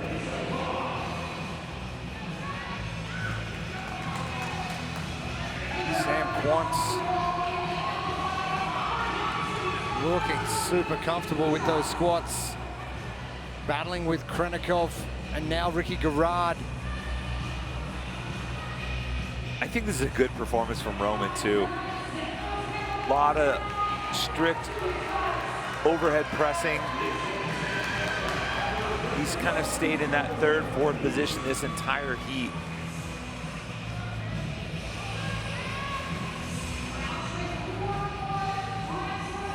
Crouch at the far right in the black. Krenikov now center of screen. That's a big frame to be moving.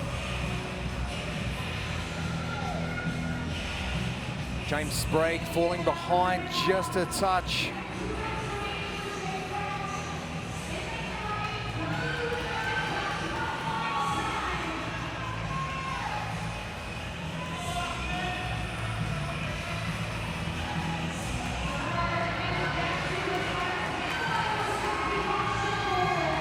Hatfield, his stature not as great as someone like Roman or Sam, and then you go all the way down. James Sprague, Luka Jukic, and Yellow Hosta, who have got some big frames as well. Mixture of athletes battling through. Pro 2, it is our 2nd workout, day 1 of competition. If Roman's able to hold this position, he might walk away as the overall leader heading into day 2.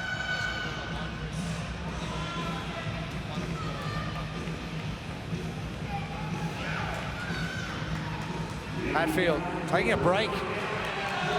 Knows he just needs to get under 15:53. The time from Victor Hoffer. And he's well in control of this heat. That's a pretty smart play. Yeah, that's just experience and, you know, situational awareness.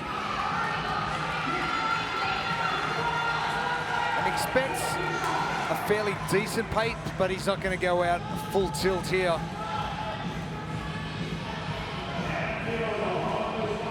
Yeah, pretty steady, not like full stomp the gas. Save a little bit of that energy. Cruise into a second place finish in this workout and set yourself up nicely for the weekend. Hatfield, a few remaining. Hatfield almost lapping James Sprague. The final rep now for Hatfield. It is going to be an impressive second place finish across the Pro Men's Heats. Got to have a good time, if nothing else. As a rabbit farmer, are we calling that the bunny hop? What is that? We can call it the bunny hop. The Hatfield hop, there we go. Second fastest time from Austin Hatfields. And Roman Khrennikov has pulled even slightly ahead of Jay Crouch here for second in the heat. I mentioned this a second ago. Roman finished third in the run. The two guys ahead of him on the leaderboard, Jelle Hoste and Ricky Gorard, are behind him. This could be the pathway to be the overall leader going into day 2. Jay Crouch with the final handstand push-up. He gets done. He's got to catch up some time here.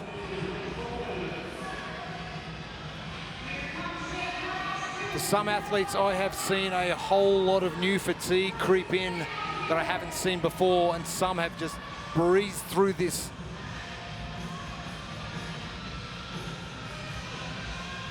Interestingly, Roman not looking sideways when he left the handstands, but did so with the kettlebells on his shoulders. Roman, this is going to be a great result from him after finishing third in Pro 1. The 2-mile sprint earlier today coming in just over 11 minutes.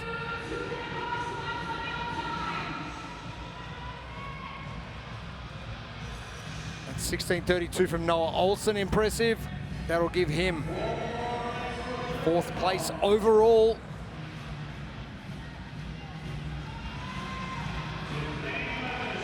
And there's no chance of Jay Crouch catching Roman Khrennikov. So Khrennikov could find himself in the lead. Yeah. Tuck and roll, Roman. Tuck and roll.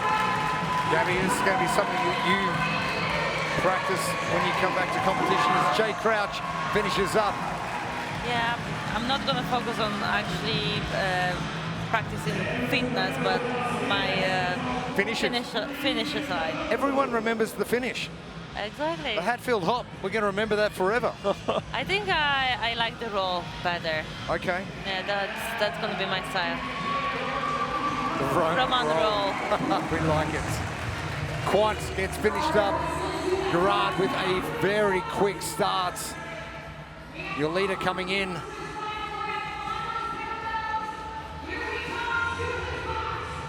Ricky will end up in that top 5 coming into day 2 of competition. Jason Hopper joining Ricky, only a few reps behind. This is a good acceleration from Jason Hopper. And Ricky took a peek on the about 6 reps in. He got a good look at where Hopper was, saw that the hand wasn't up yet.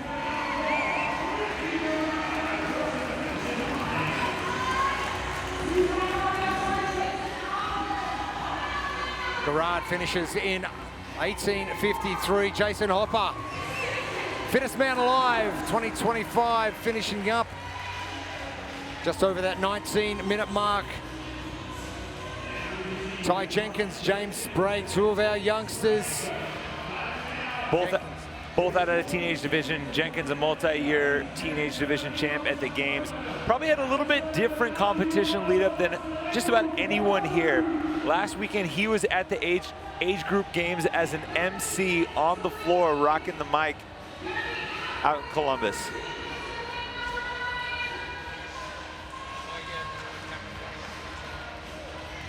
Jenkins, a couple of reps remaining. Sprague, 1 remaining of his squats. Jenkins will be our last athlete across the line in Pro 2.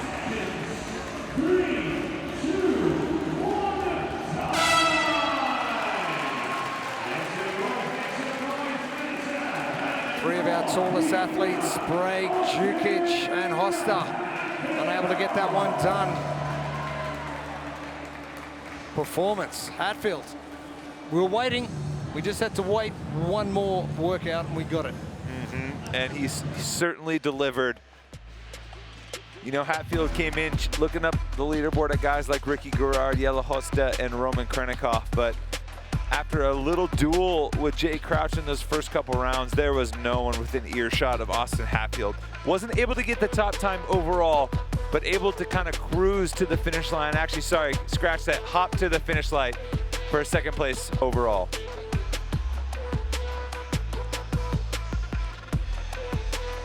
If you are skipping mobility, you are not training your best. The harder I train, the more I need pliability. Their routines help me recover, stay flexible, and keep pushing harder every day. Stop guessing, start recovering. Try pliability for free today. Impressive from our pro division, right across our females and our males. Our winner from Tour Stop number 1 is with Lauren Smith. Austin, when it's a wheelhouse workout like that, squats, strict handstand push-ups, burpee box jump overs, how do you not let the expectation you have in yourself to perform in those moments get the better of you? I mean, you know, just go out and do what you've been doing in training. Not a lot is going to change on the floor, maybe a little bit, but I mean, you're just going to do as best as you can on the day. So I just knew it was a good one for me. Went in knowing I had to run my own race and end up winning the heat, so glad with that. How tough did those final 2 rounds get? Oh, those last 2 rounds were pretty bad. Had to break the squats mainly just because my shoulders were on fire. Other than that, it was a good workout. I liked it. You're coming into Tour Stop number 2 as Indianapolis's leader. What does that do in terms of whether it's confidence, whether it's kind of the pressure you put on yourself for a repeat? Is this game on? How do you handle that? I mean, nothing changes. You know, come in, do the best I can. I want to win, so that's what I come to do. I love that. We're looking forward to seeing you do it. Thank you. Nice work. Can we back up Indianapolis to Mesa? He's doing the right things right now. Results from our Challenger division. Ibarra was outstanding. Nicholas Bedon from that first heat of the men's. And Hurtado, very good as well. This would have been a competitive time, maybe the second, third best time. It was close with Austin Hatfield. And the difference was about 10 pounds in each hand for the kettlebells. So I think Chris would have had a top 3, top 5 time for the pro division. He was looking to that, and he should walk away with his head held high.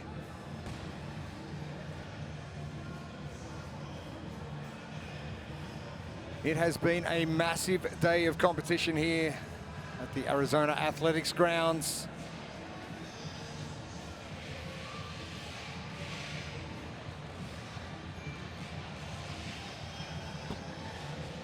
Our pro women's results after our second workout of the day, Emma Lawson, 15:07, another great performance. Fisa Garfi doing well from heat number 1. And then the European contingents still doing well. Lucy Campbell. We sort of expect her to be there now, Gabby.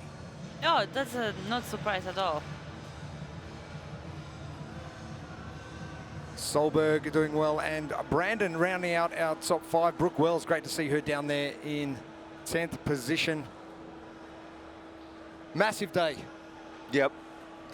Very interesting day. I think a lot of athletes are excited to get those 2 workouts out of the way and focus on the rest of the weekend and some more familiar tight tests on this programming slate for sure. It has been a great day of competition, and this one is going to be a little bit different and way shorter than the first one that the teams went through today. Yeah, you're going to have to think of it in 2 distinct sections. You're going to start with 2 rounds of each pair. One pair works on 40 strict handstand push-ups. The other pair does 40 and 30 synchro bike erg calories, men, women, and then they're going to switch. Both pairs working at the same time, and then you're going to finish off with some worm cleans and some walking lunges, kind of marching down the floor to the finish. you know it's going to get a little bit miserable once you see the worm implement introduced after you do a fair bit of work. Yeah, especially under fatigue. I think the worm implement really highlights the gaps in communication and teamwork, because it's very easy to communicate, be in sync, work as a unit when you're fresh, especially at the end of a test, at the end of a competition day. That's where I really think it becomes a valuable piece to team comp. Worm cleans required. Probably the best news for the teams as well. There's a bike erg. We haven't got an echo bike, so it's a bike erg, so it's not going to be nearly as bad. Yeah, I mean, it's just, it's different, right? And I think there's some notoriety behind the echo bike. So yeah, some of these athletes probably excited that they have a little bit more control from maybe the damper setting on the bike erg. Our athletes aren't too far away from hitting the competition floor.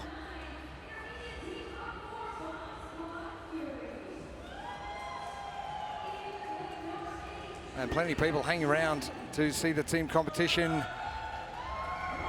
We have got our 7 elite teams and 1 intermediate team on the competition floor.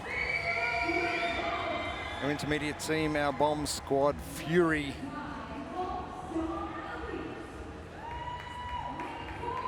And the LATAM team, impressed with those guys as well. Yeah, they got a kind of all-star mix of LATAM athletes from different countries. Anita Martinez, the fittest woman in Mexico. Lucas Ozaki, Piero Gorachon, 4-time fittest in Chile. Nice little mix there. Ana Castaneda rounding out that team, and right now they're 3rd place and holding the last spot on the podium. And Vic Tank with that very dominant performance in Team 1 earlier today, but it only sits some 5 points ahead of Gridhouse. So placing's the important thing rather than scores or times.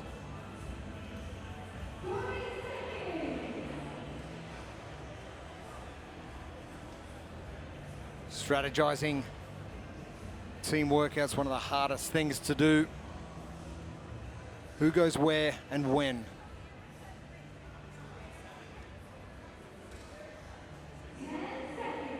The nice part, they'll be able to kind of share and split up the load on this first section, and excited to see how the teams tackle the worm, especially with the communication and some of these groupings coming together in short order.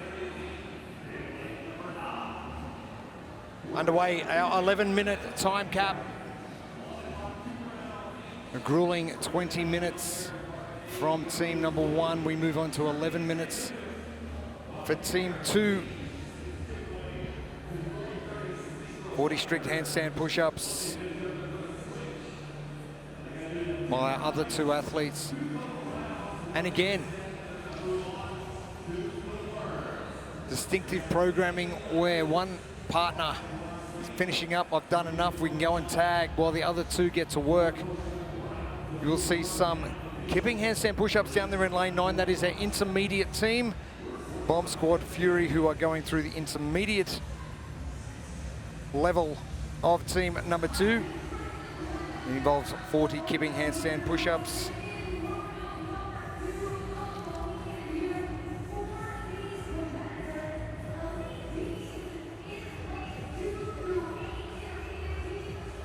And a handful of teams already through that first section of 40 strict handstand push-ups. Vic Tank were very fast off. Same with Lone Star Elite. I mean, the you go, I go kind of cadence here, knowing that you get a little bit of a break with your athlete swapping out on the handstand push-ups. You can be a little bit more aggressive with your turnover speed. Kira Miller, golden roll bomb from in Vic Tank. They were very, very quick. Now the quick change, baton change. Yeah, and Vic Tank and Lone Star Elite, the first 2 teams to make the swap and get into that second pairing on the wall, second pairing, the other pairing on the bike. Jesse Smith getting to work, left of screen in the light blue top. Now the bonus for Invictank is they're getting the reps done quick. The athletes can then recover. So if you're on the bike second, Roldan and Kira are, they're going to suffer a little bit more once they do get to the worm. And I did notice in the interview with Kira, she goes, oh yeah, Jesse worked out all the strategy of where we were going to go. Yeah. Oh yeah. Exactly.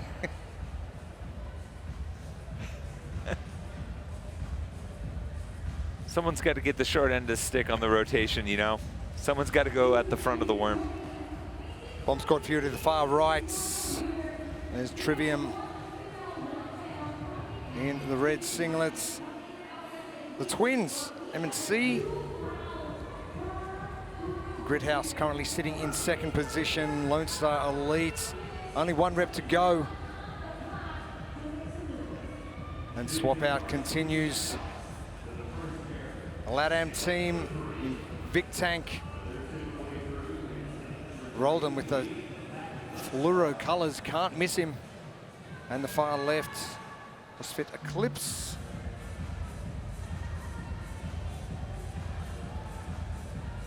Lane 5, look at the turnover rate from the handstand push-ups. Holy cow. Lone Star Elite, they were fast in that first set.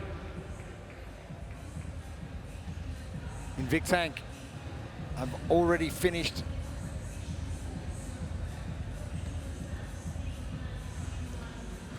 The female pairing of Emily Torres and Blake Bewley from Lone Star Elite. Emily, part of the Rhino CrossFit team that went to the games a year ago.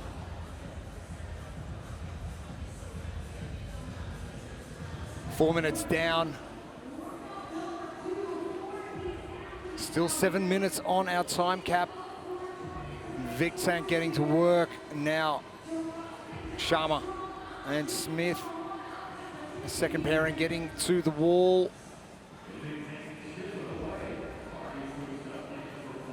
And this is where you can afford to really max out your handstands. You've got a partner, and while they're on the wall, you can recover if you need to. Yeah, I mean, you only have the clean. You don't have the clean and jerk for the worm here, so no real shoulder work outside of just holding the worm when you're doing the lunge.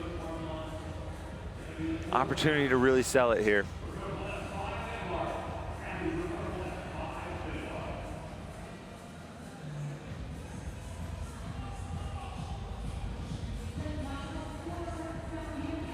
Invictank are about to finish up the final rep for Jessie Smith. She is done to the far left in lane 3.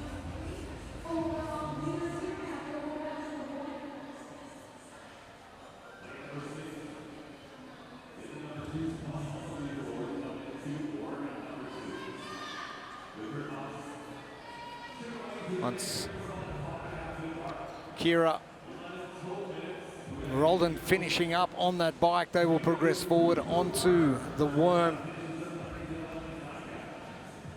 As you said, Jesse and Josh Alchama getting about a minute break extra.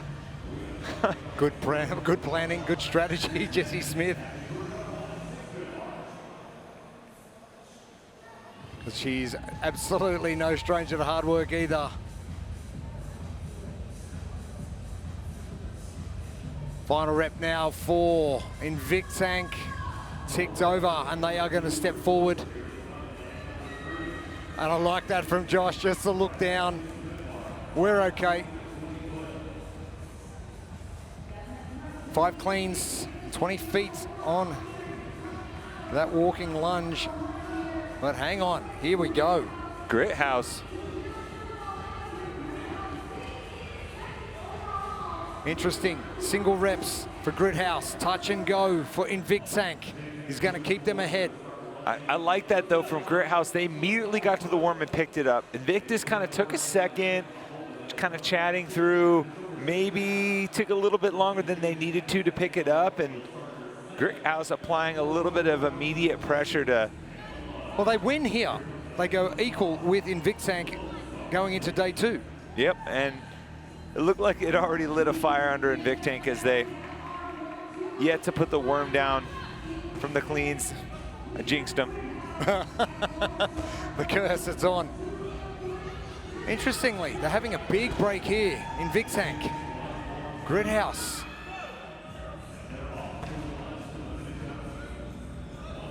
And if you think synchronicity with the team, Invictank are going to have that.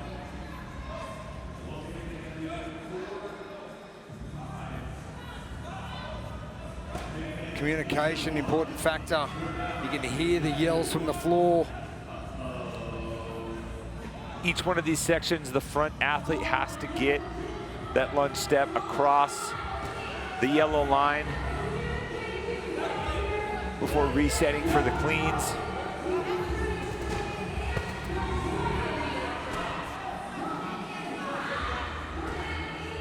Quinn and Kevin just changing places. Kevin moving down the back with wife Amanda. Yeah, position on the worm, height, all of that makes a difference in terms of how much. Ooh, this is going to be tight. Of that load you kind of bear the brunt of. Gridhouse have made serious ground up here. Notice Invictank, they will rest a fair while before they pick it up. Gridhouse with an opportunity. One clean behind. Make that two.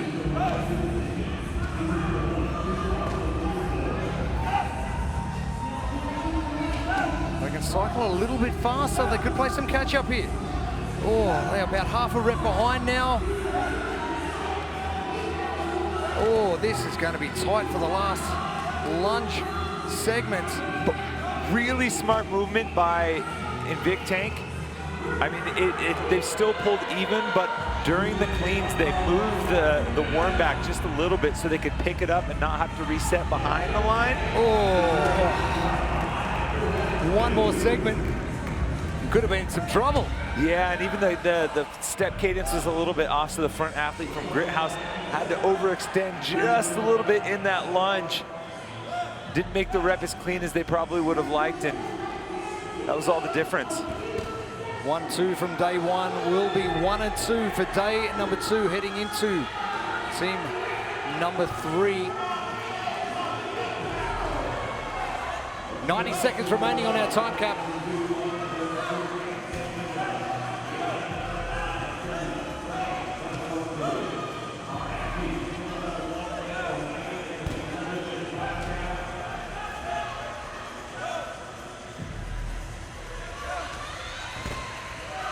They weren't one of the top 3 coming off of the first portion, but the LatAm team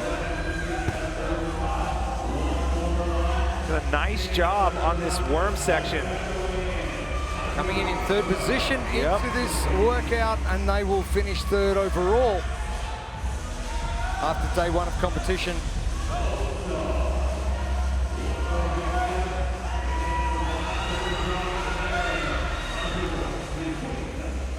Lone Star Elites get finished up. 30 seconds remaining now. Our final 3 teams on the floor, the Twins and M&C Trivium.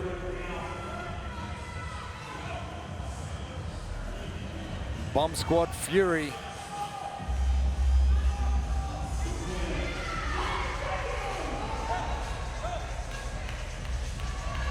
Final 5 seconds now. Neither of our 3 teams on the floor will get this completed.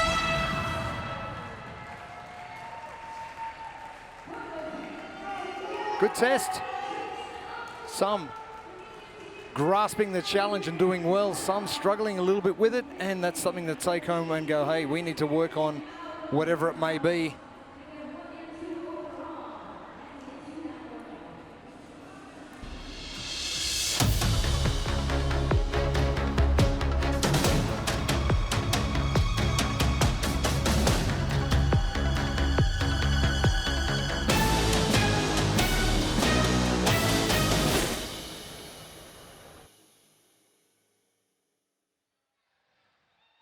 Incredible performance from Invictank, but the team in second place, only a few seconds back.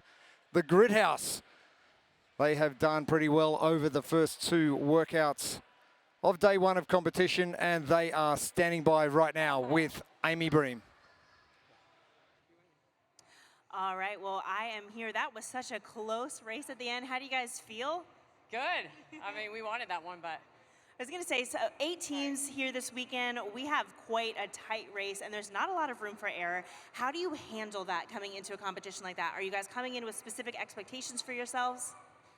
So this is our first time actually working out together with all 4 of us.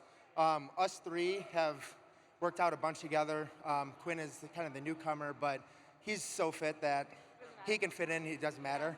Our expectations was just have some fun, but also we know we're all pretty fit, so we should be able to put a good race on the floor. So we're just trying to do our best, kind of stay in the race with Invictus and whoever else is up there, and hopefully one of these workouts we can take the win. Well, I think you guys are doing a pretty dang good job of holding up here. Caroline, I have to ask, you have had quite the month. We chatted a little bit yesterday. 3rd place team, the CrossFit Games, then 1st place of the Masters. How are you holding up, not just physically, but mentally? Yeah, that's a good question. Yeah, I'm barely holding on now. I haven't worked out since Sunday at the Masters Games, so I was like, I hope I'm warmed up and can like get out there and go. But I think that was good for my mental rest as well, just staying home. You're tired of working out. She ain't tired of winning. That's right. Exactly. Well, you're doing a great job. You're holding up great. You guys did an awesome job. Thank you so much. Thank you. The Grid House will come into the team competition in 2nd place tomorrow, just behind our leaders in Vic Tank. Tommy, it has been a massive day, starting off nice and early this morning. The sun wasn't even rising when we got here, but we saw some exceptional runs from our pros and our challengers. Yeah, I thought there's a handful of athletes that really stepped up to the plate and exceeded expectations in this very interesting blend of 2 different tests. And I think that's what's always cool when you see tests that are opposite ends of the spectrum in terms of skills tested. You get to see some athletes who have maybe been hiding in the shadows a little bit, working on some of their weaknesses, really show out, and that's what we got here. We move forward to the inside portion of the test over today, and there was some great performances as well. None more so. I just can't think we can understate how good Colton Mertens was. Yeah, just, you know, the athletes on the floor are the best of the best, right? And to step onto the floor with the best in this sport and almost be an order of magnitude ahead of everyone else in any sort of workout, regardless of what it is, that is something to build on and really build the confidence and hang your hat on at the end of the day. We've got some great stuff heading your way tomorrow as well. Day 2 of the World Fitness Project Tour Stop number 2.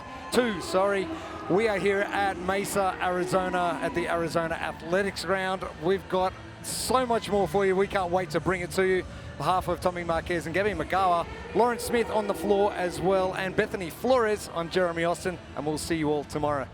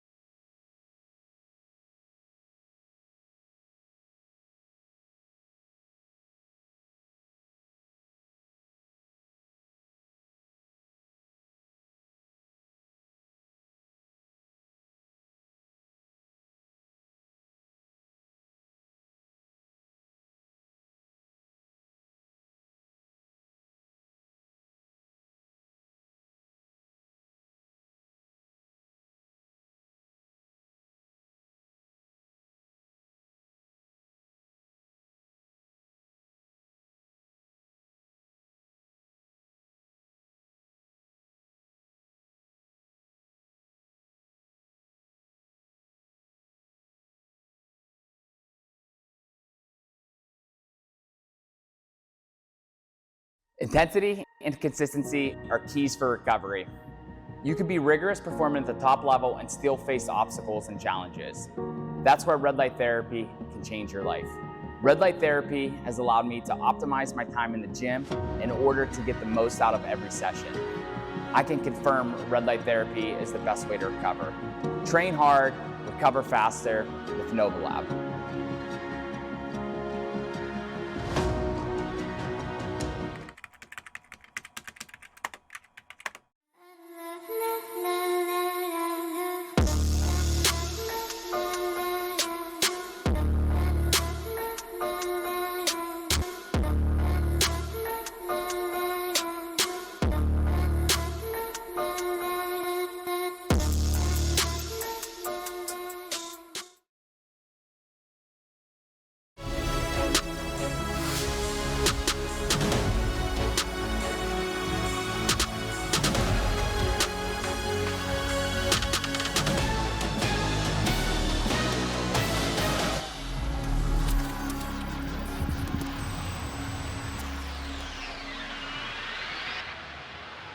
All right, welcome back in On the Pulse live from the Arizona Athletic Grounds in Mesa, Arizona. And what a first day it was for the World Fitness Project Tour stop number 2.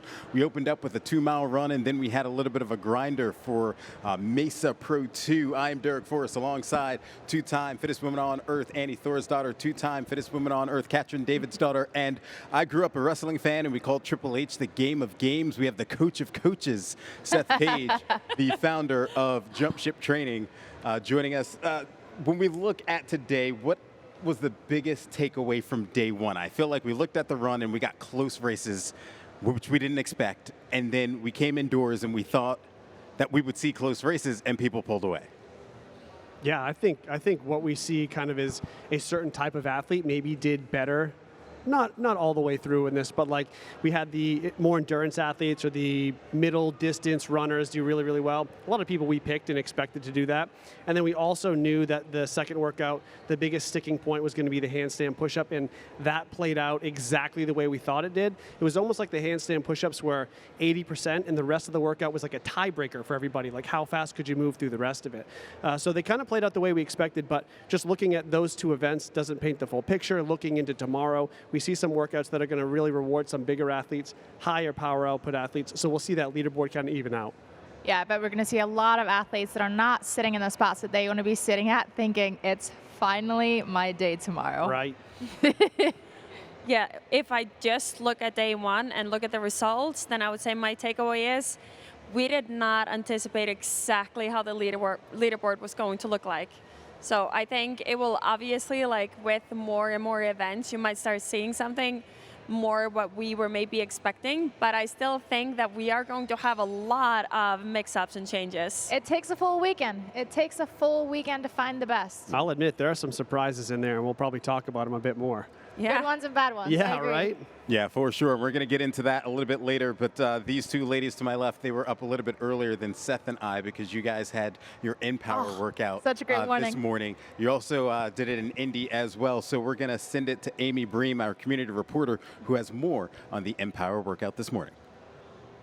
Good morning. It is just past 7:30 a.m. and Annie and Katrin have already kicked off the day with an Empower workout.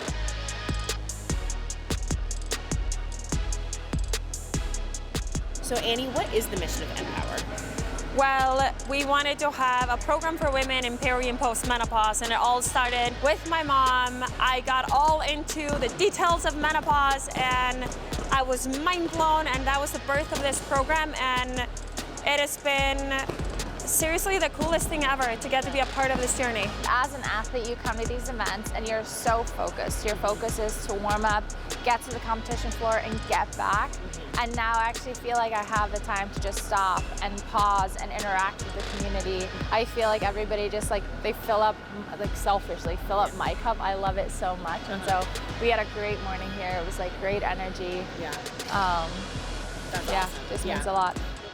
I started CrossFit a lot for like confidence issues and mental health, and it's helped me so much that I've just gotten addicted to it. Yeah. So that's definitely my motivating factor. And I followed Annie and Katrin since they're they were like the CrossFit girls when I started CrossFit. So to be able to come and work out with them and have them like coach you is awesome.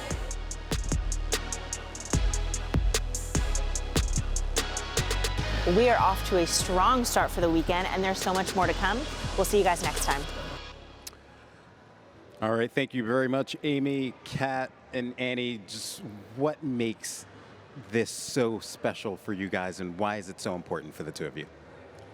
Well, first of all, I don't think we coach a lot of classes ourselves. We have an online community that we work a lot with, and then when we're at these events, we are competing or maybe sitting up here, but now we get to be a part of the community, and people are coming from all over the world that have maybe been waiting to get a chance to do a workout with us. And I don't know, I get so much energy out of being around people that are excited and enjoy working out. And the fact that it's enough for me to look at them and tell them they can do it and then they will go harder, it's incredible. Like, it's so much fun. Yeah, I couldn't agree more. It's the people that make it special. Like, it's the most incredible people that always come, and they literally, like I just said, they fill up our cup. I was watching this video and I am just smiling. Yeah. Both of us used to be coaches. Like, I was a full-time coach in 2013, 2014, and then you start competing, and I don't coach anymore, and I miss that. I miss that interaction, and I've also been so lucky to have such great coaches, such great mentors. I've learned so much, and these are our chances to actually get to pay that forward and actually Give get back. to interact. Yes. Seth, for you as a coach, how important is it to blend the community with the elite athletes? Like Jamie Hygia coaches at your gym in Hawaii. Like, how important is that to see both sides and to have that blending? Well, without the fans in the community, there are no elite athletes to celebrate, right? Because no one's showing up to watch them and cheer them on. So it's the natural blend that happens when you start developing those personalities and that outrageous elite level of fitness. People want to watch it. And if they can go along with somebody that they can get behind, or they know a little bit personally or get to meet before, it just builds their level of fandom with that particular person. And then you start to, really increase the fan base. And that's what we need in the sport. So it's natural, I think. Yeah, for sure. All right, we had a competition going on this morning as well. Mesa Pro 2 took place, and we're going to start with the Challenger women. And it was Ingrid Tundell who dominated her heat in the first heat with a time of 17:02. Also celebrated her birthday yesterday, but in heat number 2, it was Lexi Neely who ended up taking the event win with a time of 14:58. Also important, she took 8th in the run this morning. So a good day so far for Lexi as she looks to build towards day 2. Yeah, I mean, Lexi needs to do this. She was in the pro division in the previous tour stop. She's battling for those points for the finals, and she needs to climb up as far up the leaderboard as possible.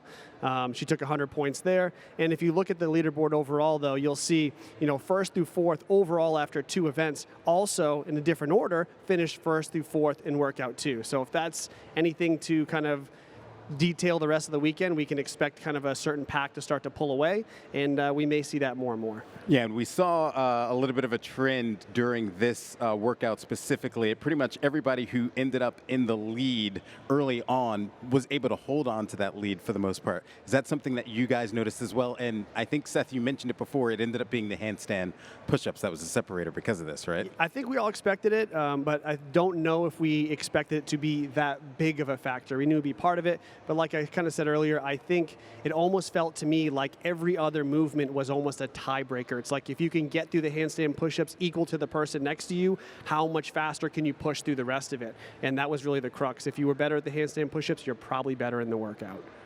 All right, let's take a look at the Challenger 2 results for the women. As we mentioned, Lexi Neely, she took the event win, and you see that with her time of 14:59. Janie Chevry finished in second, Paige Powers third, Amy Rethwell in fourth, and Ingrid Tundell, who won the first heat, finished in fifth. Now, as for the pro women, same thing. We saw Fee Sagafi come out hot in heat number 1. She was able to take that with a time of 15:23.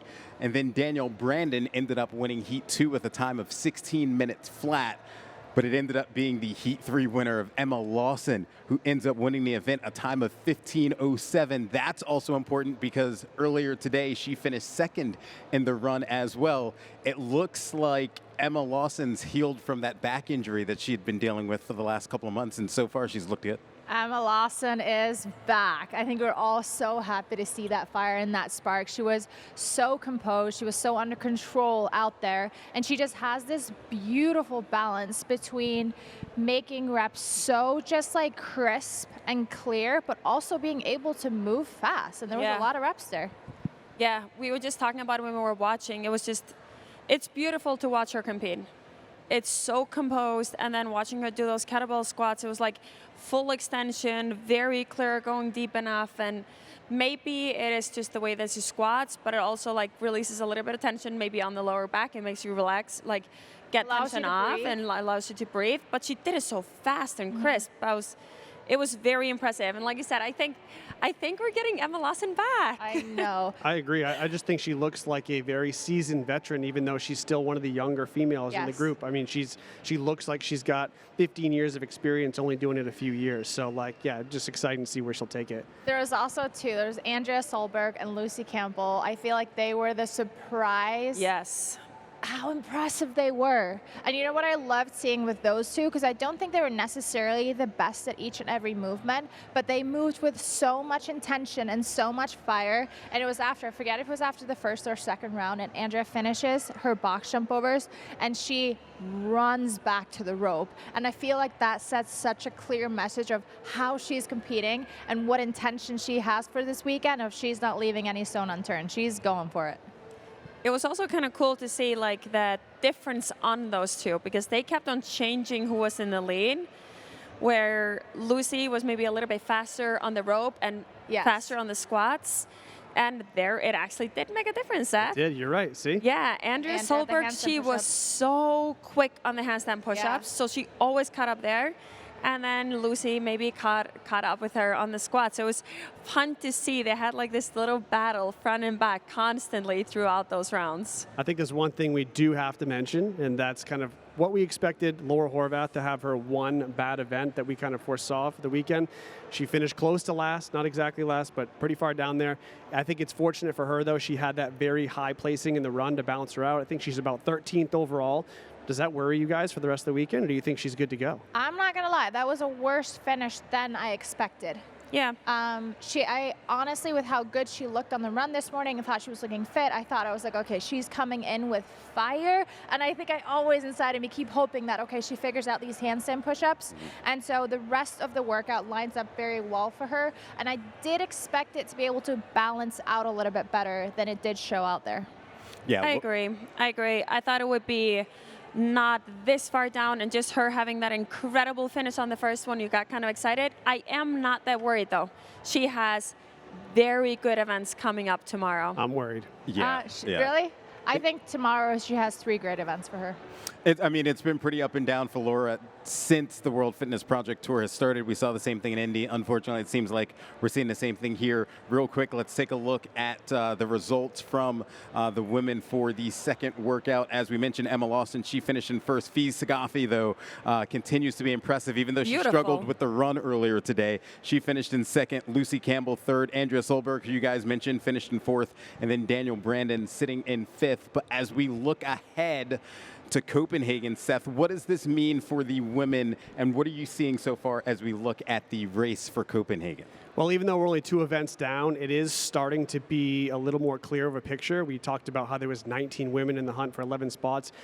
Realistically, if we're being honest here, it's probably more like 4 or 5 women looking for the last 2 spots. And so I think when we start to look at like Lexi Neely's situation, where she was a pro, now she's in the Challenger, she's capped with how many points she can get. She's pretty close to that cut line, so she's hoping that we don't see a really strong performance from a Hannah Black, who is in the Challenger now in the pro, who's sitting in last place overall in the pro division with probably her best workouts to come tomorrow. So if Lexi can't hold on to the top near the Challenger, you're going to see some shifting around the leaderboard, but again, it's really, we'll probably narrow it down to 4 or 5 women throughout the rest of the weekend that are going to be fighting for those last 2 placements for the finals.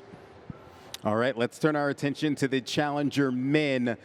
We saw Nicolas Bendon end up with a Heat 1 victory with a time of 17:59, but it ended up being the Heat 2 winner. That is Chris Arabara. He pulled away in his heat. He finished 4th in the run earlier this morning, but he wins the event with a time of 15:35. Chris Arabara putting himself in a pretty good position as he starts to look at the next stop on the tour. Seth, what are you seeing out of the Challenger men? I think we pretty much expected Chris to come out and crush. I mean, he was a pro. He just competed at the games. He probably would be a mid-pack pro if he was up in the other division. He is that talented, so I do expect him to continue to kind of run away with this over the weekend. But having said that, he also has to do that because just like we talked about before, he's fighting to stay on the right side of that cut line. He should be able to do it, as long as nothing bad happens. Yeah. All right. Let's take a look at those standings for the Challenger men in Pro and Challenger 2.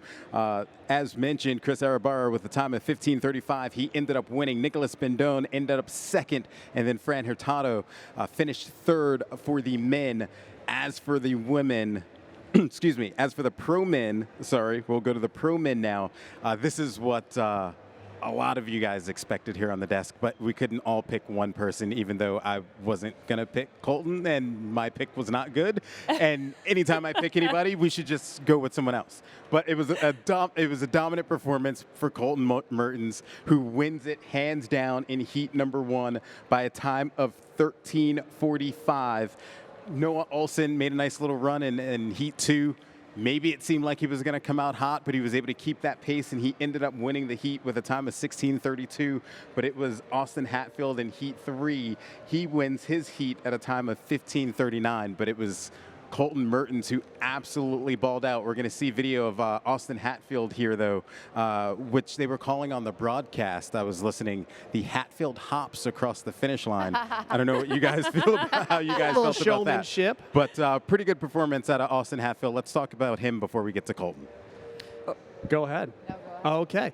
I think, there's your little hop right there. Yeah. I'm speculating, and I think you guys might agree, that Austin probably knew after being able to watch Colton go in heats before him that he wasn't going to put up enough effort to chase down Colton. And so with that, he only had to know what the second place time would be and make sure he beats everyone else in his heat. And I don't think it's a coincidence that he just squeezed into second. I think he was probably a little more intelligent with his pacing than we thought. We took some breaks that looked very uncharacteristic. I think I'm giving him the benefit of the doubt, saying that was part of his plan. If it was not part of his plan, that's quite risky for have that showmanship of tying his shoe and then kind of smiling at the camera, doing a little bit of breaks in places where he maybe didn't need to break. It looked a little like he was gaming it and knew exactly what he was doing, and that's, somebody at that level, I would expect them to be able to execute in that way and maybe even have a little fun with it, which he tried to do at the end of the event there. And you're talking about Victor Hoffer, who came in at 15:50. Correct. For second place is what Austin was eventually. Right. He wasn't trying to chase down 13.5 or whatever Colton was at. He just knew he had to get under Victor to get those second place points. Why put that extra stress on your body and chase down a near impossible time to beat? So I assume that was his strategy going in, just based on what I watched out there. Yeah. Well, I think you're right. However, I do think in the beginning he was maybe going to do I stand a chance to get Colton. You think? Because he did start. The first round was actually like a second or two faster Yeah, than Colton's rounds were. And then when he finished the second round, he was like a couple of seconds ahead still. Yep. And then it started slowing down. So I'm like, I don't know. Maybe he just wanted to have like a little bit of a buffer, and then he realized that this was like not sustainable. But he gave a good show. Honestly, Colton, it was so impressive. You guys were right. He did run away with it. I thought it would be a tighter competition. But he was in a league of his own in that workout, both with the ropes did not slow him down. He went unbroken fast on the handstand push-ups every single round. His squats were fast too. So Austin started breaking up his handstand push-ups, and his squats were a little bit slower. They were good speed, but they were slower than Colton's. And then I think their burpees were similar pace. But if you add up, almost 2 minutes faster than Austin, who did a phenomenal job he moved very well through that workout. That was very impressive. Something else I have to mention because of what I kind of led the show off with the type of athlete that would do well today. Sitting in first place overall in the pros is Roman Karenikov. Roman's not a small athlete. Yeah. And he took third in the run and then sixth in a handstand push-up focused event. And now we know he's going to crush a few events tomorrow. So how big of a lead can Roman build across the first, 5 workouts? Like, what are we going to see out of him? And then knowing that the people behind him are maybe not as strong as him or can't put the same power output based on what the first 2 events are. Did Roman maybe build the lead that will take him to an insurmountable amount by Sunday? Like, is that possible? I think so. I think he's been coming very close to winning big competitions, and he's not been standing on top of the podium. Yeah. And I think he wants that. I think this is now, if he looks at today, finishes today, looks at the events that he has left, I think he's looking at, this is my shot. This is where I can do it. And I think you're right. I think this is his shot because I would have guessed this one to be his worst finish, like event 2. So if that is going to be right, the 6th place is his worst finish, it's going to be really tough to beat him. Yep. I think you pointed out something about a particular camp who seems to be missing from the top 10. I know, I'm surprised by this. There are no brute boys in the final or the last heat. That's the strongest heat, so they're just not sitting in the top 10 right now. We haven't seen that in years. I know, and they're the ones that we literally we talked about this before the competition started, that you can kind of always expect at least one of them on a podium, if not all 3. Right. And now I'm not sure they all did perform very well at the games. And so are they tired from the games? Is there any fatigue in there? Or is it just they had a bad day? We'll find out this weekend. But and Dallin doesn't look right. I'll be honest. Not look right. He doesn't look right. Yeah. It's not what we're used to seeing from him. Yeah, I agree. Yeah, all of this, though, is going to affect the race for Copenhagen. So, Seth, as we're looking forward to December, what are you seeing so far in the men after day 1? As far as Copenhagen goes, it's a very similar story to the women. It looks like we're probably going to have 5 or 6 men that are playing for those last 2 spots again. Unfortunately for Tola, he's bumped down to the challenger this time, and he's going to have a tough time. It may be he already started off kind of rough with his 2 probably worst events of the weekend. For him to climb up and even win the challenger division still may not be enough. And so you have people like Tudor, Jack, Nick Matthew, Chris Ibarra, and even Ty Jenkins, who's moved up. A lot of them came up out of the challenger division to go to pro, and probably are just going to keep gaining points across the weekend. We talked about Chris Ibarra, who's in the challenger division. He has a big enough buffer, and we expect him to win that everyone else is going to need some massive help to start beating Chris to knock him down far enough to steal those spots. So it's pretty tight. Looking at Danny Camacho and Julius Kaiser kind of battling back and forth for what could potentially be the final spot, but we'll know a lot more tomorrow. Yeah, as we start to put a bow on day number 1, Annie, I want to turn to you for your ABCs.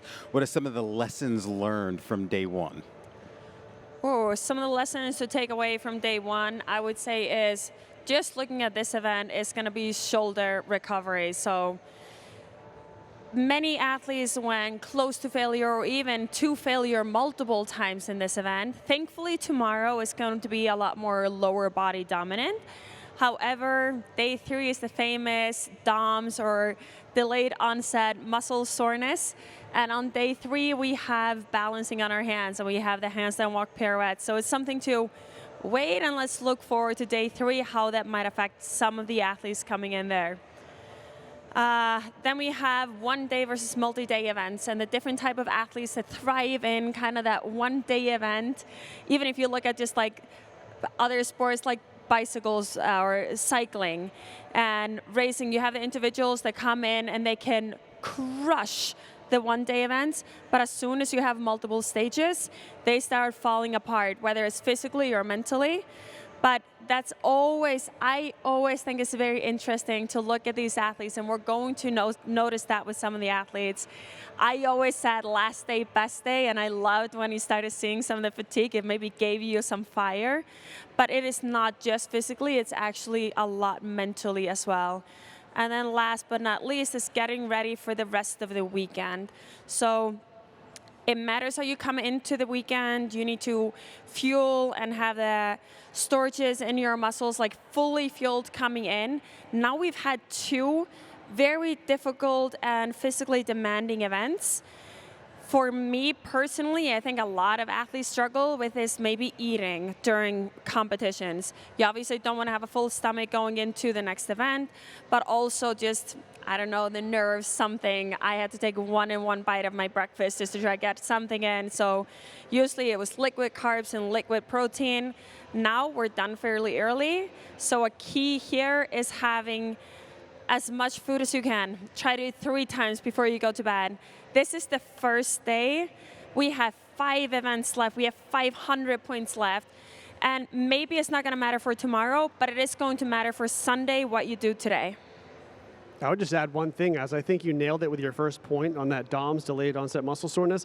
I think it's going to come out more in the final, locking out ring muscle ups, arm muscle up turnover, catching snatches at 225, 155, even the jerk, the tricep and shoulder fatigue that they're going to feel on Sunday from the handstand push-ups may lead to some like devastating consequences in the final when people are moving as fast as they can, trying to get that workout done under 5 minutes. So I think that may be one of the biggest factors that people don't expect, and it might come up at the very end of competition.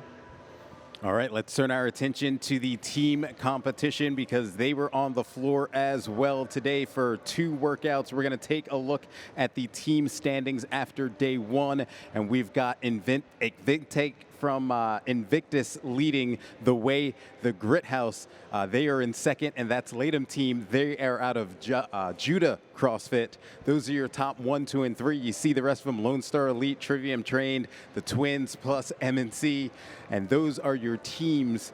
But as we look at the final day and we go into day 2, and I know we kind of talked about it a little bit, but just final thoughts as these athletes are preparing for Saturday and what we call moving day. Final thoughts is get as much food as you can, go to bed early, and think about if you had a bad day, it's a new day tomorrow. It doesn't matter what you did today, you can't change it. You might have had a misstep, whatever, it happens. Most likely, what I told myself, if I had a bad event, everyone will have 1 event where they will not perform as well as they could have.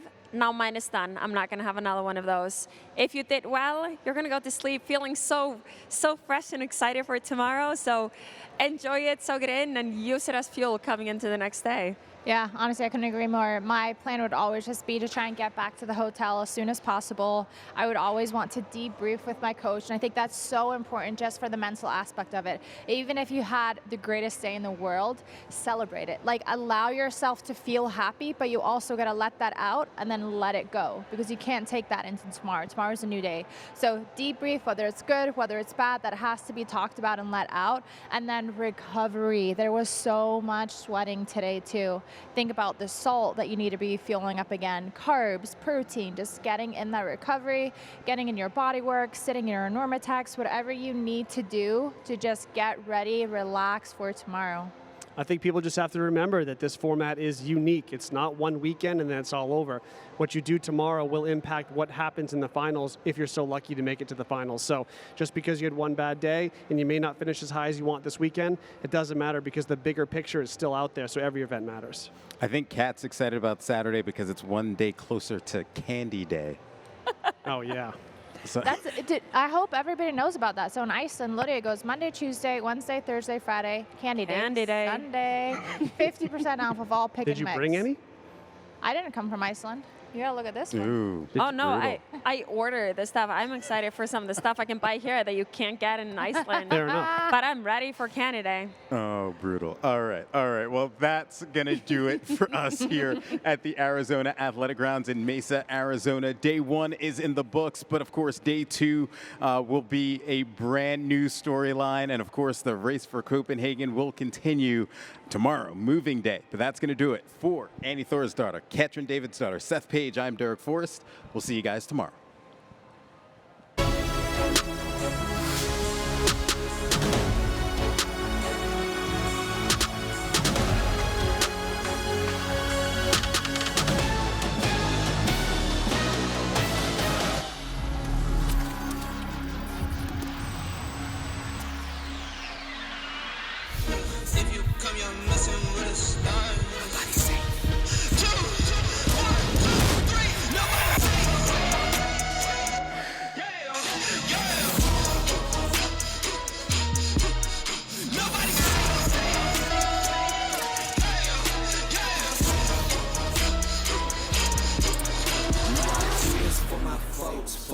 mama and my pops. I don't care if you the cops, anybody could get boxed. Grit isn't found, it's built.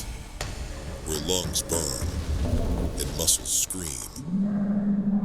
Or every step, every rep, every set brings you closer to unbreakable. This isn't a place for shortcuts or excuses.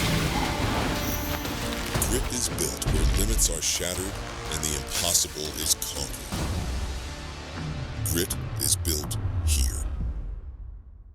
Intensity and consistency are keys for recovery. You can be rigorous performing at the top level and still face obstacles and challenges. That's where red light therapy can change your life. Red light therapy has allowed me to optimize my time in the gym in order to get the most out of every session. I can confirm red light therapy is the best way to recover. Train hard, recover faster with Novolab.